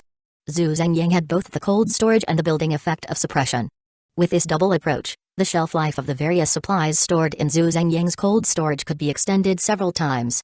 "First, I'll go buy some things and fill the cold storage," Zhu Zhengyang said, opening his task list to check his latest main quest. Main quest, Computing Power Center, in progress. Your hideout has taken shape. However, The maintenance work related to the hideout has also become increasingly burdensome. You need to provide sufficient computing power in your hideout so that the household butler can operate normally. Task objective: build a computing power center in the hideout. Area not less than 25 square meters. Configure 100,000 flops of computing power in the computing power center. Task reward: JY1 household butler. Weakai version. Computing power 100,000 flops. Zhu Zhengying was taken aback when he saw the task objective. Although AI is very popular now, Zhu Zhengying only had a superficial understanding of the industry. He knew that computing power was closely related to graphics cards. What is this 100,000 flops unit? Zhu Zhengying said, quickly taking out his phone to search online. 5 minutes later, Zhu Zhengying couldn't help but frown. Currently, the most convenient personal computing power solution is graphics cards, and the highest computing power among graphics cards is the 4090, which has 100 flops of computing power. Doing the math, Zhu Zhengying would need to buy 1,000 4090s to meet the task requirements. Although prices have risen sharply recently, the price of graphics cards hasn't changed much. A 4090 still costs just over 10,000. Zhu Zhengying didn't lack the over 10 million yuan needed. However, the 4090s available domestically are all the castrated versions post-sanctions, the 4090D. This model of graphics card doesn't have much impact on gaming. But if there are requirements for computing power, it would be a severe blow to the core. It seems that it's not feasible in the country. Zhu Zhengying said. He first went to the kitchen to make a few honey-glazed beef pies and put them into the dimensional space pocket, then took his passport and hailed a taxi to the airport. On the way, Zhu Zhengying booked the fastest flight to Siam. 7 hours later, Zhu Zhengying set foot on this hot and humid land for the second time. Although some places in northern China were already covered in heavy snow, the temperature in Siam was still over 30 degrees. Returning to Siam for the second time, Zhu Zhengying took a taxi straight to Chinatown. Yan's Gold Shop, VIP room. Before Zhu Zhengying had finished his cup of tea, Yan Xiaoi rushed in energetically. As soon as he entered, Yan Xiaoi approached Zhu Zhengying with a beaming smile and shook his hand, saying, "Mr. Zhu, why didn't you give me a heads up before coming to Siam? I could have hosted a banquet for you at Ding Tai Lu." "That's not necessary." Zhu Zhengying waved his hand and said, "My boss wants some items, but those things can't be obtained domestically, and my boss is pressing me for them. So I had to come and trouble young Mr. Yan again. I wonder what I can assist you with?" Yan Xiaoi said, then immediately added with a wry smile, "But Mr. Zhu, your boss is so powerful. If even he can't get something, I fear I won't be able to access it either." Graphics cards. Zhu Zhengying got straight to the point, saying, "The kind of 4090, the uncastrated version, I need about 1,200 of them. I can't buy that many in the country, so I can only come here to bother young Mr. Yan." Chapter 30, JY1 Type Home Butler, Weakai version, graphics card? Yan Xiaoi was momentarily stunned, his face filled with disbelief. He originally thought Zhu Zhengying was looking for him to buy some contraband items, just like last time. But Yan Xiaoi never expected that Zhu Zhengying was actually here just to buy graphics cards. "What? Is it difficult?" Seeing Yan Xiaoi's expression, Zhu Zhengying felt a tightness in his chest. No. Yan Xiaoi quickly waved his hand and said, "The quantity you want is a bit much, but I just need to." At this point, Yan Xiaoi pondered for a moment and then said, "By tomorrow noon, I will definitely gather them for you with quality guaranteed." "That's good." Zhu Zhengying said, "Young Mr. Yan has really helped me a lot. Rest assured, this time I will pay in full upon delivery." "Ha, I'll arrange it for you right now." As he spoke, Yan Xiaoi took out his phone and began assigning tasks to his subordinates. After finishing the arrangements, Yan Xiaoi hung up the phone and pulled Zhu Zhengying outside. "Last time Mr. Zhu came in such a hurry, I didn't have the chance to host you before you returned to your country. Since you are here this time, please let me extend my hospitality." "That's not necessary, is it? It's almost 10 o'clock, quite late." Zhu Zhengying declined. "Not late at all," Yan Xiaoi said, flashing a knowing smile that only men understand. "At this time, Bangkok's nightlife is just getting started." "Oh?" Zhu Zhengying's interest was piqued, and he half-heartedly followed Yan Xiaoi out. The next day, after getting up, Zhu Zhengying rubbed his slightly sore waist while reminiscing about the craziness of the previous night.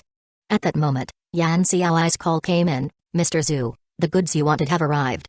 Should I deliver them to the hotel?" "Yes." Zhu Zhengying perked up and quickly said, "Please remove all the packaging from the graphics cards. I only need the individual cards, nothing else." Zhu Zhengying's request was quite strange. But Yan Xiaoi was a smart person and knew not to ask unnecessary questions, So he directly replied, "Okay, I'll arrange that right away. I can deliver them to you in about 3 hours. Does that work for you?" "Good." Zhu Zhengying nodded in agreement. The packaging for the 4090 was comparable to that of N-Cakes during the Mid-Autumn Festival, with boxes large enough to hold at least 4 graphics cards. Zhu Zhengying's dimensional space pocket was only a 555 cubic space, and it already contained many of his belongings. If he brought all 1,200 graphics cards with their packaging, Zhu Zhengying's dimensional space pocket would indeed be a bit cramped. After hanging up the phone, Zhu Zhengying took out a honey beef pie from his dimensional space pocket and ate it. The dimensional space pocket was a space where time stopped, so the honey beef pie taken from it was just as fresh and delicious as if it had just been made.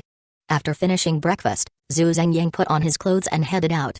He still had 3 residents in his dimensional space pocket. Now that he was in Siam, it was just right to find a picturesque place for these 3 residents to rest peacefully. After running some errands, it was already 11 in the morning. Zhu Zhengying had just returned to the hotel when Yan Xiaoi personally brought a team to deliver the graphics cards on a cart. Yan Xiaoi was very considerate in his work. After removing the packaging from the graphics cards, he placed them into stackable plastic bins. This made them easier to transport and eliminated the worry of damaging the cards. Once inside, Yan Xiaoi pointed to the several carts piled high like small mountains behind him and said, "The goods you wanted are all here. Do you need to check them?" Although it was a question, with a glance from Yan Xiaoi, his subordinates quickly took the bins off the cart to facilitate Zhu Zhengying's inspection. "No need." Zhu Zhengying took a quick look with detection and directly told Yan Xiaoi, "Let them put the items back. I still trust young Mr. Yan, don't I?" As he spoke, Zhu Zhengying took out his phone and promptly asked Yan Xiaoi, "Should I transfer the payment to your previous gold shop account?" "Either is fine," Yan Xiaoi replied. After settling the payment, the two exchanged a few polite words, and the astute Yan Xiaoi sensed that Zhu Zhengying was hinting at wanting to send him off. So he immediately found an excuse to leave with his team. Once Yan Xiaoi had walked far away, Zhu Zhengying quickly packed all the graphics cards into his dimensional space pocket, then hung a Do Not Disturb sign on the door before going to the front desk to extend his stay for another week. After completing these tasks, Zhu Zhengying took a taxi to the airport and booked a flight back home. After Zhu Zhengying left, Yan Xiaoi, who was watching everything from a distance, wore a puzzled expression, again like this. Zhu Zhengying's mysterious behavior made Yan Xiaoi feel as if he were being scratched by a cat, restless inside. Nevertheless, Yan Xiaoi did not dare to easily enter Zhu Zhengying's room. He simply told his subordinate Zhao Wu, "Have someone keep a close watch around here." "Okay." Zhao Wu nodded and added, "I've arranged for people to monitor the area 24/7. Moreover, when Mr. Zhu checked into this hotel yesterday, I had our people working as waitstaff here to observe if any strangers come and go." "Good." Yan Xiaoi nodded in satisfaction, "Then I'll leave this to you." When Zhu Zhengying returned to his refuge after leaving Siam, it was already 8 in the evening. As soon as he entered, Zhu Zhengying called Li Xiaojun from the computer city to order a batch of mining frame equipment to concentrate the computing power of these graphics cards. Without the equipment arriving, Zhu Zhengying couldn't build the computing power center. So he directly headed to the gym to burn off the calories from today.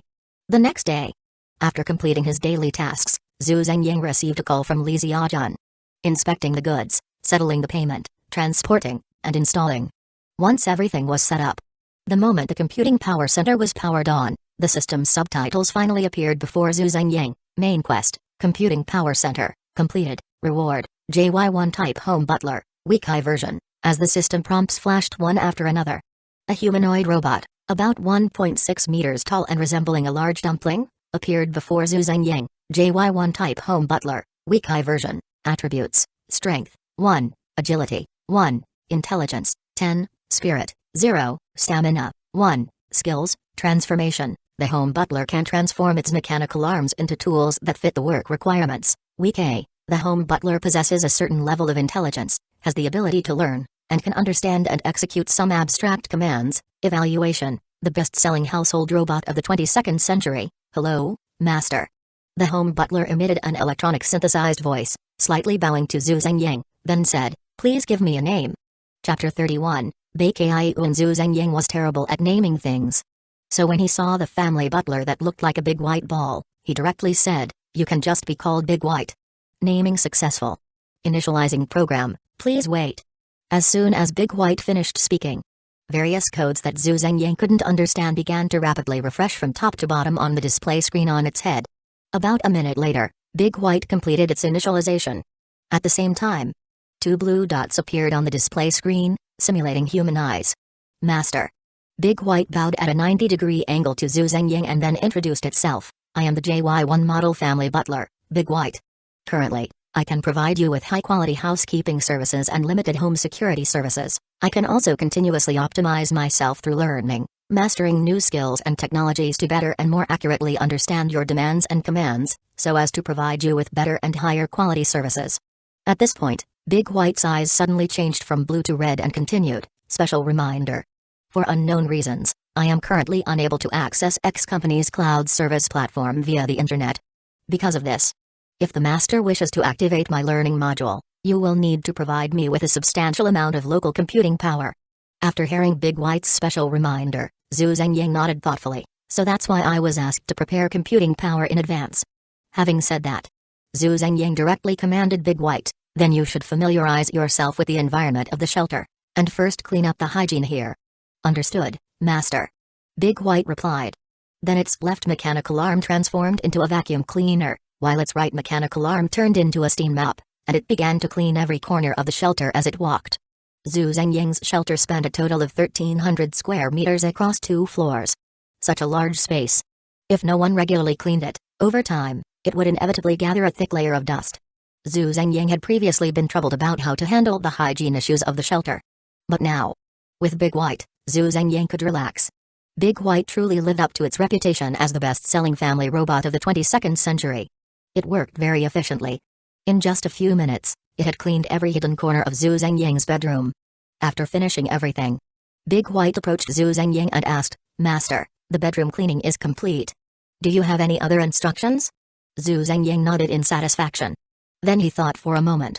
He clearly arranged the tasks he needed to assign to Big White, saying, you need to connect to the shelter's surveillance interface and maintain a 24-hour alert.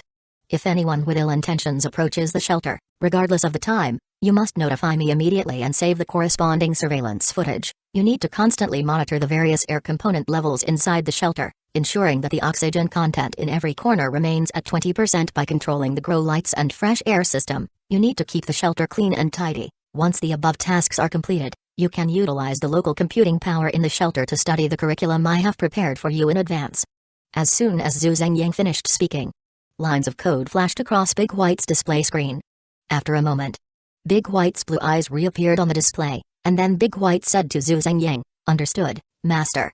Having said that, Big White swayed its way toward the shelter's main surveillance system.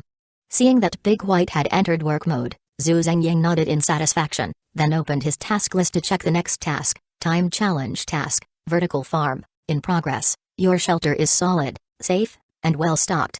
However, in the apocalypse, no matter how many supplies you have, if they are not replenished, they are like water without roots, and will eventually run out. You need to build a vertical farm within your shelter to completely solve your food cycle problem. Task objective, build a vertical farm, area not less than 200 square meters. The vertical farm must grow staple crops, yield not less than 500 gen per year. Vegetables, yield not less than 300 gen per year, and fruits, yield not less than 100 gen per year. The vertical farm must raise at least 3 different types of animals. Task deadline, 29th, 23, 59, 53. Task reward, shelter plug-in, optical camouflage. After reading the task details, Zhu Zhengyang was pleasantly surprised. Because the reward for this time challenge task was a shelter plug-in. Optical camouflage? Upon seeing this term, Zhu Zhengyang immediately thought of a movie called Tuxedo that Uncle Long shot years ago, as well as the optical camouflage cybernetic technology in Cyberpunk 2077. If his shelter could also be equipped with this plug-in, then as long as he made some reasonable disguises outside the shelter, the overall safety of the shelter would be significantly enhanced. Action! Zhu Zhengyang said excitedly. Then he first instructed his engineering robot to create partitions in the room while he began searching online for information about vertical farms. After a long while, sitting in front of the computer, Zhu Zhengyang suddenly exclaimed, What a coincidence!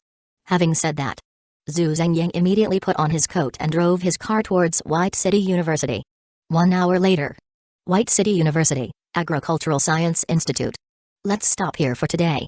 In our field, theory is certainly important, but practice is even more crucial. I hope all of you can work hard and keep pushing forward. Class dismissed. At the podium, Professor Baekhyun from White City University was giving the lecture. After class, the students in the classroom eagerly packed their belongings and rushed out, while Zhu Zhengyang took the opportunity to approach Professor Baekhyun at the podium. Professor Bae, I have a question I would like to ask you. Professor Baekhyun, who was organizing his teaching materials, glanced at Zhu Zhengyang and then confidently said, "You're not a student at our school, are you?" Having said that, Professor Bae assumed Zhu Zhengyang was there to ask him for a lecture, so he waved his hand and said, "I have to take care of a few kids recently, and I have a project on my hands, so I really can't spare the time for a lecture." No, Professor Bae, you misunderstood. Zhu Zhengyang quickly waved his hand and said, "I am very interested in vertical farms. When I was searching for related information online, I found that you had published an article titled, Feasibility Verification of Carbon-Oxygen Cycle in Vertical Farms Under Closed Conditions. Coincidentally, I have a bit of spare money and am interested in this project. So, could you guide me in building such a vertical farm?" Chapter 32, Time-Limited Challenge Task, Vertical Farmo? Baekhyun raised an eyebrow, surprised that Zhu Zhengyang would be interested in this. For him, building a vertical farm wasn't difficult. However, constructing a vertical farm that had both planting and breeding functions in a closed space was a bit challenging. Given the current pace of national development, he believed he would see the completion of a lunar research base in his lifetime. Baekhyun's previous article was about whether his plan could solve the food problem in the lunar base when human scientists landed on the moon and built the base. Unfortunately, Baekhyun had limited funding. He couldn't conduct a feasibility study on the project, so it had been left aside. So when Baekhyun heard Zhu Zhengyang's words, he couldn't help but say, "Are you serious? This project will cost quite a bit." Zhu Zhengyang nodded solemnly and confidently replied, "Money is not an issue." Upon hearing this, Baekhyun's interest was piqued. After a moment, Baekhyun made a decision and extended his right hand to Zhu Zhengyang, saying, "I am Baekhyun, an agricultural expert. What should I call you, young man?" "My name is Zhu Zhengyang," Zhu Zhengyang replied. "Oh, it's little Zhu then." As Baekhyun spoke, he tidied up his teaching materials, tucked them under his arm, and gestured for Zhu Zhengyang, "This isn't a place for conversation. Come with me to my office." "Okay," Zhu Zhengyang said excitedly. 20 minutes later, in Baekhyun's office, Baekhyun poured a cup of tea for Zhu Zhengyang and asked, "Little Zhu, what do you do? Why are you interested in this project?" Zhu Zhengyang hesitated for a moment and vaguely replied, "I guess I'm unemployed. As for why I'm interested in this project, maybe it's because I'm afraid of dying." Baekhyun nodded at this, not probing further, but instead inquired about the project details. "So, little Zhu, how large of a vertical farm are you planning to build? What are your requirements for the vertical farm? Lastly, what is your budget?" In response to Baekhyun's questions, Zhu Zhengyang directly relayed the task objectives to Baekhyun, and regarding the budget, he patted his chest and told Baekhyun that there was no budget limit. "No budget limit?" Baekhyun exclaimed, utterly astonished. He had never heard such a delightful phrase in his life. "Are you sure? This project could." Baekhyun was worried that Zhu Zhengyang didn't understand how much this project would cost and was about to explain it in detail. But Zhu Zhengyang pulled out his phone, opened his mobile banking app, and pointed to the balance, saying, "Is this enough? If not, I can withdraw more."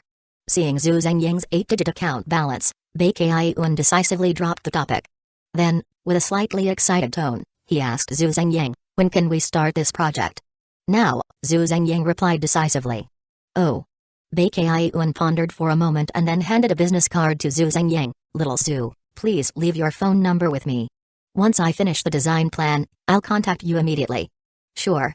Zhu Zhengyang took out his business card and handed it to Baekhyun, then asked, "How much design fee should I give you?"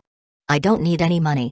Baekhyun waved his hand and continued, "Once your vertical farm is completed, I'll send a student over to help manage the farm while also collecting various data from it. This data will serve as my compensation.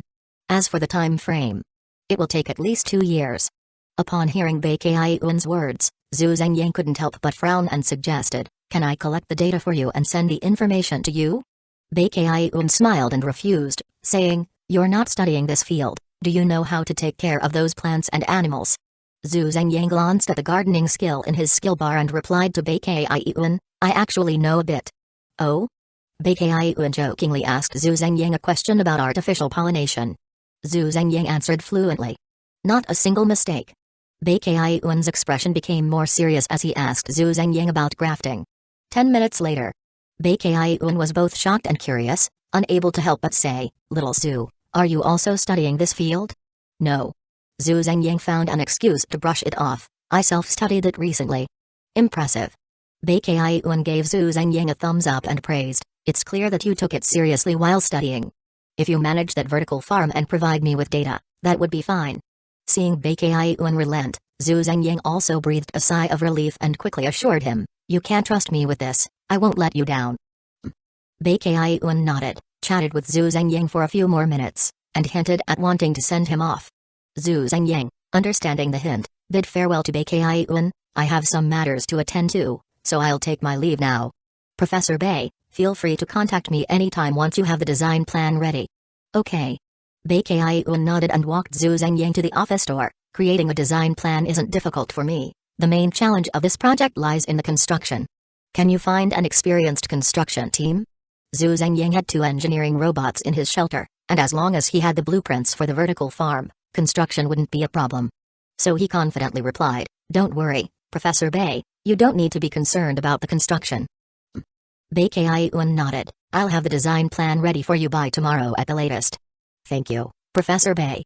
Zhu Zhengying sincerely expressed his gratitude.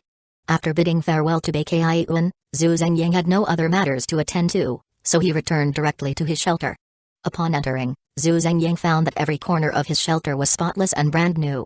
The entire shelter not only had not a speck of dust, but even the various items that Zhu Zhengying had carelessly thrown around before were now neatly arranged in fixed positions, looking pleasing to the eye. Seeing the changes in the shelter, Zhu Zhengying's mood improved, and he couldn't help but praise, "Da Bay, Big White, is really capable."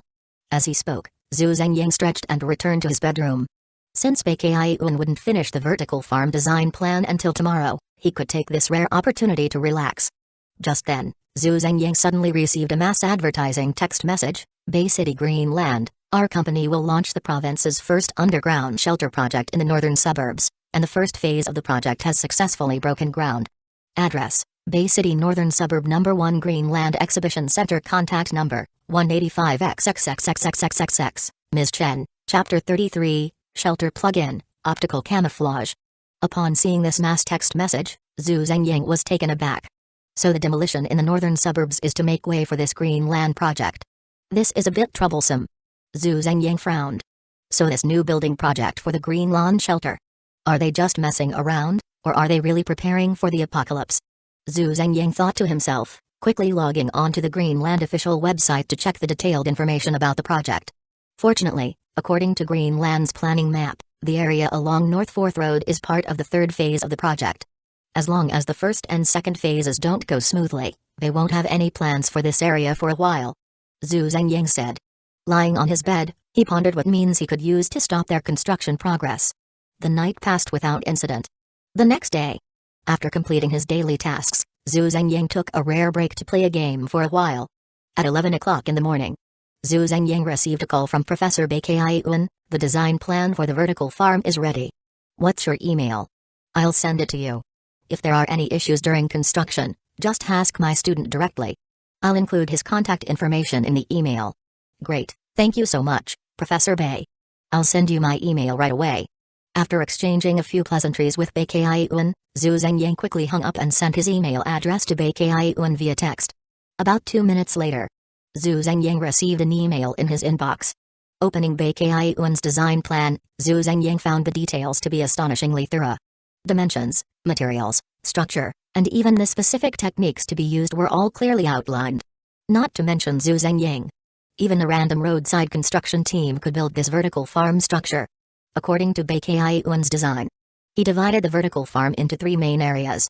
One is the rice paddy area on the bottom level, which occupies almost the entire base of the vertical farm. With a height of 5 meters, Baekhyun designed a total of 3 levels, with the upper 2 levels dedicated to plants like lettuce, strawberries, pumpkins, and watermelons, which do not require much height for growth. In addition to these, Baekhyun also included supplementary crops like sweet potatoes, and peanuts to prevent food shortages. Aside from these, Zhu Zhengying felt that the highlight of this vertical farm was the 2 beehives that Baekhyun included. Baekhyun specified the growth cycles of various plants and their optimal planting times in the design plan. This way, as long as Zhu Zhengyang strictly followed Baekhyun's design to execute the planting plan, he could ensure that every so often, 2 to 3 types of crops would reach their flowering period. At that time, not only would the bees help pollinate the plants, but they would also produce honey as a supplementary food source. This would solve one of the 3 types of crops required for the task. As for the other 2 types of livestock, they would be the carp coexisting with a rice in the bottom-level paddy, and the chicken coop reserved at the edge of the farm. Chickens do not consume much. With such a large vertical farm, the surplus food could easily be used to feed the chickens. Moreover, chickens are oviparous. So Zhu Zhengyang could completely control the number of chickens based on the farm's operational status. After reviewing Baekhyun's design plan, Zhu Zhengyang couldn't help but exclaim, "Now this is a true expert." Having said that, Zhu Zhengyang immediately set out to drive to the Beijing building materials market to purchase various materials needed for constructing the vertical farm. 3 hours later, Zhu Zhengyang drove back to the lumber factory with a semi-trailer. Under Zhu Zhengyang's financial pressure, the workers unloaded the goods at an impressive speed. Within just an hour, they had moved all the materials outside the lumber factory. After settling the final payment, Zhu Zhengyang watched everyone leave. Then, Zhu Zhengyang began using his dimensional space pocket to transport goods into the shelter. The GX-2 large engineering robot can transform into a gantry crane. The GX-1 engineering robot's work speed is unmatched by humans. Because of this, the construction speed of the vertical farm was remarkably satisfying. With Baekhyun's design plan in hand, the household assistant Da Big White, could follow the blueprint to oversee the project's progress on site, while also lending a hand to the 2 engineering robots. At this point, Zhu Zhengyang no longer had to handle everything personally. He could confidently delegate these minor tasks to Da Big White, to help lighten his load. With logistics secured, Zhu Zhengyang felt at ease driving out to purchase various resources needed for the vertical farm, including seeds, fertilizers, fish fry, bees, and chicks. 3 days later, as Zhu Zhengyang and Da Big White worked together to plant all the crops required for the first phase, and after placing the beehives, fish fry, and chicks in their designated spots, the system notification finally appeared before Zhu Zhengyang. Main quest, vertical farm, completed. Reward, shelter plug-in, optical camouflage. Shelter plug-in, optical camouflage, effect. When equipped in the shelter control center, all facilities in the shelter will enter an optical camouflage state. Evaluation, seeing is not necessarily believing. Upon seeing the detailed attributes of the optical camouflage shelter plug-in, Zhu Zhengyang immediately rushed to the shelter control center to install it. After the installation was complete, Zhu Zhengyang hurried outside to check the specific effects of the optical camouflage. Once the shelter plug-in was activated, as soon as Zhu Zhengyang stepped out of the shelter's main door, he found that the 3-meter-high titanium door looked like a bare mud wall from the outside. Not only that, even the iron frame supporting the solar panels built in the yard now only had a faint outline. This truly is a reward for a time challenge task. Zhu Zhengyang was thrilled by the miraculous effect of the optical camouflage shelter plug-in. With the optical camouflage, the secret beneath the lumber factory became even easier to conceal. Returning to the interior of the shelter, Zhu Zhengyang calmed his excitement and immediately opened his task list. Main quest, audio-visual room, in progress. Your shelter is becoming increasingly complete. While you can ensure food and drink, mental health is equally important. You need to build an audio-visual room in your shelter to relieve the pressures from various aspects in the apocalypse. Task objective, build an audio-visual room in the shelter, no less than 25 square meters, with a complete home theater system, a gaming console, a KTV system, and a pool table. Task reward, enhanced recipe, clear heart beef soup. Chapter 34, the media room enhanced recipe? Zhu Zhengyang's heart stirred upon seeing the reward. He currently had an enhanced recipe for honey beef patties, and as long as he kept eating them for 30 days, his physical strength limit would increase a bit. So when Zhu Zhengyang saw that the clear heart beef soup was also an enhanced recipe, he immediately guessed, this clear heart beef soup must be a food that permanently increases mental strength limits. As he spoke, he instructed his 2 engineering robots to clear out a 25 square meter space on the 2nd underground level. He then eagerly called Li Xiaojun from the computer city to order various equipment for building the media room. Just as Zhu Zhengyang hung up the phone, he heard Da Big White warn him through the voice software, "Master, there are 2 strangers approaching the gate of the lumber factory." Zhu Zhengyang was taken aback and quickly went to check the surveillance monitor. At the entrance of his lumber factory stood 2 punks, both dressed in punk-style leather jackets and riding a motorcycle. They clearly looked like they were doing better than the previous 3. Although Zhu Zhengying didn't know much about motorcycles, just by looking at their exaggerated designs, he could tell that these bikes were not cheap. After getting off their motorcycle, the 2 punks huddled together and whispered a few words. Then one of them pulled a 10-liter water jug from the back of his motorcycle. Zhu Zhengying glanced at the water jug and noticed that the liquid inside those bottles was actually light yellow. Gasoline. Zhu Zhengying instantly realized what was happening and cursed as he rushed out of the shelter. Outside the shelter, the 2 punks were preparing to smash open the lumber factory's gate with a hammer and wreak havoc inside. Suddenly, with a creak, the old iron gate of the lumber factory was pulled open from the inside by Zhu Zhengying. For a moment, the 2 punks and Zhu Zhengying stared at each other, a strange silence hanging in the air. Finally, the punk holding the hammer couldn't help but kick the one carrying the gasoline beside him. He angrily shouted, "Didn't you say the power was out and it was too cold for anyone to stay here? Then who is this guy?" "I." The punk with the gasoline also had a ghostly expression. He didn't expect Zhu Zhengying to still be in this empty factory. There wasn't a single shadow around. Wasn't he afraid? "Get him." Seeing that things had escalated, the leading punk charged at Zhu Zhengying with the hammer in hand. As he charged, he shouted at Zhu Zhengying, "You bastard, starting today, I'll come here every day. If you don't move out, I'll beat you up every time I see you, until you're dead." The punk with the gasoline, seeing his leader charge in, was also unwilling to back down. He dropped the gasoline and rushed forward, spewing foul language. Total concentration. Zhu Zhengying instantly entered a time-slow state. He drew his gun. Fire. Bang. Bang. After 2 shots, Zhu Zhengying exited the time-slow state. The 2 punks, who had just been roaring and threatening, were now clutching their right legs, rolling on the ground in pain. You have a gun?" the leading punk said in disbelief. Zhu Zhengying couldn't be bothered to argue with him and got straight to the point. "Who sent you?" "I'm not." Before the leading punk could finish his sentence, Zhu Zhengying fired a shot that pierced through the forehead of the punk next to him. Then Zhu Zhengying turned the gun towards his head and said, "I'll ask you one last time, who sent you here? If you don't know or don't want to say, then you can join him." The leading punk was dumbfounded. He thought he was already quite fierce. But compared to Zhu Zhengying's ruthlessness, he felt like a well-behaved child in kindergarten. The leading punk took pride in thinking of himself as a tough guy, a villain. So when he encountered someone even more ruthless than himself, his mental defenses crumbled instantly. Thus, he didn't dare to hide anything. Like a bamboo tube pouring out beans, he confessed to Zhu Zhengying, "It's Chenbo from Green Soil. He asked me to teach you a lesson to scare you, so you'd move out of here sooner." "Oh." Zhu Zhengying nodded, "Is that all?" "Just him." The punk nodded eagerly, then took out a stack of 100 yuan bills from his pocket, saying, "He gave me 10,000. He said there would be another 30,000 if I succeeded." "Do you know the 3 who came before?" Zhu Zhengying asked. "Did they come before?" The punk was taken aback. "I thought they wouldn't dare," and ran back. Halfway through his sentence, the punk suddenly realized something.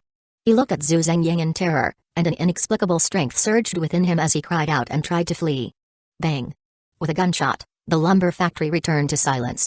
Zhu Zhengying skillfully cleaned up the scene and used detection to ensure there were no remaining clues.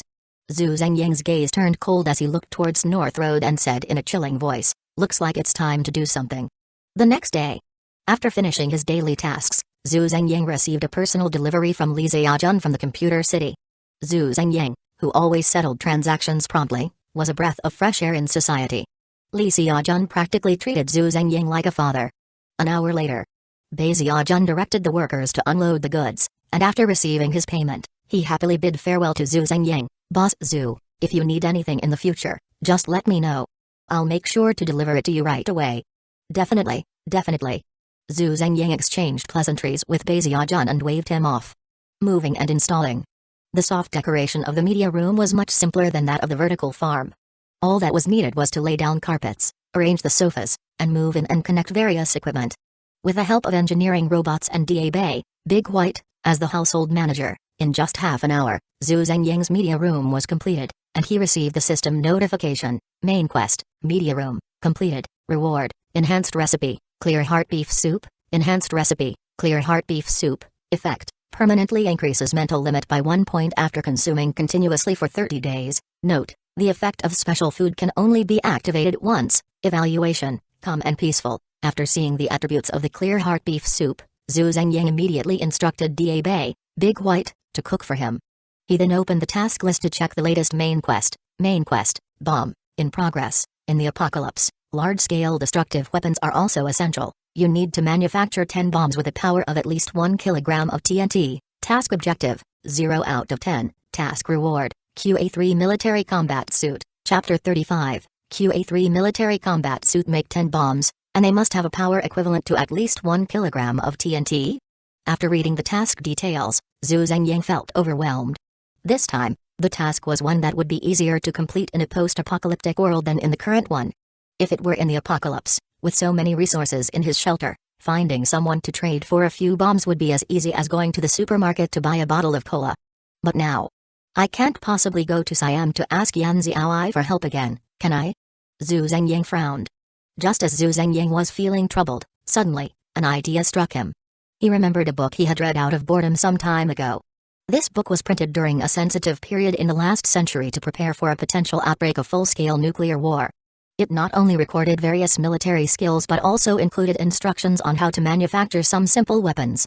At that time, Zhu Zhengying hadn't thought about making bombs, so he had only skimmed through it and moved on. But now, recalling this, Zhu Zhengying hurried to the library to search for that book. 10 minutes later. Fertilizer, diesel, white sugar. Zhu Zhengying stared at the bomb-making steps recorded in the book, dumbfounded. He never expected that the materials needed to make a bomb were so common, basically everyday items that were easily accessible. Details can't be elaborated here, interested readers can search for themselves. The materials are indeed readily available, although the power of this homemade bomb might not be impressive. The system only requires power, not size. In that case, if the quality isn't enough, I'll just compensate with quantity. Miracles come from hard work. With that, Zhu Zhengying excitedly rushed out of the shelter. Generally, if someone goes to a gas station with a gas can to buy gasoline, they are unlikely to be sold any. But if they go with a gas can to buy diesel, no one will give them a hard time. Under normal pressure and temperature, even if you directly try to ignite diesel with a lighter, it won't catch fire. Because diesel is relatively safe, Zhu Zhengying faced no difficulties at the gas station and successfully bought the diesel he needed.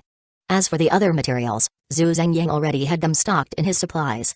So, once he returned to the shelter, Zhu Zhengying used a remote control to operate the GX-1 engineering robot, bringing all the materials to the old red brick building at the lumber yard to start making bombs. The process of making bombs wasn't particularly difficult.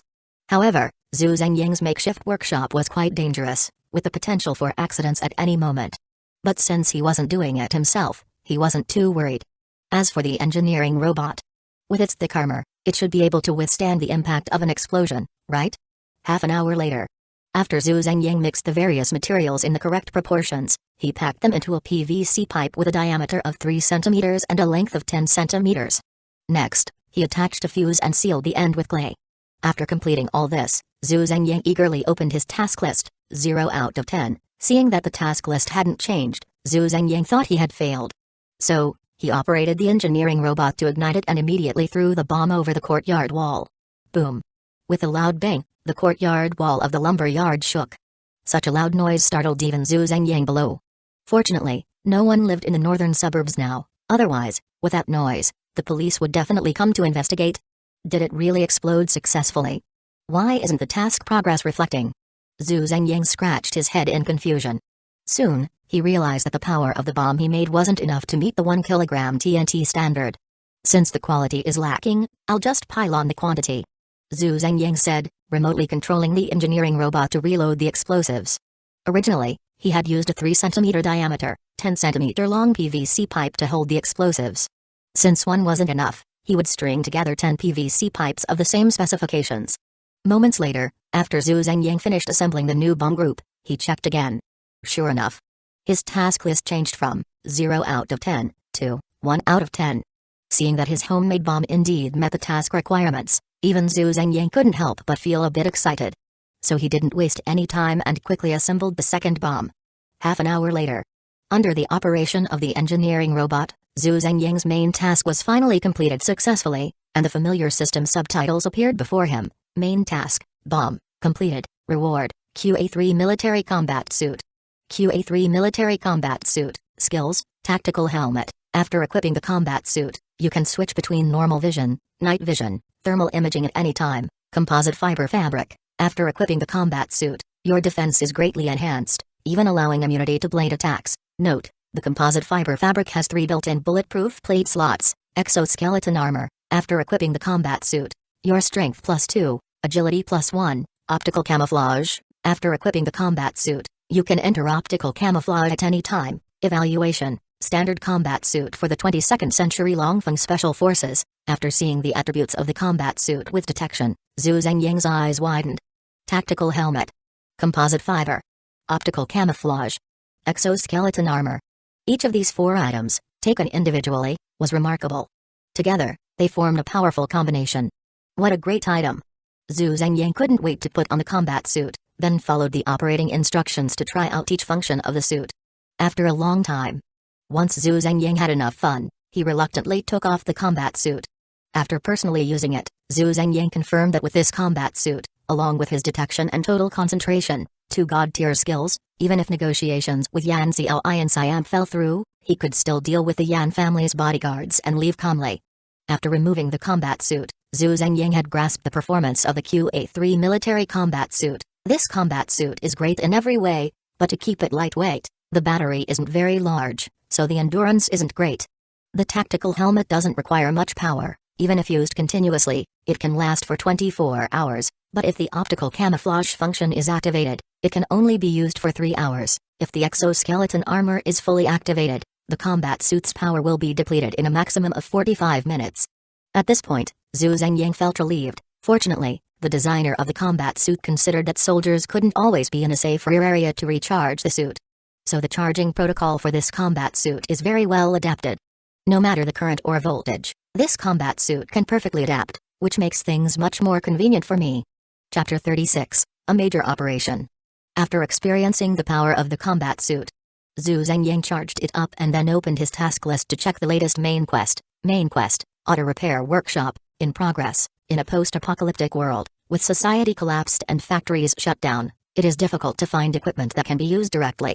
Therefore, repairing and reinforcing things that are not completely broken is an essential task. Task objective: build an auto repair workshop, minimum area of 35 square meters, search for the tools and machinery needed for the auto repair workshop, lifts, air compressors, jacks, engine hoists, etc. Search for common automotive spare parts. Task reward: skill card, car repair. After seeing the new task, Zhu Zhengying nodded.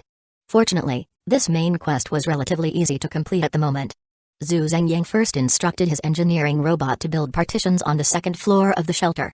He then headed out, driving quickly towards the Bay City Auto Repair City.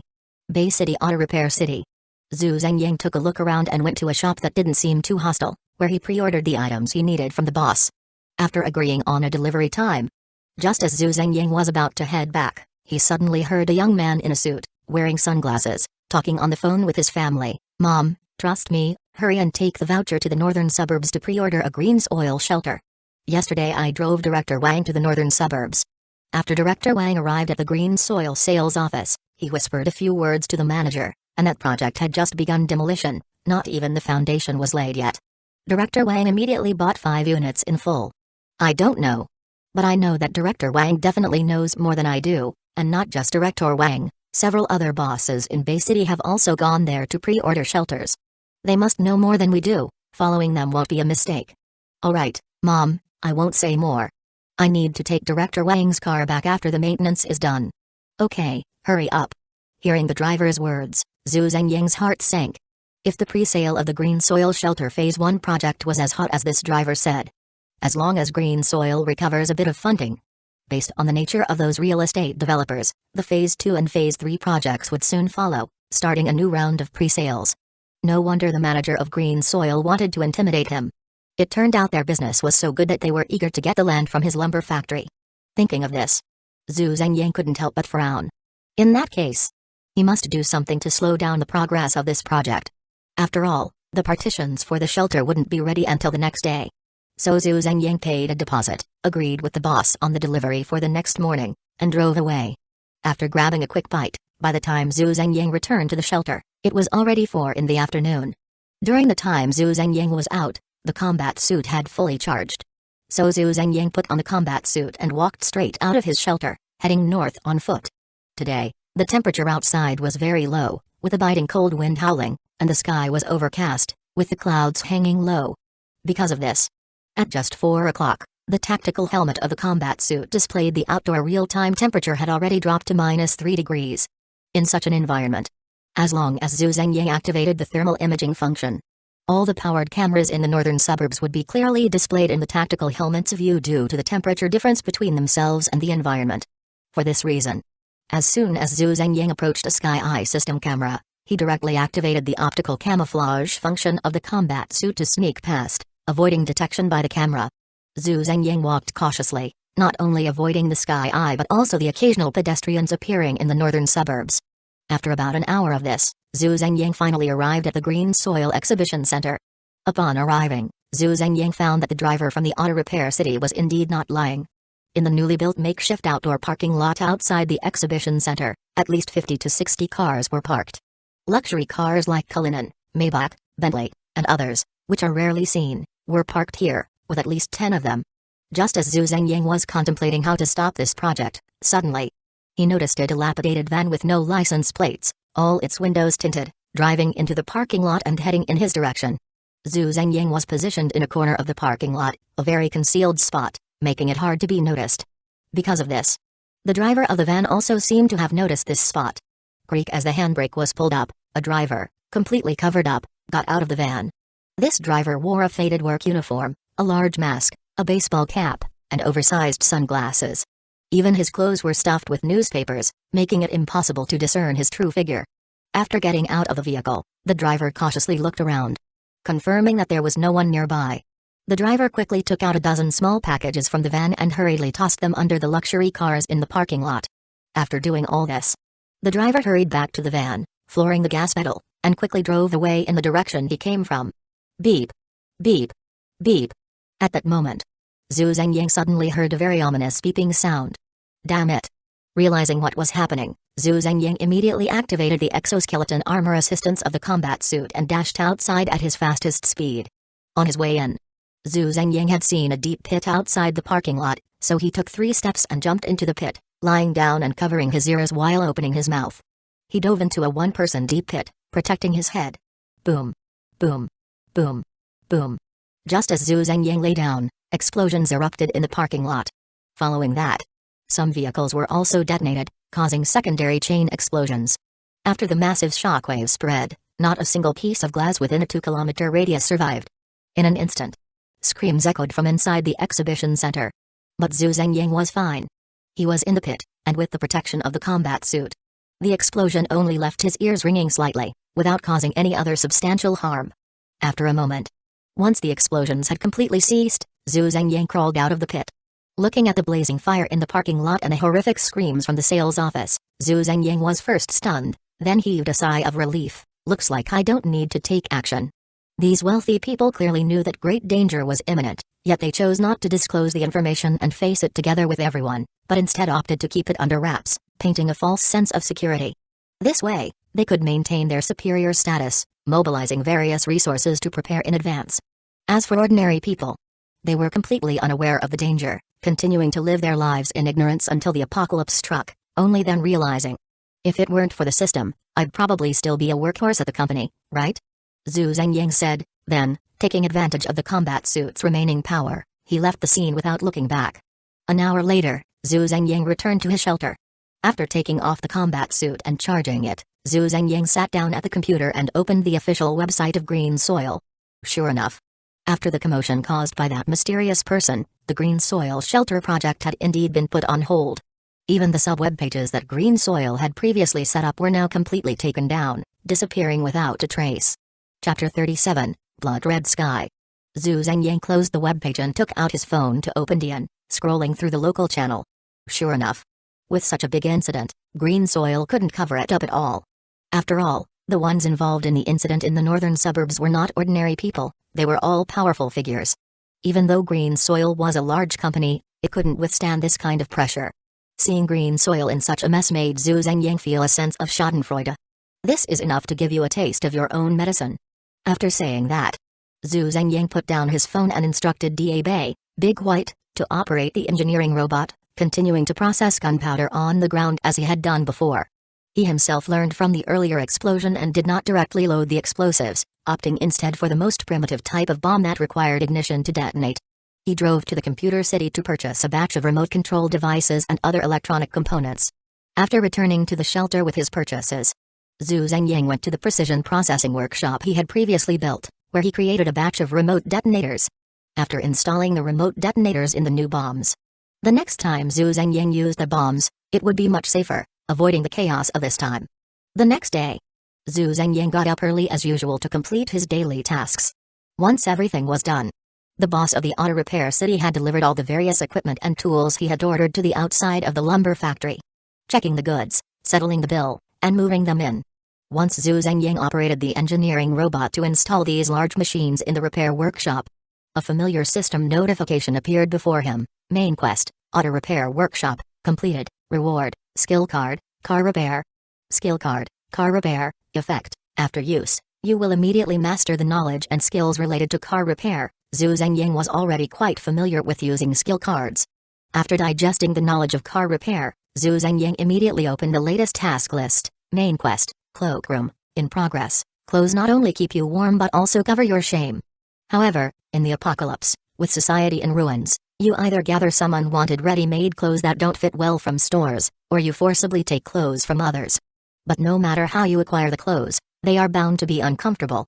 So you need to build a cloakroom to store enough clothing. Task objective, build a cloakroom, not less than 20 square meters, produce fitting clothes, shoes, socks, gloves, etc. to fill the cloakroom, at least 1,000 pieces of each type. Task reward, dimensional pocket upgrade device 2. After reading the details of the task page, Zhu Zhengyang was pleasantly surprised.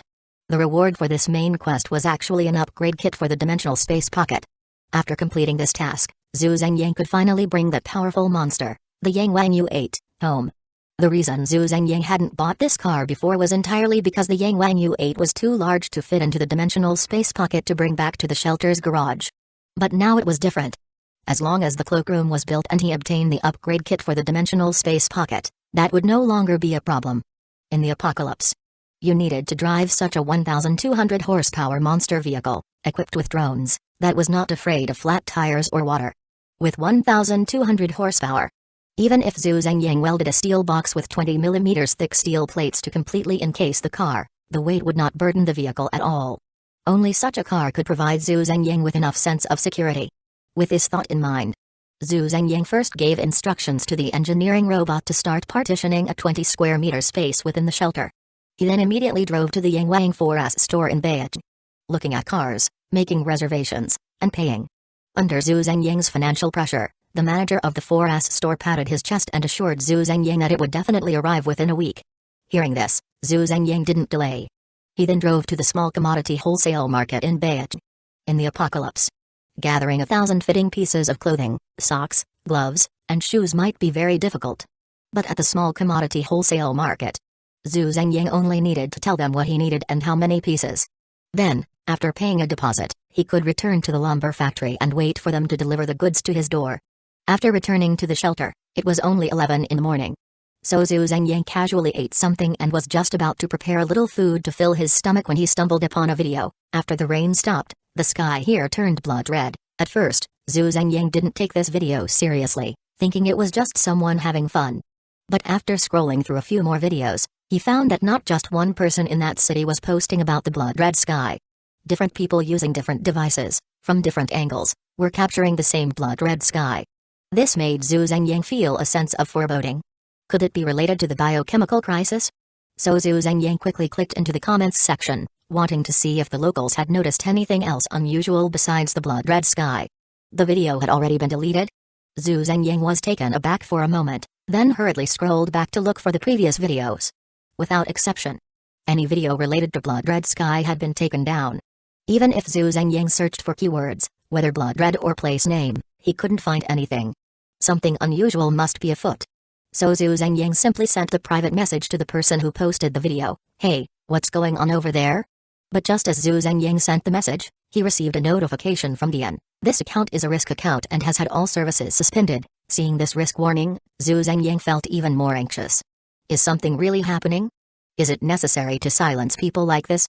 At that moment, Zhu Zhengyang suddenly noticed a DN ID in his history called Lao Yang 136XXXXXXXX.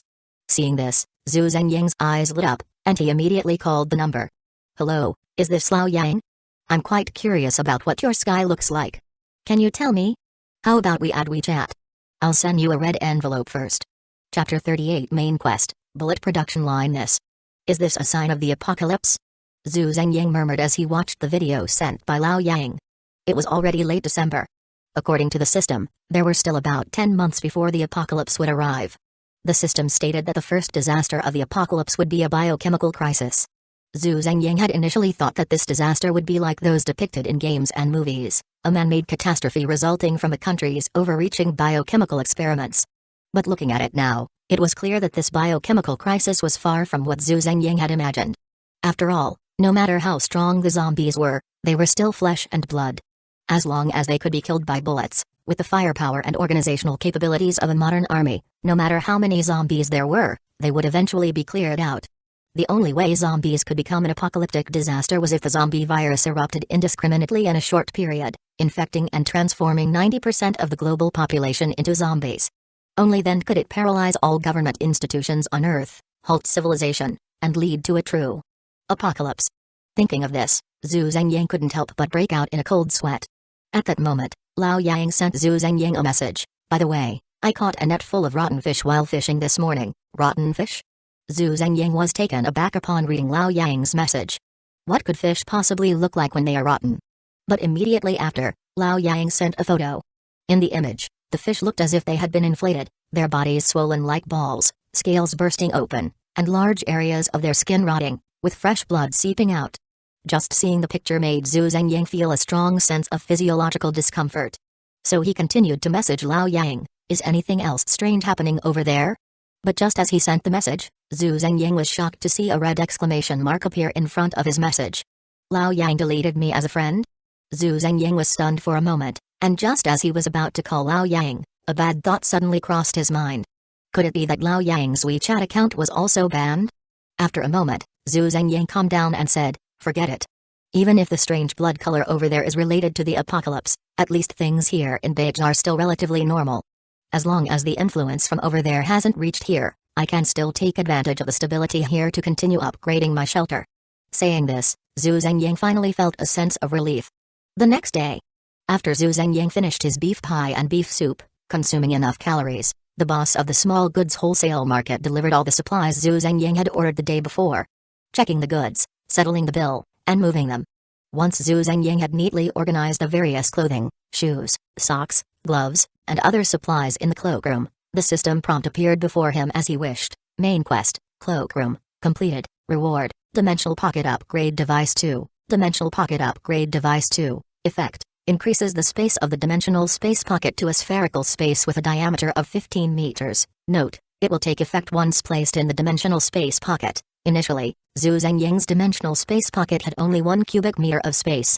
After using the Dimensional Pocket Upgrade device, the space of the dimensional space pocket expanded from 111 to 555, totaling 125 cubic meters. And now, after Zhu Zhengying placed the Dimensional Pocket Upgrade device 2 into the dimensional space pocket, its space had expanded to over 1,700 cubic meters. Looking at the upgraded dimensional space pocket, Zhu Zhengying's face was filled with joy. Then he put away the dimensional space pocket and checked the latest main quest. Main quest, Bullet Processing Workshop, in progress. In the apocalypse, bullets are essential consumables and can also serve as a form of currency in certain situations, allowing trade with other survivors. Because of this, you need to build a bullet processing workshop in your shelter to continuously provide you with bullets. Quest objective, build a bullet processing workshop, minimum area of 25 square meters, that can produce 3 common calibers of bullets, 9 mm, 5.56 mm, and 7.62 mm. Quest reward, Physical Enhancement Potion Type 2. After reading the quest details, Zhu Zhengying sighed, another task that's easier to complete than the current situation. That said, Zhu Zhengying wasn't completely at a loss regarding this task. After all, the production process of bullets was no longer a secret. As long as he had the materials, Zhu Zhengying could even manually craft bullets in his machine shop, though it would be time-consuming and somewhat inefficient. Thinking of this, Zhu Zhengying suddenly had a flash of inspiration and excitedly said, "Right. The task only requires me to build the production line, but it doesn't specify the efficiency of the production line. If it's just about building a bullet production line in the shelter, then it's not as difficult as I imagined. Ordinary bullets consist of 4 parts: the bullet head, cartridge, shell, propellant, and primer. The bullet head is usually made of copper with a lead core. Theoretically, to make a bullet head, all you need is a stamping device that can shape copper sheets into bullet heads, and then pour lead into the copper. The shell is similar, with the core also being shaped from copper sheets. The propellant can be purchased directly. The most troublesome part is the primer, as it not only needs to be shaped but also requires filling with some ignition material and assembling it. Troublesome as it may be, once I break down these processes, creating a bullet production line is not impossible. With that, Zhu Zhengyang stored the fully charged combat suit in the dimensional space pocket and headed out to Beijing Mechanical City. Beijing Mechanical City. The ground here is always dark, sticky, and the air is perpetually filled with the smell of machine oil. Zhu Zhengyang wandered around the mechanical city and finally arrived at a shop called Zinding that sold stamping equipment. This shop was the largest stamping equipment store in Beijing Mechanical City. As soon as Zhu Zhengyang entered, a man with a southern accent approached him. "What can I do for you, boss?" Zhu Zhengyang handed over a business card and got straight to the point. "My factory needs a few stamping devices." "What types of equipment do you have for stamping small items?" "Small items?" The boss inquired for details. "May I ask what your factory does?" "What material do you need to stamp?" "A toy factory, stainless steel," Zhu Zhengyang lied. The Brennial hardness of stainless steel is 150-500, while that of copper is 35-345. So as long as the equipment can stamp stainless steel, it can certainly be used to stamp copper. Chapter 39, Major Case. Stamping stainless steel, huh?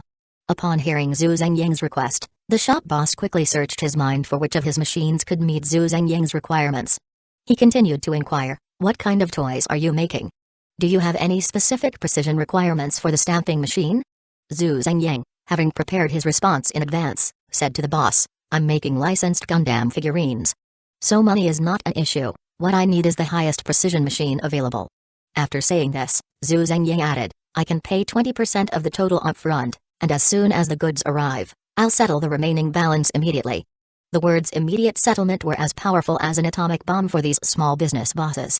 So upon hearing Zhu Zhengyang's words, the boss's eyes widened, and he immediately patted his chest, assuring Zhu Zhengyang, "Rest assured. At the latest, the day after tomorrow, I will get you a high-precision stamping machine comparable to military-grade quality." "Okay, then I appreciate it." Zhu Zhengyang nodded. "Not a problem at all." The boss cheerfully invited Zhu Zhengyang to his office for tea to discuss the details. Zhu Zhengyang was not short on cash. So within just 10 minutes, he had finalized the details with the boss, signed the contract, and transferred the 20% deposit. After completing all this, Zhu Zhengyang left his delivery address and happily drove back to the shelter. Meanwhile, at the Bay City Public Security Bureau, in the conference room, the director of the Bay City Public Security Bureau, named Yang Wuai, was 59 years old this year. At this moment, Yang Wuai sat at the head of the conference table, his face dark and gloomy, the furrow in his brow so deep it could crush a mosquito. Inside, Yang Wuai was filled with regret. When the organization discussed his early retirement last year, why didn't he just go along with it and agree? If he had agreed back then, would the mess of green soil have anything to do with him now? Such a massive explosion, with casualties, and most importantly, those who died were either rich or powerful, even he would have to greet them with a smile, and the news was impossible to suppress. Because of this, not only was the provincial government concerned, but even the capital was paying attention to this matter. If he couldn't solve the case in a short time and provide a perfect explanation to everyone watching. Just thinking about it made Yang Wuai want to travel back in time and slap himself. "You should have just retired when you were told. Did you think you could still make progress? Standing on the last post, is that something you can handle?" Just as Yang Wuai was drowning in regret, suddenly, Director Yang, a young man in glasses, wearing a police uniform underneath a white lab coat, burst into the conference room, panting and holding an evidence bag. Normally, such a reckless entrance would have earned the young man Yang Wuai's displeasure. But now, upon seeing the young man, Yang Wuai not only didn't get angry but instead showed a hint of urgency, quickly asking, "What's the matter, Zhang? Have the bomb components been identified?" "Yes." Zhang replied breathlessly, "It's a homemade bomb." "A homemade bomb can have this kind of power?" Yang Wuai questioned. Zhang quickly responded, "The power of the bomb is entirely based on the amount of explosives used. The suspect used a total of 10 bombs, each with an explosive charge of about 15 to 20 pounds. Yang Wuai frowned. "If we calculate it at 15 pounds, that's 150 pounds for 10 bombs. Can we trace the source quickly?" Zhang's face showed difficulty. "The raw materials for the bomb are common household items like fertilizer, diesel, and sugar. Finding the source quickly will likely take a lot of effort. Yang Wuai pondered for a moment. Then he ordered the 2 deputy directors on his left, Lao Zian, immediately notify all gas stations in Bay City to filter out everyone who has bought diesel recently. No. Filter out everyone who has bought diesel this year. Lao Chen, go notify all agricultural supply stations in Bay City to filter out everyone who has bought fertilizer this year as well. Once you have the data, hand it over to the information department so they can use big data to cross-reference and see how many people have bought both diesel and fertilizer. How can we do that? Bay City is a transportation hub, countless trucks come in and out every year. There must be at least 1 million people who have bought diesel in a year, if not more. How can we check all that? Besides, the suspect isn't stupid, the bomb could very well have been transported from outside Bay City.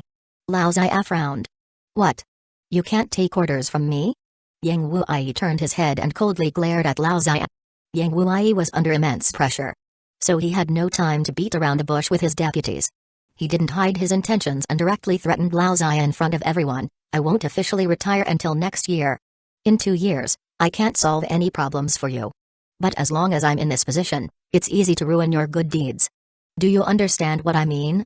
Lao Zia fell silent for 2 seconds, then immediately picked up his hat from the table, put it on, saluted Yang Wuai, and loudly said, "Yes, Director. I guarantee I will complete the task." Lao Chen was also sharp. Seeing that Lao Zia had already been made an example of, he didn't dare to be reckless and quickly followed suit, saying to Yang Wuai, "Then I'll go to the agricultural supply station." Humphrey. Yang Wuai snorted coldly, waved his hand to indicate he understood, then turned to the others in the conference room. "What I just said applies to all of you. Notify everyone. From now on, I don't care what personal matters you have, until this case is solved, you all need to stay at the office for food and lodging. You, and you, come with me to the surveillance room. We need to review all the footage from Bay City to find that bastard. The rest of you, get to your posts. Be ready to respond at any time." When Yang Wuai said the word bastard, his expression was so gritted with teeth that it seemed he could crush his own molars.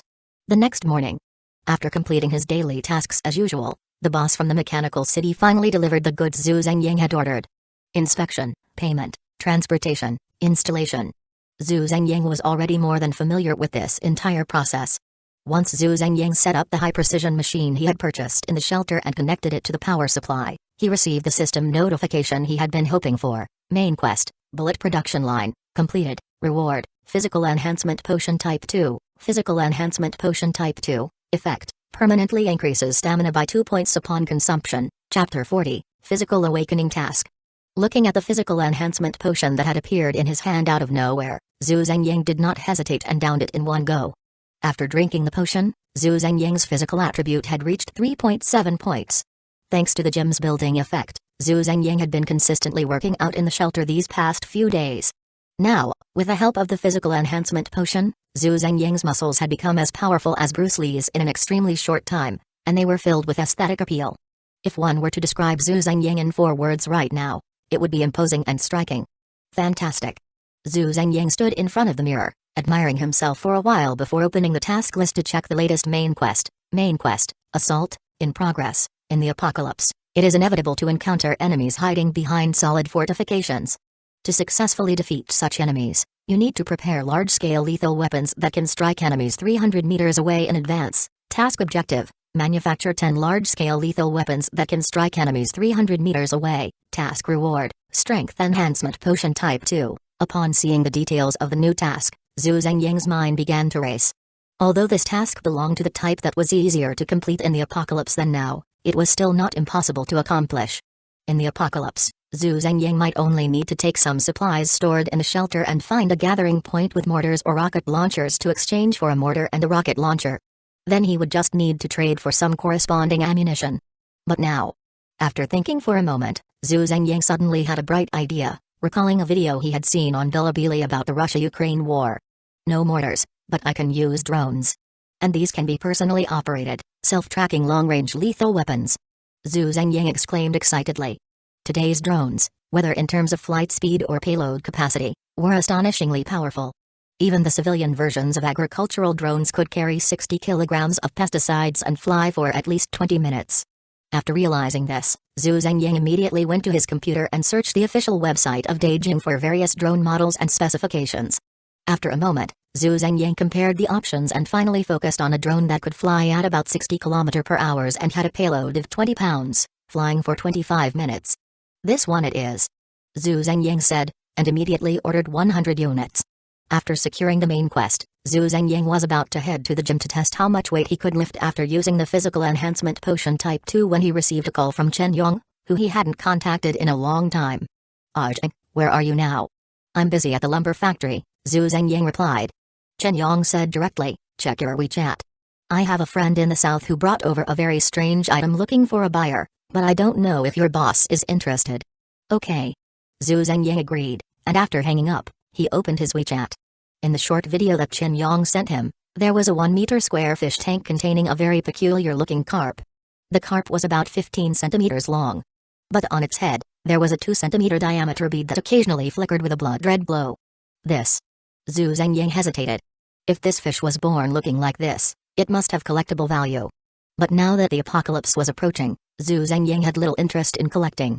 Just as Zhu Zhengyang was about to refuse, Chen Yong said, "My friend lives by the coast. A while ago, there was that incident with the blood-red sky, right? He said he caught this fish in the river during that time." After hearing Chen Yong's words, Zhu Zhengyang immediately said without hesitation, "Uncle Chen, help me buy this fish, no matter the price, just get it. I'll come over right away." "Okay." After Chen Yong hung up, he began to haggle with his friend. An hour later, Zhu Zhengyang drove to Chen Yong's company. As soon as he entered, Chen Yong pulled Zhu Zhengyang into his office, looking pained as he asked, "After haggling for a long time, I ended up spending 680,000. I was going to call you, but I couldn't get through, and that person was in a hurry to leave, so I just bought it. Spending so much money. Your boss won't be angry, right?" "No, he won't." Zhu Zhengyang smiled and said, "My boss loves these strange items. Uncle Chen, please give me the transfer receipt later. I'll settle the payment with you first, and then I'll ask my boss for the money when I get back." "That's good, that's good," Chen Yong said, leading Zhu Zhengyang to the side of the fish tank. As Zhu Zhengyang used detection on the strange fish, lines of information that only he could see appeared before his eyes. Mutated blood fish, enhanced food, effect, after consumption, it can permanently increase physical attributes by 1 to 2 points. Note, the mutated blood fish is only effective for carbon-based life forms with physical attributes below 5 points. It could actually permanently increase physical attributes. After reading the attributes of the mutated blood fish, Zhu Zhengyang's eyes nearly popped out. After a moment, Zhu Zhengyang calmed his excited heart and said to Chen Yong, "Uncle Chen, find me a sturdy bucket to put this fish in. My car's trunk is small, and I can't fit this fish tank." "That's a small matter," Chen Yong said, instructing his subordinates to bring over a clean iron bucket, helping Zhu Zhengyang transfer the mutated blood fish into the bucket. With the mutated blood fish in hand, Zhu Zhengyang transferred the money to Chen Yong, chatted with him for a bit, and then eagerly drove back to the shelter. An hour later, after Zhu Zhengyang stewed the mutated blood fish into a pot of fish soup, he couldn't wait to gulp it all down, not even leaving any soup behind. "You have consumed the mutated blood fish. Your physical attribute has permanently increased by 1.3. Attribute Awakening Task, Physical, in progress. Your physical attribute has surpassed 5 points, a realm that ordinary humans can never reach in their lifetime. Next, you need to collect enough food and water to supplement the various nutrients required for awakening. Task objective, 10 kg of carbohydrates, 10 kg of protein, 10 liters of purified water. Task reward, super immunity. Note, challenge tasks must be completed within the shelter." After reading the task details, Zhu Zhengyang was so excited to see that the reward for the physical awakening task was super immunity that his breathing became rapid. Just a few days ago, Zhu Zhengyang was still worried about what to do if he unfortunately contracted the zombie virus. But now, as long as Zhu Zhengyang could successfully complete the physical awakening task and gain super immunity, everything would be fine. Chapter 41, Smokeless Gunpowder. Zhu Zhengyang's shelter had all the various supplies needed for the physical awakening task. So as soon as Zhu Zhengyang closed the task details, he received a new task prompt. "Would you like to proceed with the physical awakening? Warning, please perform the physical awakening task inside the shelter." After reading the task prompt, Zhu Zhengyang headed to the medical room of the shelter. In the center of the medical room, there was a large, high-tech box, the YS-1 surgical robot, which was a reward from the system. Although it was a surgical robot, it still had life support functions. After Zhu Zhengyang filled the material compartment of the surgical robot with ample life support medications, he opened the lid and lay down inside. Everything was ready. Only then did Zhu Zhengyang press the awakening button. Hungry. The moment Zhu Zhengyang pressed the awakening task, a strong sense of hunger surged up immediately. At that moment, the surgical robot also keenly sensed the changes in Zhu Zhengyang's body. Its mechanical arms transformed into several needles, which promptly pierced into Zhu Zhengyang's veins. Following that, glucose, water, and some other necessary life elements were continuously injected into Zhu Zhengyang's body by the surgical robot. The physical awakening task was different from the mental awakening task. The mental awakening task required a medium to create an illusion. As long as one could break through the illusion, the task was considered complete. However, for the physical awakening task, all Zhu Zhengyang could do was endure. This was a transformation from the inside out. From the initial hunger, to the intense pain in the middle, and finally to the last stage of itching. Zhu Zhengyang was in the medical chamber of the surgical robot, constantly enduring this inhuman torment. In this painful ordeal, Zhu Zhengyang could hardly feel the passage of time. He didn't know how long it had been. Just when he felt he had reached his limit and was on the verge of mental collapse, Zhu Zhengyang suddenly felt a lightness in his body. A sense of indescribable comfort surged throughout him. Immediately after, the long-awaited system subtitles finally appeared before Zhu Zhengyang's eyes. Attribute awakening task, physical strength, completed, reward, super immunity. Zhu Zhengyang had a look of relief on his face, tiredly saying, "Finally, it's over." While speaking, Zhu Zhengyang lay in the medical chamber for a while to recover his strength before getting up to check the specific attributes of super immunity. Super immunity. Your immune system has received an epic enhancement, allowing you to be immune to most infections from viruses, bacteria, and fungi. After seeing the detailed introduction of super immunity, Zhu Zhengyang smiled with satisfaction. The pain I just endured was worth it. With super immunity, Zhu Zhengyang no longer had to worry about being infected by the unknown zombie virus. At that moment, Zhu Zhengyang glanced at his attributes, filled with anticipation. Mental strength reached 5 points, and after completing the awakening task, I gained total concentration. Physical strength reached 5 points, and after completing the awakening task, I gained super immunity. What powerful skills will I gain after awakening strength, intelligence, and agility? As he spoke, a look of longing appeared on Zhu Zhengyang's face. After successfully enduring the physical awakening task, Zhu Zhengyang took a shower in the bathroom to wash off the dirt on his body. Just then, he received a call from the delivery guy. The 100 drones Zhu Zhengyang ordered from the official website 2 days ago had arrived.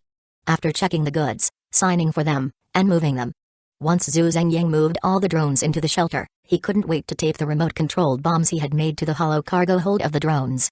After completing the first specially made drone, sure enough, Zhu Zhengyang's task target had changed to 1 out of 10. This method was indeed feasible. So Zhu Zhengyang repeated the process, and in just about 10 minutes, the main quest was successfully completed. Main quest, Assault, completed. Reward, Strength Enhancement Potion 2, Strength Enhancement Potion 2, Effect, permanently increases strength attribute by 2 points upon consumption, with the appearance of the system prompt. A bottle of Strength Enhancement Potion appeared in Zhu Zhengyang's hand out of nowhere. Having just tasted the sweetness of attribute awakening, Zhu Zhengyang decisively opened the bottle cap and drank it all in one go. As the Strength Enhancement Potion went down, Zhu Zhengyang felt as if he were a balloon filled with air, a sensation of expansion coursing through his entire body. Mental strength, being an abstract attribute, Zhu Zhengyang couldn't test it. But strength was easy to test. So Zhu Zhengyang immediately went to the gym, lay on the Smith machine, and called Da-Bei, Big White, to be his protective coach, preparing to use the bench press to test his strength increase. 50 kilograms, 80 kilograms, 100 kilograms. Weights that were once incredibly difficult, but for the current Zhu Zhengyang, they felt as easy as eating and drinking. Zhu Zhengyang could easily push them up. So he further increased the weight of the barbell, starting from 150 kilograms, all the way up to 360 kilograms, reaching his limit. Bench pressing 360 kilograms. Given Zhu Zhengyang's current weight of 80 kilograms, this achievement could even win him a championship at the Olympics. Feeling the change within himself, Zhu Zhengyang was overjoyed, so he immediately opened his task list to check the latest main quest. Main quest, smokeless gunpowder, in progress. Whether it's bullets, bombs, or shells, they all rely on smokeless gunpowder. Because of this, you need to build a smokeless gunpowder factory in your shelter so that you can replenish ammunition at any time. Task objective, build a smokeless gunpowder factory, not less than 25 square meters, collect 30 tons each of the main materials for making smokeless gunpowder, cotton, sulfuric acid, nitric acid. Task reward, Intelligence Enhancement Potion 2, good, good, good. Upon seeing the task objective, Zhu Zhengyang couldn't help but exclaim, this task is getting more and more challenging. The main component of smokeless gunpowder is nitrocellulose. The production process is quite simple, you just need to soak cotton in a mixture of sulfuric acid and nitric acid, then wash and dry it. The hardest part of this task isn't the process, but the acquisition of the two main raw materials. Both sulfuric acid and nitric acid are precursors for making drugs. If you don't have a purchase certificate issued by the Public Security Bureau, no factory in the country would dare sell large quantities of these substances. Especially since Zhu Zhengying needed such a large amount. As soon as he dared to inquire, the manufacturers would immediately report to the police to avoid being implicated by Zhu Zhengying. Chapter 42, means it seems I have to make another trip to Siam. As he spoke, Zhu Zhengying helplessly took out his phone and booked a flight to Siam for the nearest date. Immediately after, Zhu Zhengying asked Diabe to prepare a few honey-glazed beef patties and some clear beef soup. While Diabe was busy in the kitchen, Zhu Zhengying called Chen Yong. "Uncle Chen, I need to go abroad for a bit. Could you help me collect a batch of cotton? I need the best quality. 30 tons. Thank you, Uncle Chen. I'll transfer the money to you right now." The price for a ton of cotton is around 17 to 18,000. Zhu Zhengying wasn't worried about the small change and directly transferred 600,000 to Chen Yong. Then he called a car and rushed to the airport. The next morning at 8 o'clock. In Siam, in the VIP room of Yan's Gold Exchange. Yan Xiaoi walked into the room with a beaming smile and warmly greeted Zhu Zhengying. "Long time no see, Boss Zhu." "Not that long," Zhu Zhengying replied. "One day apart feels like 3 autumns, haha." Yan Xiaoi shook hands with Zhu Zhengying and then asked seriously, "Is there a problem that Boss Zhu needs help with this time?" Zhu Zhengying smiled wryly and said apologetically, "Because some things are being checked quite strictly domestically. My boss doesn't want it to be widely known, so I can only come here and trouble young Mr. Yan again." "Not a trouble at all." Yan Xiaoi waved his hand, smiling brightly. "Business is business, this is a win-win for both of us." After saying that, Yan Xiaoi inquired, "So, what does Boss Zhu need this time?" "Sulfuric acid and nitric acid," Zhu Zhengying replied. "I can get that." Yan Xiaoi nodded and picked up a cup of water, asking, "How much do you need, Boss Zhu?" 30 tons of each, Zhu Zhengying said. Poof! Yan Xiaoi spat out his tea in disbelief. How much?" 30 tons of each, Zhu Zhengying said helplessly. Seeing that he hadn't misheard, Yan Xiaoi reminded Zhu Zhengying, "I can indeed get the goods. But 30 tons of sulfuric acid and nitric acid, can you really transport them quietly? After all, these things are not easy to transport." Zhu Zhengying smiled slightly and said mysteriously, "How to transport is my boss's concern. Young Mr. Yan just needs to help me get the goods." "Just getting the goods?" Yan Xiaoi pondered for a moment and then tentatively asked Zhu Zhengying, 30 tons of sulfuric acid and nitric acid must be transported by tankers. So this time, I can only drive 2 tankers filled with goods to an abandoned factory near the hotel. How does that sound? Although Bangkok is not as strict as domestically, it's still not easy for hazardous materials vehicles to enter the city, as they are quite conspicuous. "No problem." Zhu Zhengying readily agreed and then extended his right hand, saying, "Then I'll trouble young Mr. Yan." After that, Zhu Zhengying added, "By the way, young Mr. Yan, please include those 2 vehicles in the payment. I think my boss probably won't return them to you." Yan Xiaoi initially wanted to test Zhu Zhengying, to see if Zhu Zhengying's boss had some magical means that only worked indoors. But Yan Xiaoi never expected Zhu Zhengying to agree so readily. Could it really be possible for someone to make 2 tankers weighing dozens of tons disappear right under his nose? Does this world really have superpowers? At this moment, Yan Xiaoi was lost in thought, his mind in a whirl. But he still agreed to Zhu Zhengying, "Since we can use tankers and don't need to split the load, I can have the goods ready by noon at the latest, and park the tankers at an abandoned factory in the suburbs of Bangkok." "Good." Zhu Zhengying nodded and said to Yan Xiaoi, "Pleasure working together." "Pleasure working together," Yan Xiaoi replied. At 8 in the morning, the city of Bangkok was still waking up, which was quite boring. However, for someone like Yan Xiaoi, who was powerful and influential, finding something interesting to do was easy. He first assigned tasks to his subordinates and then invited Zhu Zhengying to spend some time on his yacht. Zhu Zhengying was unfamiliar with the area. He had no idea where to go to have fun alone, so he readily accepted Yan Xiaoi's invitation. Surfing, diving, jet skiing, sea fishing, yacht parties. I must say, Yan Xiaoi's projects as a second-generation rich kid were quite solid. It wasn't until 2 in the afternoon that Zhu Zhengying reluctantly returned to shore with him. After getting ashore, Yan Xiaoi asked Zhu Zhengying, "The vehicles are already parked. Should we eat something first, or go check the goods?" Let's check the goods first, Zhu Zhengying said. Okay. Yan Xiaoi nodded and had his subordinate drive a business vehicle, taking Zhu Zhengying towards the suburbs. An hour later, after Zhu Zhengying used detection to take a look at the two tankers, he nodded in satisfaction. No problem. Please take me back to the hotel, young Mr. Yan. I'll settle the payment now. Alright, Yan Xiaoi said. After dropping Zhu Zhengying back at the hotel, Yan Xiaoi returned to the car and said to his bodyguard Little Wu, before, I couldn't understand his methods from behind a wall. But this time, the goods are out in the open.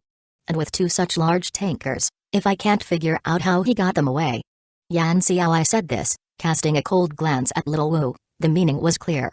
Little Wu remained expressionless but confidently said, I had people set up 10 thermal imaging cameras and 10 high-speed cameras from various angles in that abandoned factory this morning. As long as anyone approaches those vehicles, we will definitely catch a clue. Yan Xiaoi nodded in satisfaction. I'll leave this to you. I trust you to get the job done. After saying that, Yan Xiaoi had Little Wu get out of the car first, while he told the driver, Zhao Chen, take me back to the old house. I need to report to Dad. Zhu Zhengying was unaware of Yan Xiaoi's various arrangements. After returning to the hotel, he hung a do not disturb sign on the door and booked a flight back home at 10 o'clock that night. Finally, Zhu Zhengying took out his combat suit from the dimensional space, changed into it, and activated the optical camouflage to walk towards the abandoned factory where the tankers were parked. In a private inn near the abandoned factory. This inn had been taken over by Little Wu, and all the staff were his subordinates. Little Wu had others on lookout outside while he hid in a high room of the inn, setting up a high-definition telescope by the window. He was intently watching the two tankers filled with sulfuric acid and nitric acid parked in the center of the factory through the telescope. A shocked expression appeared on Little Wu's usually expressionless face. Because those two tankers had truly disappeared right before his eyes. Chapter 43, Sudden Time-Limited Mission. What's going on? Little Wu's expressionless face was now filled with shock. Then, Little Wu rubbed his eyes in disbelief and took another look through the binoculars. When Little Wu confirmed that he wasn't mistaken, and that the two tankers parked in the abandoned factory had truly vanished right before his eyes, his mind went blank. They really disappeared. After a moment, Little Wu forced himself to calm down. He immediately rushed to the next room and shouted at the younger brothers who were staring at the surveillance monitors, Did you capture anything on the surveillance? Did the thermal imaging probe detect anything unusual? And no. The two younger brothers watching the monitors replied weakly, and then, with the fastest hands they had ever used in their lives, they pulled up the footage from earlier. The moment the tankers disappeared was playing on a loop on the monitor. The high-speed probe captured nothing, the thermal imaging probe also detected nothing. After seeing these results, and recalling the assurances he had given Yan Xiaoi about his methods, Little Wu's back began to feel cold. At that moment, one of Little Wu's younger brothers suddenly had a thought and said, Could it be the work of a sorcerer? Upon hearing this, Little Wu almost laughed out of anger and retorted, Why don't you go report that to young Mr. Yan? The younger brother shrank back at the remark and fell silent. Forget it. Little Wu waved his hand, Send me that video. I'll report to young Mr. Yan honestly. You all need to notify the people near the hotel right now. Keep a close watch on Boss Zhu's movements, but be careful. If Boss Zhu finds out, just jump into the sea and feed the sharks. Yes. The two replied in unison. Zhu Zhengying sped back to the hotel just in time before the combat suit's battery ran out. After a short rest, with 2 hours left before the flight, Zhu Zhengying finally stepped out of his room and took a taxi to the airport. However, this time, Zhu Zhengying did not extend his room fee. After a series of transfers, Zhu Zhengying finally returned to his shelter at 9 o'clock the next morning. As he took the two tankers out of the dimensional space pocket and placed them in the open area on the second underground floor, a system prompt floated before him. Main quest, Smokeless Gunpowder, completed. Reward, Intelligence Enhancement Potion 2. Intelligence Enhancement Potion 2. Effect, permanently increases intelligence attribute by 2 points upon consumption. Zhu Zhengying gulped down the Intelligence Enhancement Potion and then opened his task list to check the latest main quest. Main quest, Smelting Workshop, in progress. In the apocalypse, the steel you can collect varies in size and quality, making it difficult to use effectively. Therefore, you need to build a smelting workshop in the shelter to resmelt the scrap steel you have collected, giving it new life. Task objective, build a smelting workshop, not less than 25 square meters, and install a furnace capable of smelting iron in the workshop, with a daily steel output of no less than 10 tons. Task reward, Agility Enhancement Potion 2. Install a furnace with a daily steel output of no less than 10 tons. Upon seeing the task objective, Zhu Zhengying immediately went to the computer to search for various furnace models and specifications. Smelting technology has advanced significantly. Thus, many small factories in the south purchase a furnace to save costs, using it to resmelt leftover scraps and defective products. Because of this, there are numerous models of small and medium-sized furnaces, and the specifications are quite overwhelming. There are not only classic coal-burning furnaces but also electric furnaces.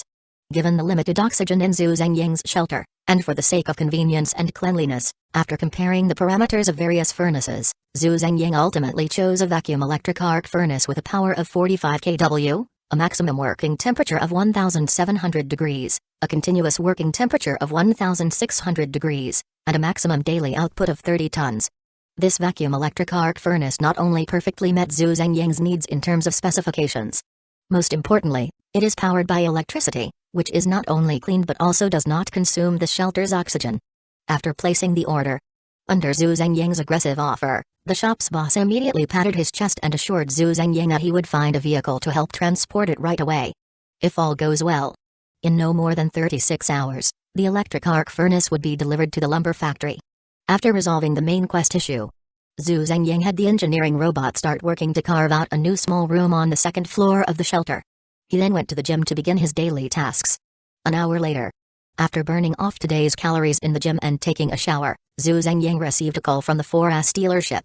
The 1,200 horsepower performance beast he had reserved had arrived today. The electric arc furnace he had ordered was still on the way, and the engineering robot in the shelter was making a bit of noise.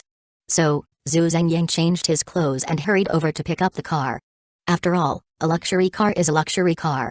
A $1 million vehicle offers an experience that is completely incomparable to his previous 50 Mini. As Zhu Zhengying drove around White City, suddenly, he noticed a meteor streaking across the sky, trailing a long tail as it fell toward the outskirts of White City. A shooting star, let's make a wish.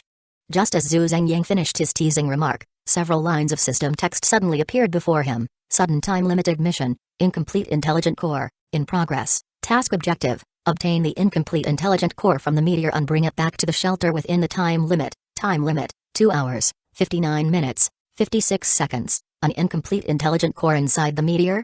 Seeing this sudden mission, Zhu Zhengying was momentarily stunned, then disregarded traffic rules entirely. He slammed the accelerator to the floor and sped toward the suburbs. Meanwhile, in a patrol car of the White City traffic team, the young man in the passenger seat excitedly asked the driver, "Lynch, what did you learn in special driving school this time? Did the special driving instructor teach you any cool driving skills like drifting or tailing?" Hee hee.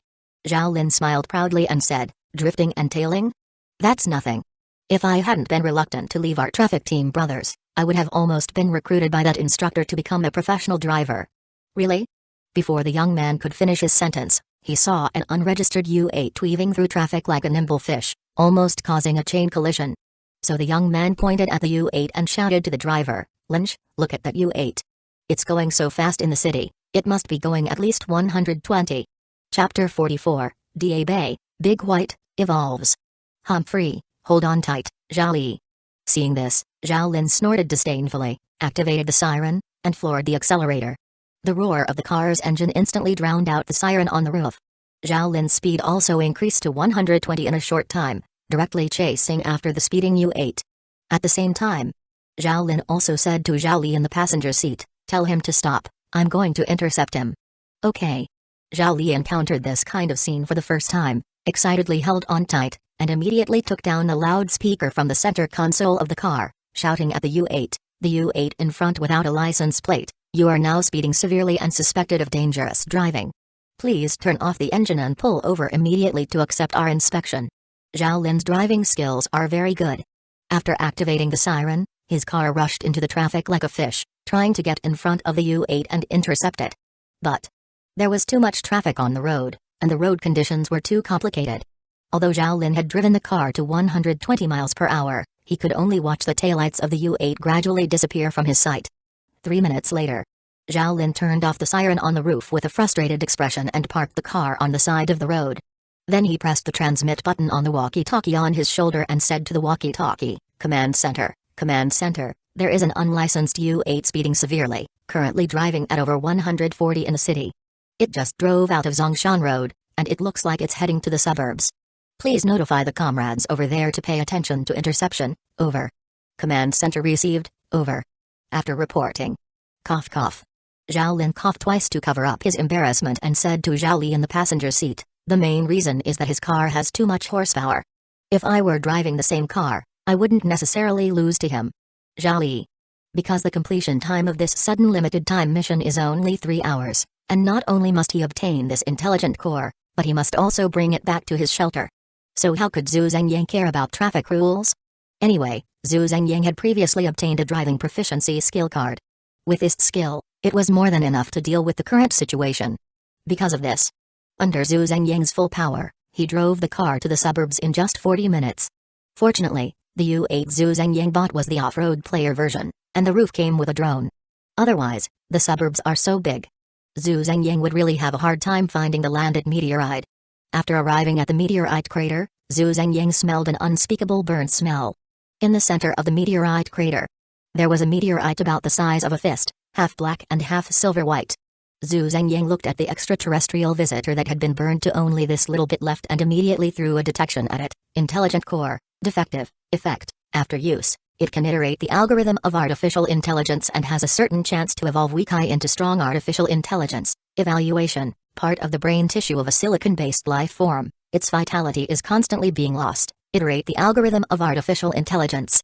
Zhu Zhengyang suddenly understood after reading the attributes of this defective intelligent core. No wonder there is no mission reward for this mission. It turns out that the mission objective is the reward. Seeing that there was still 1 hour and 50 minutes left for the mission. Although there was plenty of time, Zhu Zhengyang didn't dare to delay for even a second. After putting it into the dimensional space pocket, he immediately got in the car and rushed back. Back at the shelter.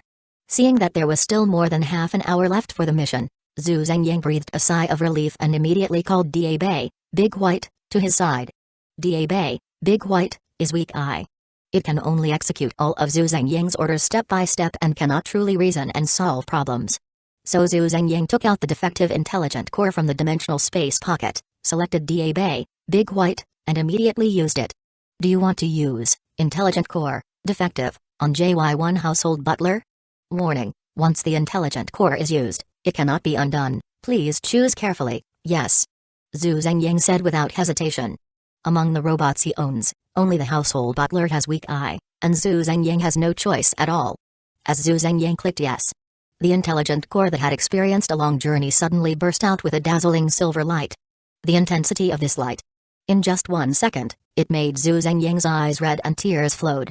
Just as Zhu Zhengyang was rubbing his eyes to relieve the pain, the light gradually gathered and finally condensed into a beam that shot towards Da Bei, Big White's camera, and then began to flash at a speed that was difficult for the human eye to capture, transmitting information to Da Bei, Big White. At the same time, the display on Da Bei, Big White's face also rapidly refreshed line after line of code. Zhu Zhengyang didn't know how fast the transmission speed of this beam was, but the speed at which the code on Da Bei, Big White's face was refreshed was terrifyingly fast. Not to mention the human eye. Even if you use a high-speed camera to shoot, you can only capture lines of phantoms. More than half an hour later. It was also exactly when the time limit for this sudden limited time mission ended. The beam of light emitted from the defective intelligent core paused synchronously. Is it over? Zhu Zhengyang said, throwing a detection at the intelligent core. Seeing that the description of the intelligent core had changed from defective to scrapped, Zhu Zhengyang thoughtfully said, so the time limit for this limited time mission is also the survival time of the intelligent core. The sooner I bring the intelligent core back, the more information Da Bei, Big White, can obtain. As soon as Zhu Zhengyang finished speaking, the display on Da Bei, Big White's face lit up with 2 eyes again.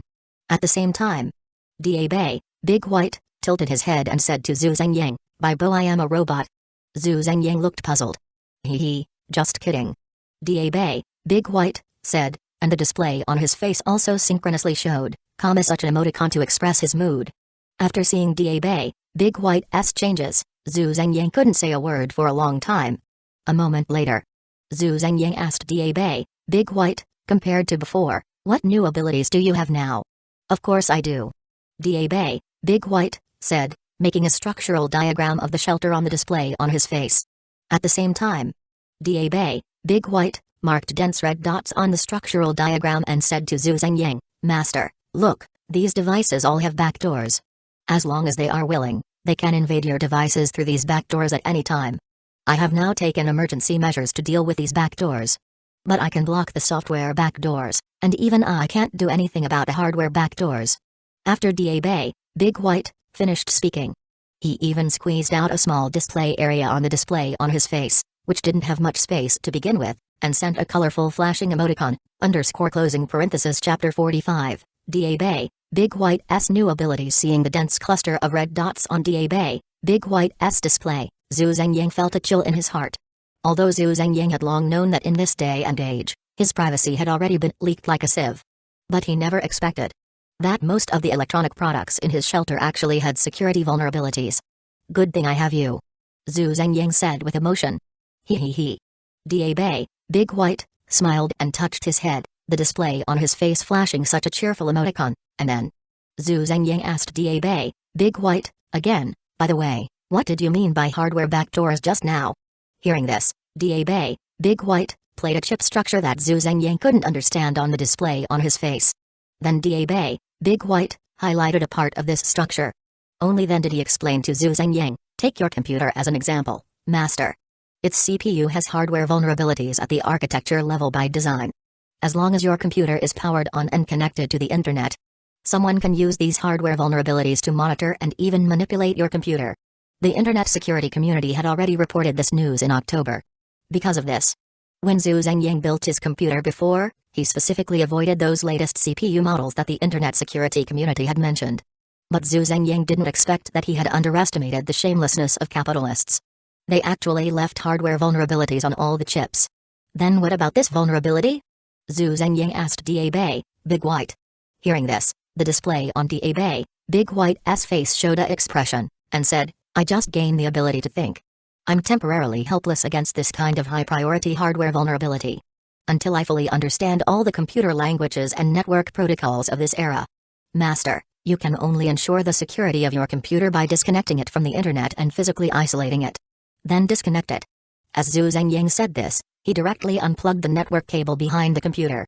Then Zhu Zhengyang asked Dabe, Big White, again, besides ensuring the network security of the shelter, what other abilities do you have? Of course. Dabe, Big White, displayed such a cheerful expression, and proudly introduced to Zhu Zhengyang, my main body, plus the computing power of the computing power center, can virtualize 128 threads while maintaining optimal energy efficiency. Each thread is equivalent to one of me. In other words, as long as Master buys some robotic arms that can be manipulated by electrical signals, I can upgrade all the production lines in the shelter to automated production lines. Oh? Zhu Zhengyang didn't expect Dabe, Big White, to have this kind of function. So he immediately asked, what kind of robotic arms do you need? Dabe, Big White's response speed was extremely fast. As soon as Zhu Zhengyang finished speaking, Dabe, Big White, sent the model information to Zhu Zhengyang's phone, and said, Master, you only need to buy the things I sent to your phone. I can upgrade all the production lines in the shelter to automated production lines. Zhu Zhengyang glanced at his phone. He found that an app with a simple drawing of Dabe, Big White, as the icon had appeared on his phone at some point. Opening the app. Inside was the shopping list that Dabe, Big White, had sent to Zhu Zhengyang. Dabe, Big White's shopping list was very detailed, with models, prices, purchase links. Zhu Zhengyang browsed through it roughly, and then directly scrolled to the bottom to check the total price. Seeing that these robotic arms with various functions only needed 800,000 to buy them all, Zhu Zhengyang didn't hesitate to enter each link and place an order. After Zhu Zhengyang finished placing the order, Dabe, Big White, said to him again, the current me needs to fully operate the computing power center and use its computing power to learn various knowledge of this era. So, in order to ensure the normal power consumption of the shelter, please further improve the power system of the shelter. Whether it is the power storage capacity or the power generation capacity, it needs to be increased by at least 1 time. I understand. Zhu Zhengyang nodded upon hearing this. Problems that can be solved with money are not a problem for Zhu Zhengyang now. So Zhu Zhengyang immediately contacted the manufacturer of the solar panels again and directly purchased double the amount of solar panels. Such a large number of orders made the store boss extremely happy. He immediately patted his chest and guaranteed to Zhu Zhengyang that he would deliver the goods to his door as quickly as possible. Dabe, Big White, brought Zhu Zhengyang too many surprises. So Zhu Zhengyang asked Dabe, Big White, do you have any other abilities? As soon as Zhu Zhengyang finished speaking, "Da-Bei," Big White's voice suddenly came from his phone's speaker. "I can also appear in any device with internet access at any time to protect Master." As soon as he finished speaking, the sound system of Zhu Zhengying's home theater also suddenly made a sound, like here. The computer speakers made a sound, and here. Even the refrigerator in Zhu Zhengying's shelter made a few rhythmic beep sounds. For Zhu Zhengying, who was proficient in Morse code, he immediately realized that this was using Morse code to say the word here to him. After demonstrating his abilities, "Da-Bei," Big White said to Zhu Zhengying with a proud face, "As long as it's a place connected to the internet, as long as it's not an enterprise-level firewall, I can come and go freely." Of course. If Da-Bei, Big White, is given enough time or enough computing power to conduct in-depth learning and optimize Da-Bei, Big White's algorithm, Da-Bei, Big White, will eventually be able to turn all the networked devices in this world, and even devices connected to power, into his own. At that time, Da-Bei, Big White, will be the god of the internet. The more Da-Bei, Big White, spoke, the more proud he became. Finally, the emoticon grave accento appeared on Da-Bei, Big White's face, and then Da-Bei, Big White, asked Zhu Zhengying, "How is it?" "Da-Bei, Big White, is very useful, right?" "Useful, very useful," Zhu Zhengying said in surprise, and then he immediately asked Da-Bei, Big White, "Then how long do you need to learn?" Da-Bei, Big White, was silent for a long time, and then said weakly, "Although the transmission method of the intelligent core is very clever, and the speed of transmitting data has reached a height that I cannot understand, but limited by the hardware, I cannot receive all the data transmitted by the intelligent core. Because of this, the intelligent core only helped me optimize some core algorithms, so..." Da-Bei, Big White, said here. The emoticon on his face changed to, !, like this, and said, "I don't know how long I need to learn." Zhu Zhengying was a little disappointed upon hearing this. But he still patted Da-Bei, Big White's head and comforted him, "It's okay, we have plenty of time, you can learn slowly and slowly optimize and iterate your algorithm." Da-Bei, Big White, nodded, and the emoticon on his face changed to grave accent like this. Then he said to Zhu Zhengying, "I'm just using one of my cores to chat with Master now. The remaining cores, under my planning, they are learning various knowledge of different subjects. Keep it up." Zhu Zhengying encouraged him. Chapter 46, Expansion 2. There was nothing else to do at the shelter now. So Zhu Zhengying issued a command to Da-Bei, Big White, that would allow him to contact him at any time, and then he went to the media room to pass the time. The next day, after completing his daily tasks as usual, Zhu Zhengying's phone rang. It turned out that the vacuum arc furnace he had purchased yesterday had arrived outside the lumber factory. He needed to inspect the goods, settle the payment, transport, and install it. After going through a familiar process that couldn't be more familiar, the familiar system subtitles appeared before Zhu Zhengying's eyes. Main quest, Smelting Workshop, completed. Reward, Agility Enhancement Potion Type 2, Agility Enhancement Potion Type 2, effect, permanently increases agility by 2 points after consumption. After downing the Agility Enhancement Potion, Zhu Zhengying immediately opened the task list to check the latest main quest. Main quest, Battle Vehicle, in progress. In a world filled with crises, the thin metal sheet of a factory vehicle is insufficient to handle the various complex situations that may arise at any time.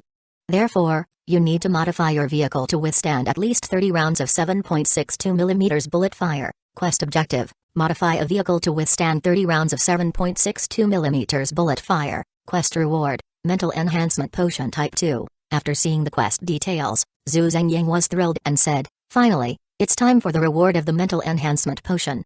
With that, Zhu Zhengying immediately went to the vehicle repair workshop he had built earlier and took out the U8 he had just bought from his dimensional space pocket.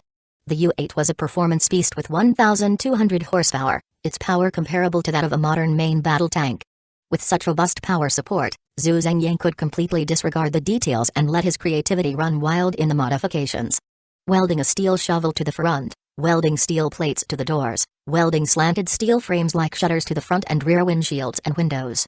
After 5 hours of hard work, the once brand new vehicle had been transformed beyond recognition by Zhu Zhengying. Although the exterior of the vehicle looked somewhat shabby, standing in front of it gave a sense of alternative strength.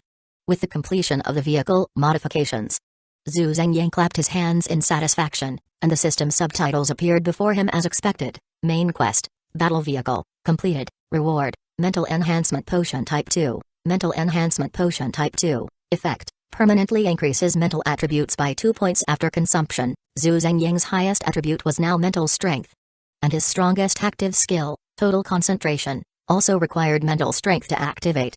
After downing the mental enhancement potion and seeing his mental attribute rise to 7.2, Zhu Zhengying nodded in satisfaction.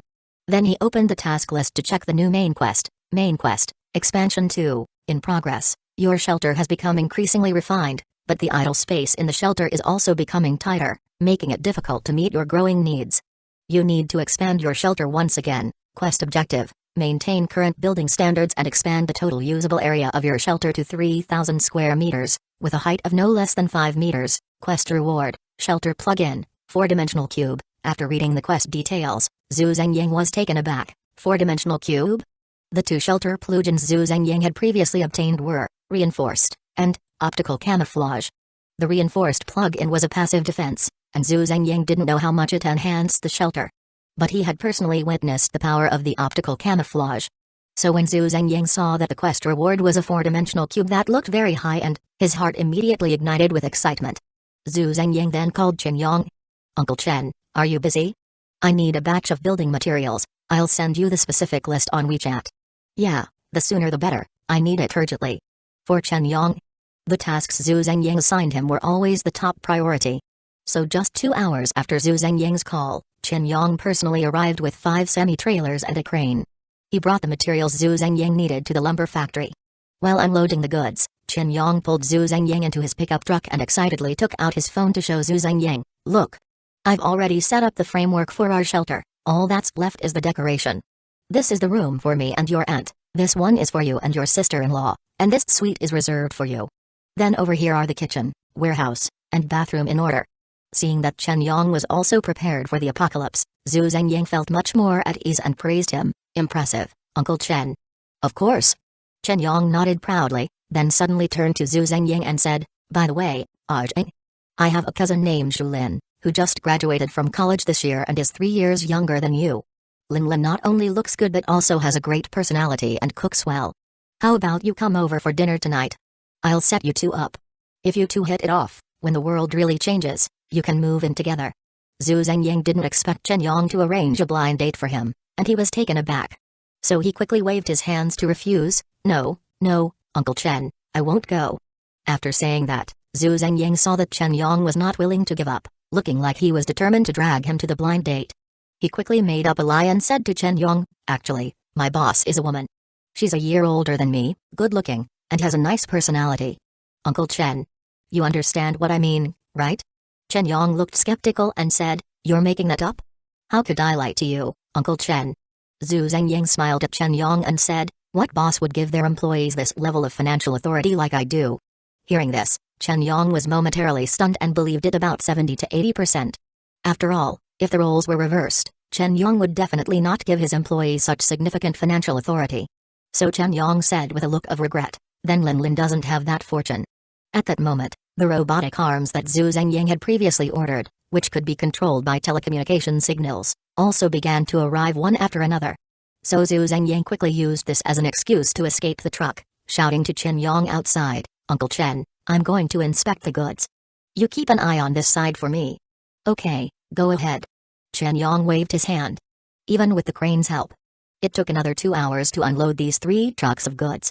After sending off Chen Yong and all the workers, Zhu Zhengying began to use his dimensional space pocket to move various building materials into the shelter. Under the coordination of Da Bei, Big White, the 2 engineering robots continued to dig down, preparing to build a 3-story underground.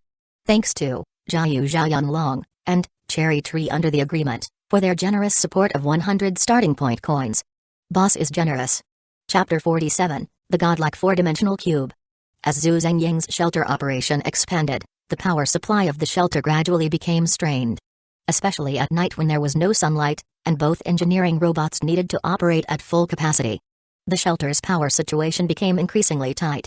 Fortunately, Zhu Zhengying had just ordered new solar panels and a larger capacity blade battery pack. Once the new solar panels were set up, the power issue of the shelter would be temporarily alleviated. "Surely we can't keep adding solar panels, can we?" Zhu Zhengying said with a bit of a headache.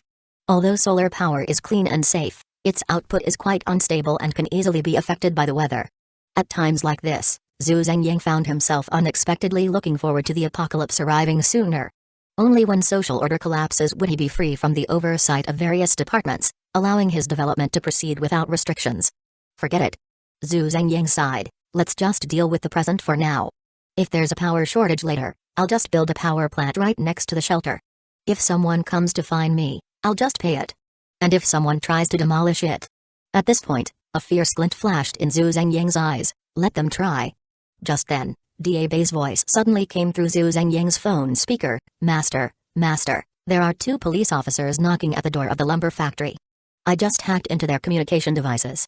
Due to the recent green soil explosion incident in White City, they specifically came here to check on people who have purchased both fertilizer and diesel in BC City. Zhu Zhengying was momentarily stunned. Once he reacted, he almost slapped himself. Since mobile payments became widespread, Zhu Zhengying hadn't used cash for many years. Because of this, the White City Public Security Bureau could easily filter through big data and quickly identify those who had purchased both fertilizer and diesel. But now they had already tracked him down. If he didn't go out to meet them, it would only make him seem guilty. So, Zhu Zhengying tidied himself up a bit and headed to the lumber factory's entrance. He opened the door. A middle-aged man and a young man stood at the door. The middle-aged man was in his 40s, with a buzz cut and a stern face. Seeing Zhu Zhengying open the door, he first presented his credentials, saying, "Hello, I am Liu Yonggang from the White City Public Security Bureau, and this is Chen Rui. We need to ask you a few questions. Please come in." Zhu Zhengying stepped aside to invite them into the lumber factory and then asked, "What's the matter?"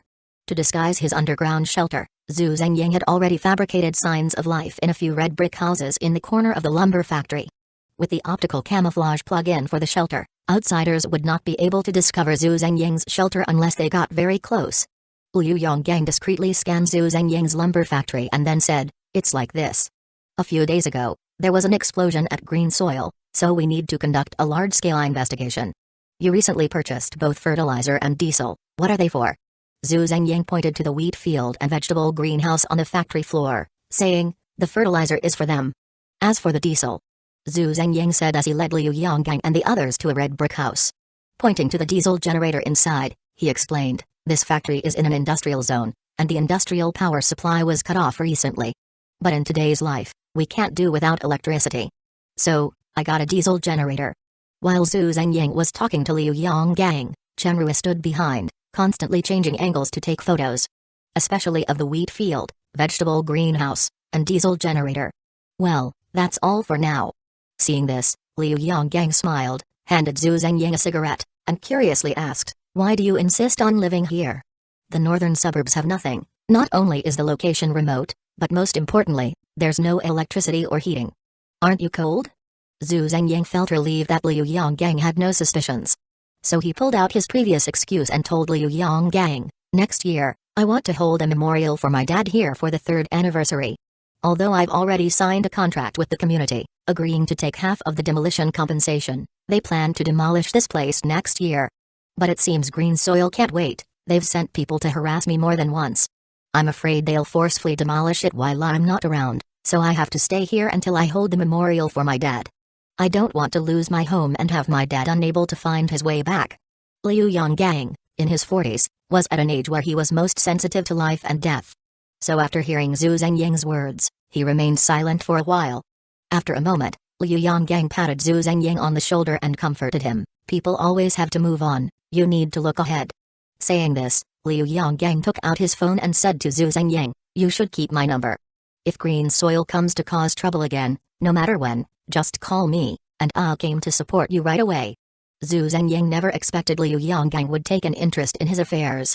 He was momentarily touched and said, "Thank you, Officer Liu." "You're welcome," Liu Yonggang said generously, then looked at the coal stove in the red brick house and reminded Zhu Zhengying, "Be careful with the stove, you don't want to get carbon monoxide poisoning." "Yes," Zhu Zhengying quickly replied, "I've sealed the chimney, and I've also installed a carbon monoxide alarm in the house." "That's good." Liu Yonggang nodded in response, and after exchanging contact information with Zhu Zhengying, he left with Chen Rui. Watching the two leave, Zhu Zhengying deeply reflected on himself, saying, "In the future, I must use cash to buy sensitive materials." After saying this, Zhu Zhengying closed the door of the lumber factory. January 6, 2024.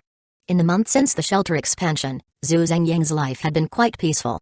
During this month, Zhu Zhengying finally completed all his daily tasks, and his strength, stamina, and mental attributes each permanently increased by a little. Once the expansion of the shelter was fully completed, Zhu Zhengying also received a system notification. Main quest, expansion 2, completed. Reward, shelter plug-in, 4-dimensional cube. Shelter plug-in, 4-dimensional cube, effect. When equipped in the shelter control center, you can move the structure and layout of the shelter according to your will without damage. Evaluation, did you rush the construction of the shelter without planning the internal space? No problem, just reconstruct it. Awesome.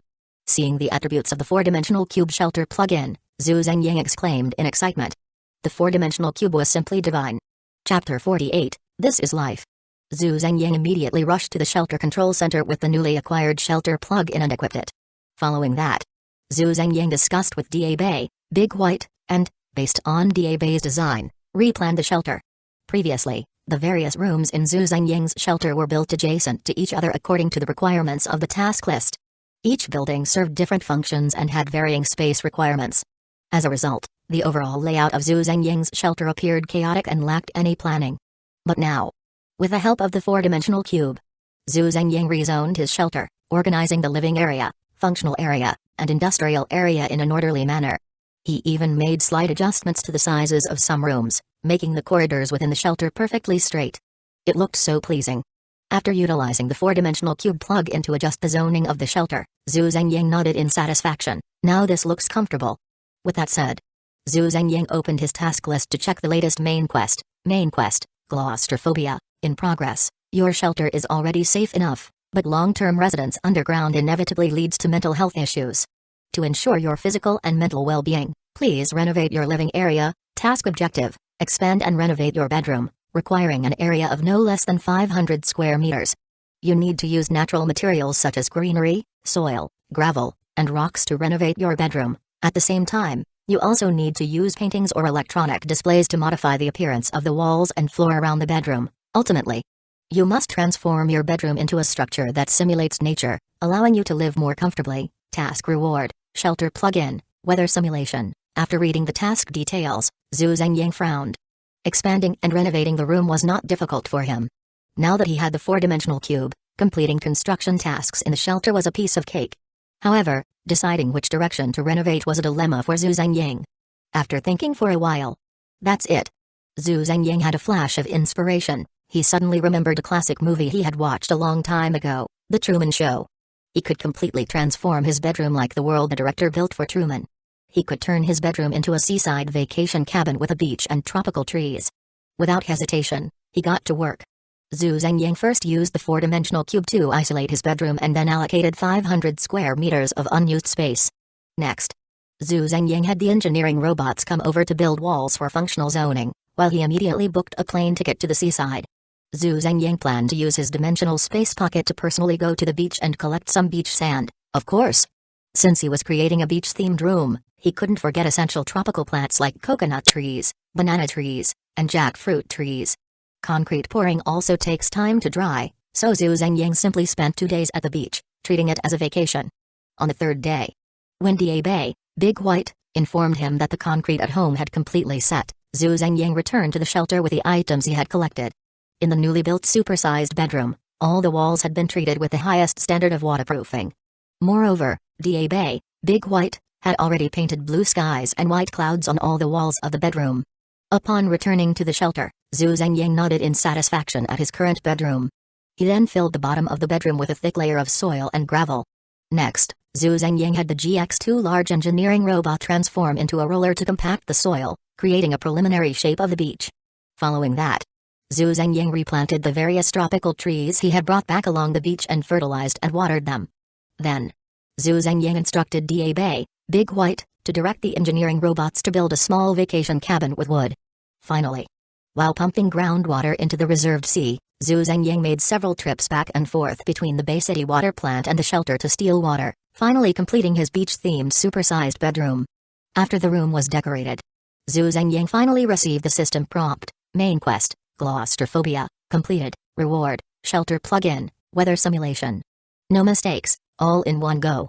Shelter plug-in, weather simulation, effect. When equipped in the shelter control center, you can consume a certain amount of electricity to simulate external weather within the shelter. Evaluation, the breath of nature. This shelter plug-in seemed tailor-made for Zhu Zhengying's beach-themed bedroom. So after receiving this shelter plug-in, Zhu Zhengying immediately equipped it in the shelter control center and chose to activate it. Once Zhu Zhengying set the weather and returned to his bedroom. Looking at the simulated sun above, which was not much different from the real sun, Zhu Zhengying stretched contentedly and said, "This truly is a shelter plug-in." As he spoke, Zhu Zhengying lay down on the lounge chair in front of the small cabin, enjoying the sun while opening his task list to check the latest main quest, Chemical Laboratory, in progress. In the apocalypse, with society in collapse, many commonly found chemical compounds are no longer available. Therefore, you need to manufacture various experimental equipment to build a chemical laboratory in your shelter. Task objective: build a chemical laboratory, area no less than 25 square meters, and manufacture a workbench, containers, beakers,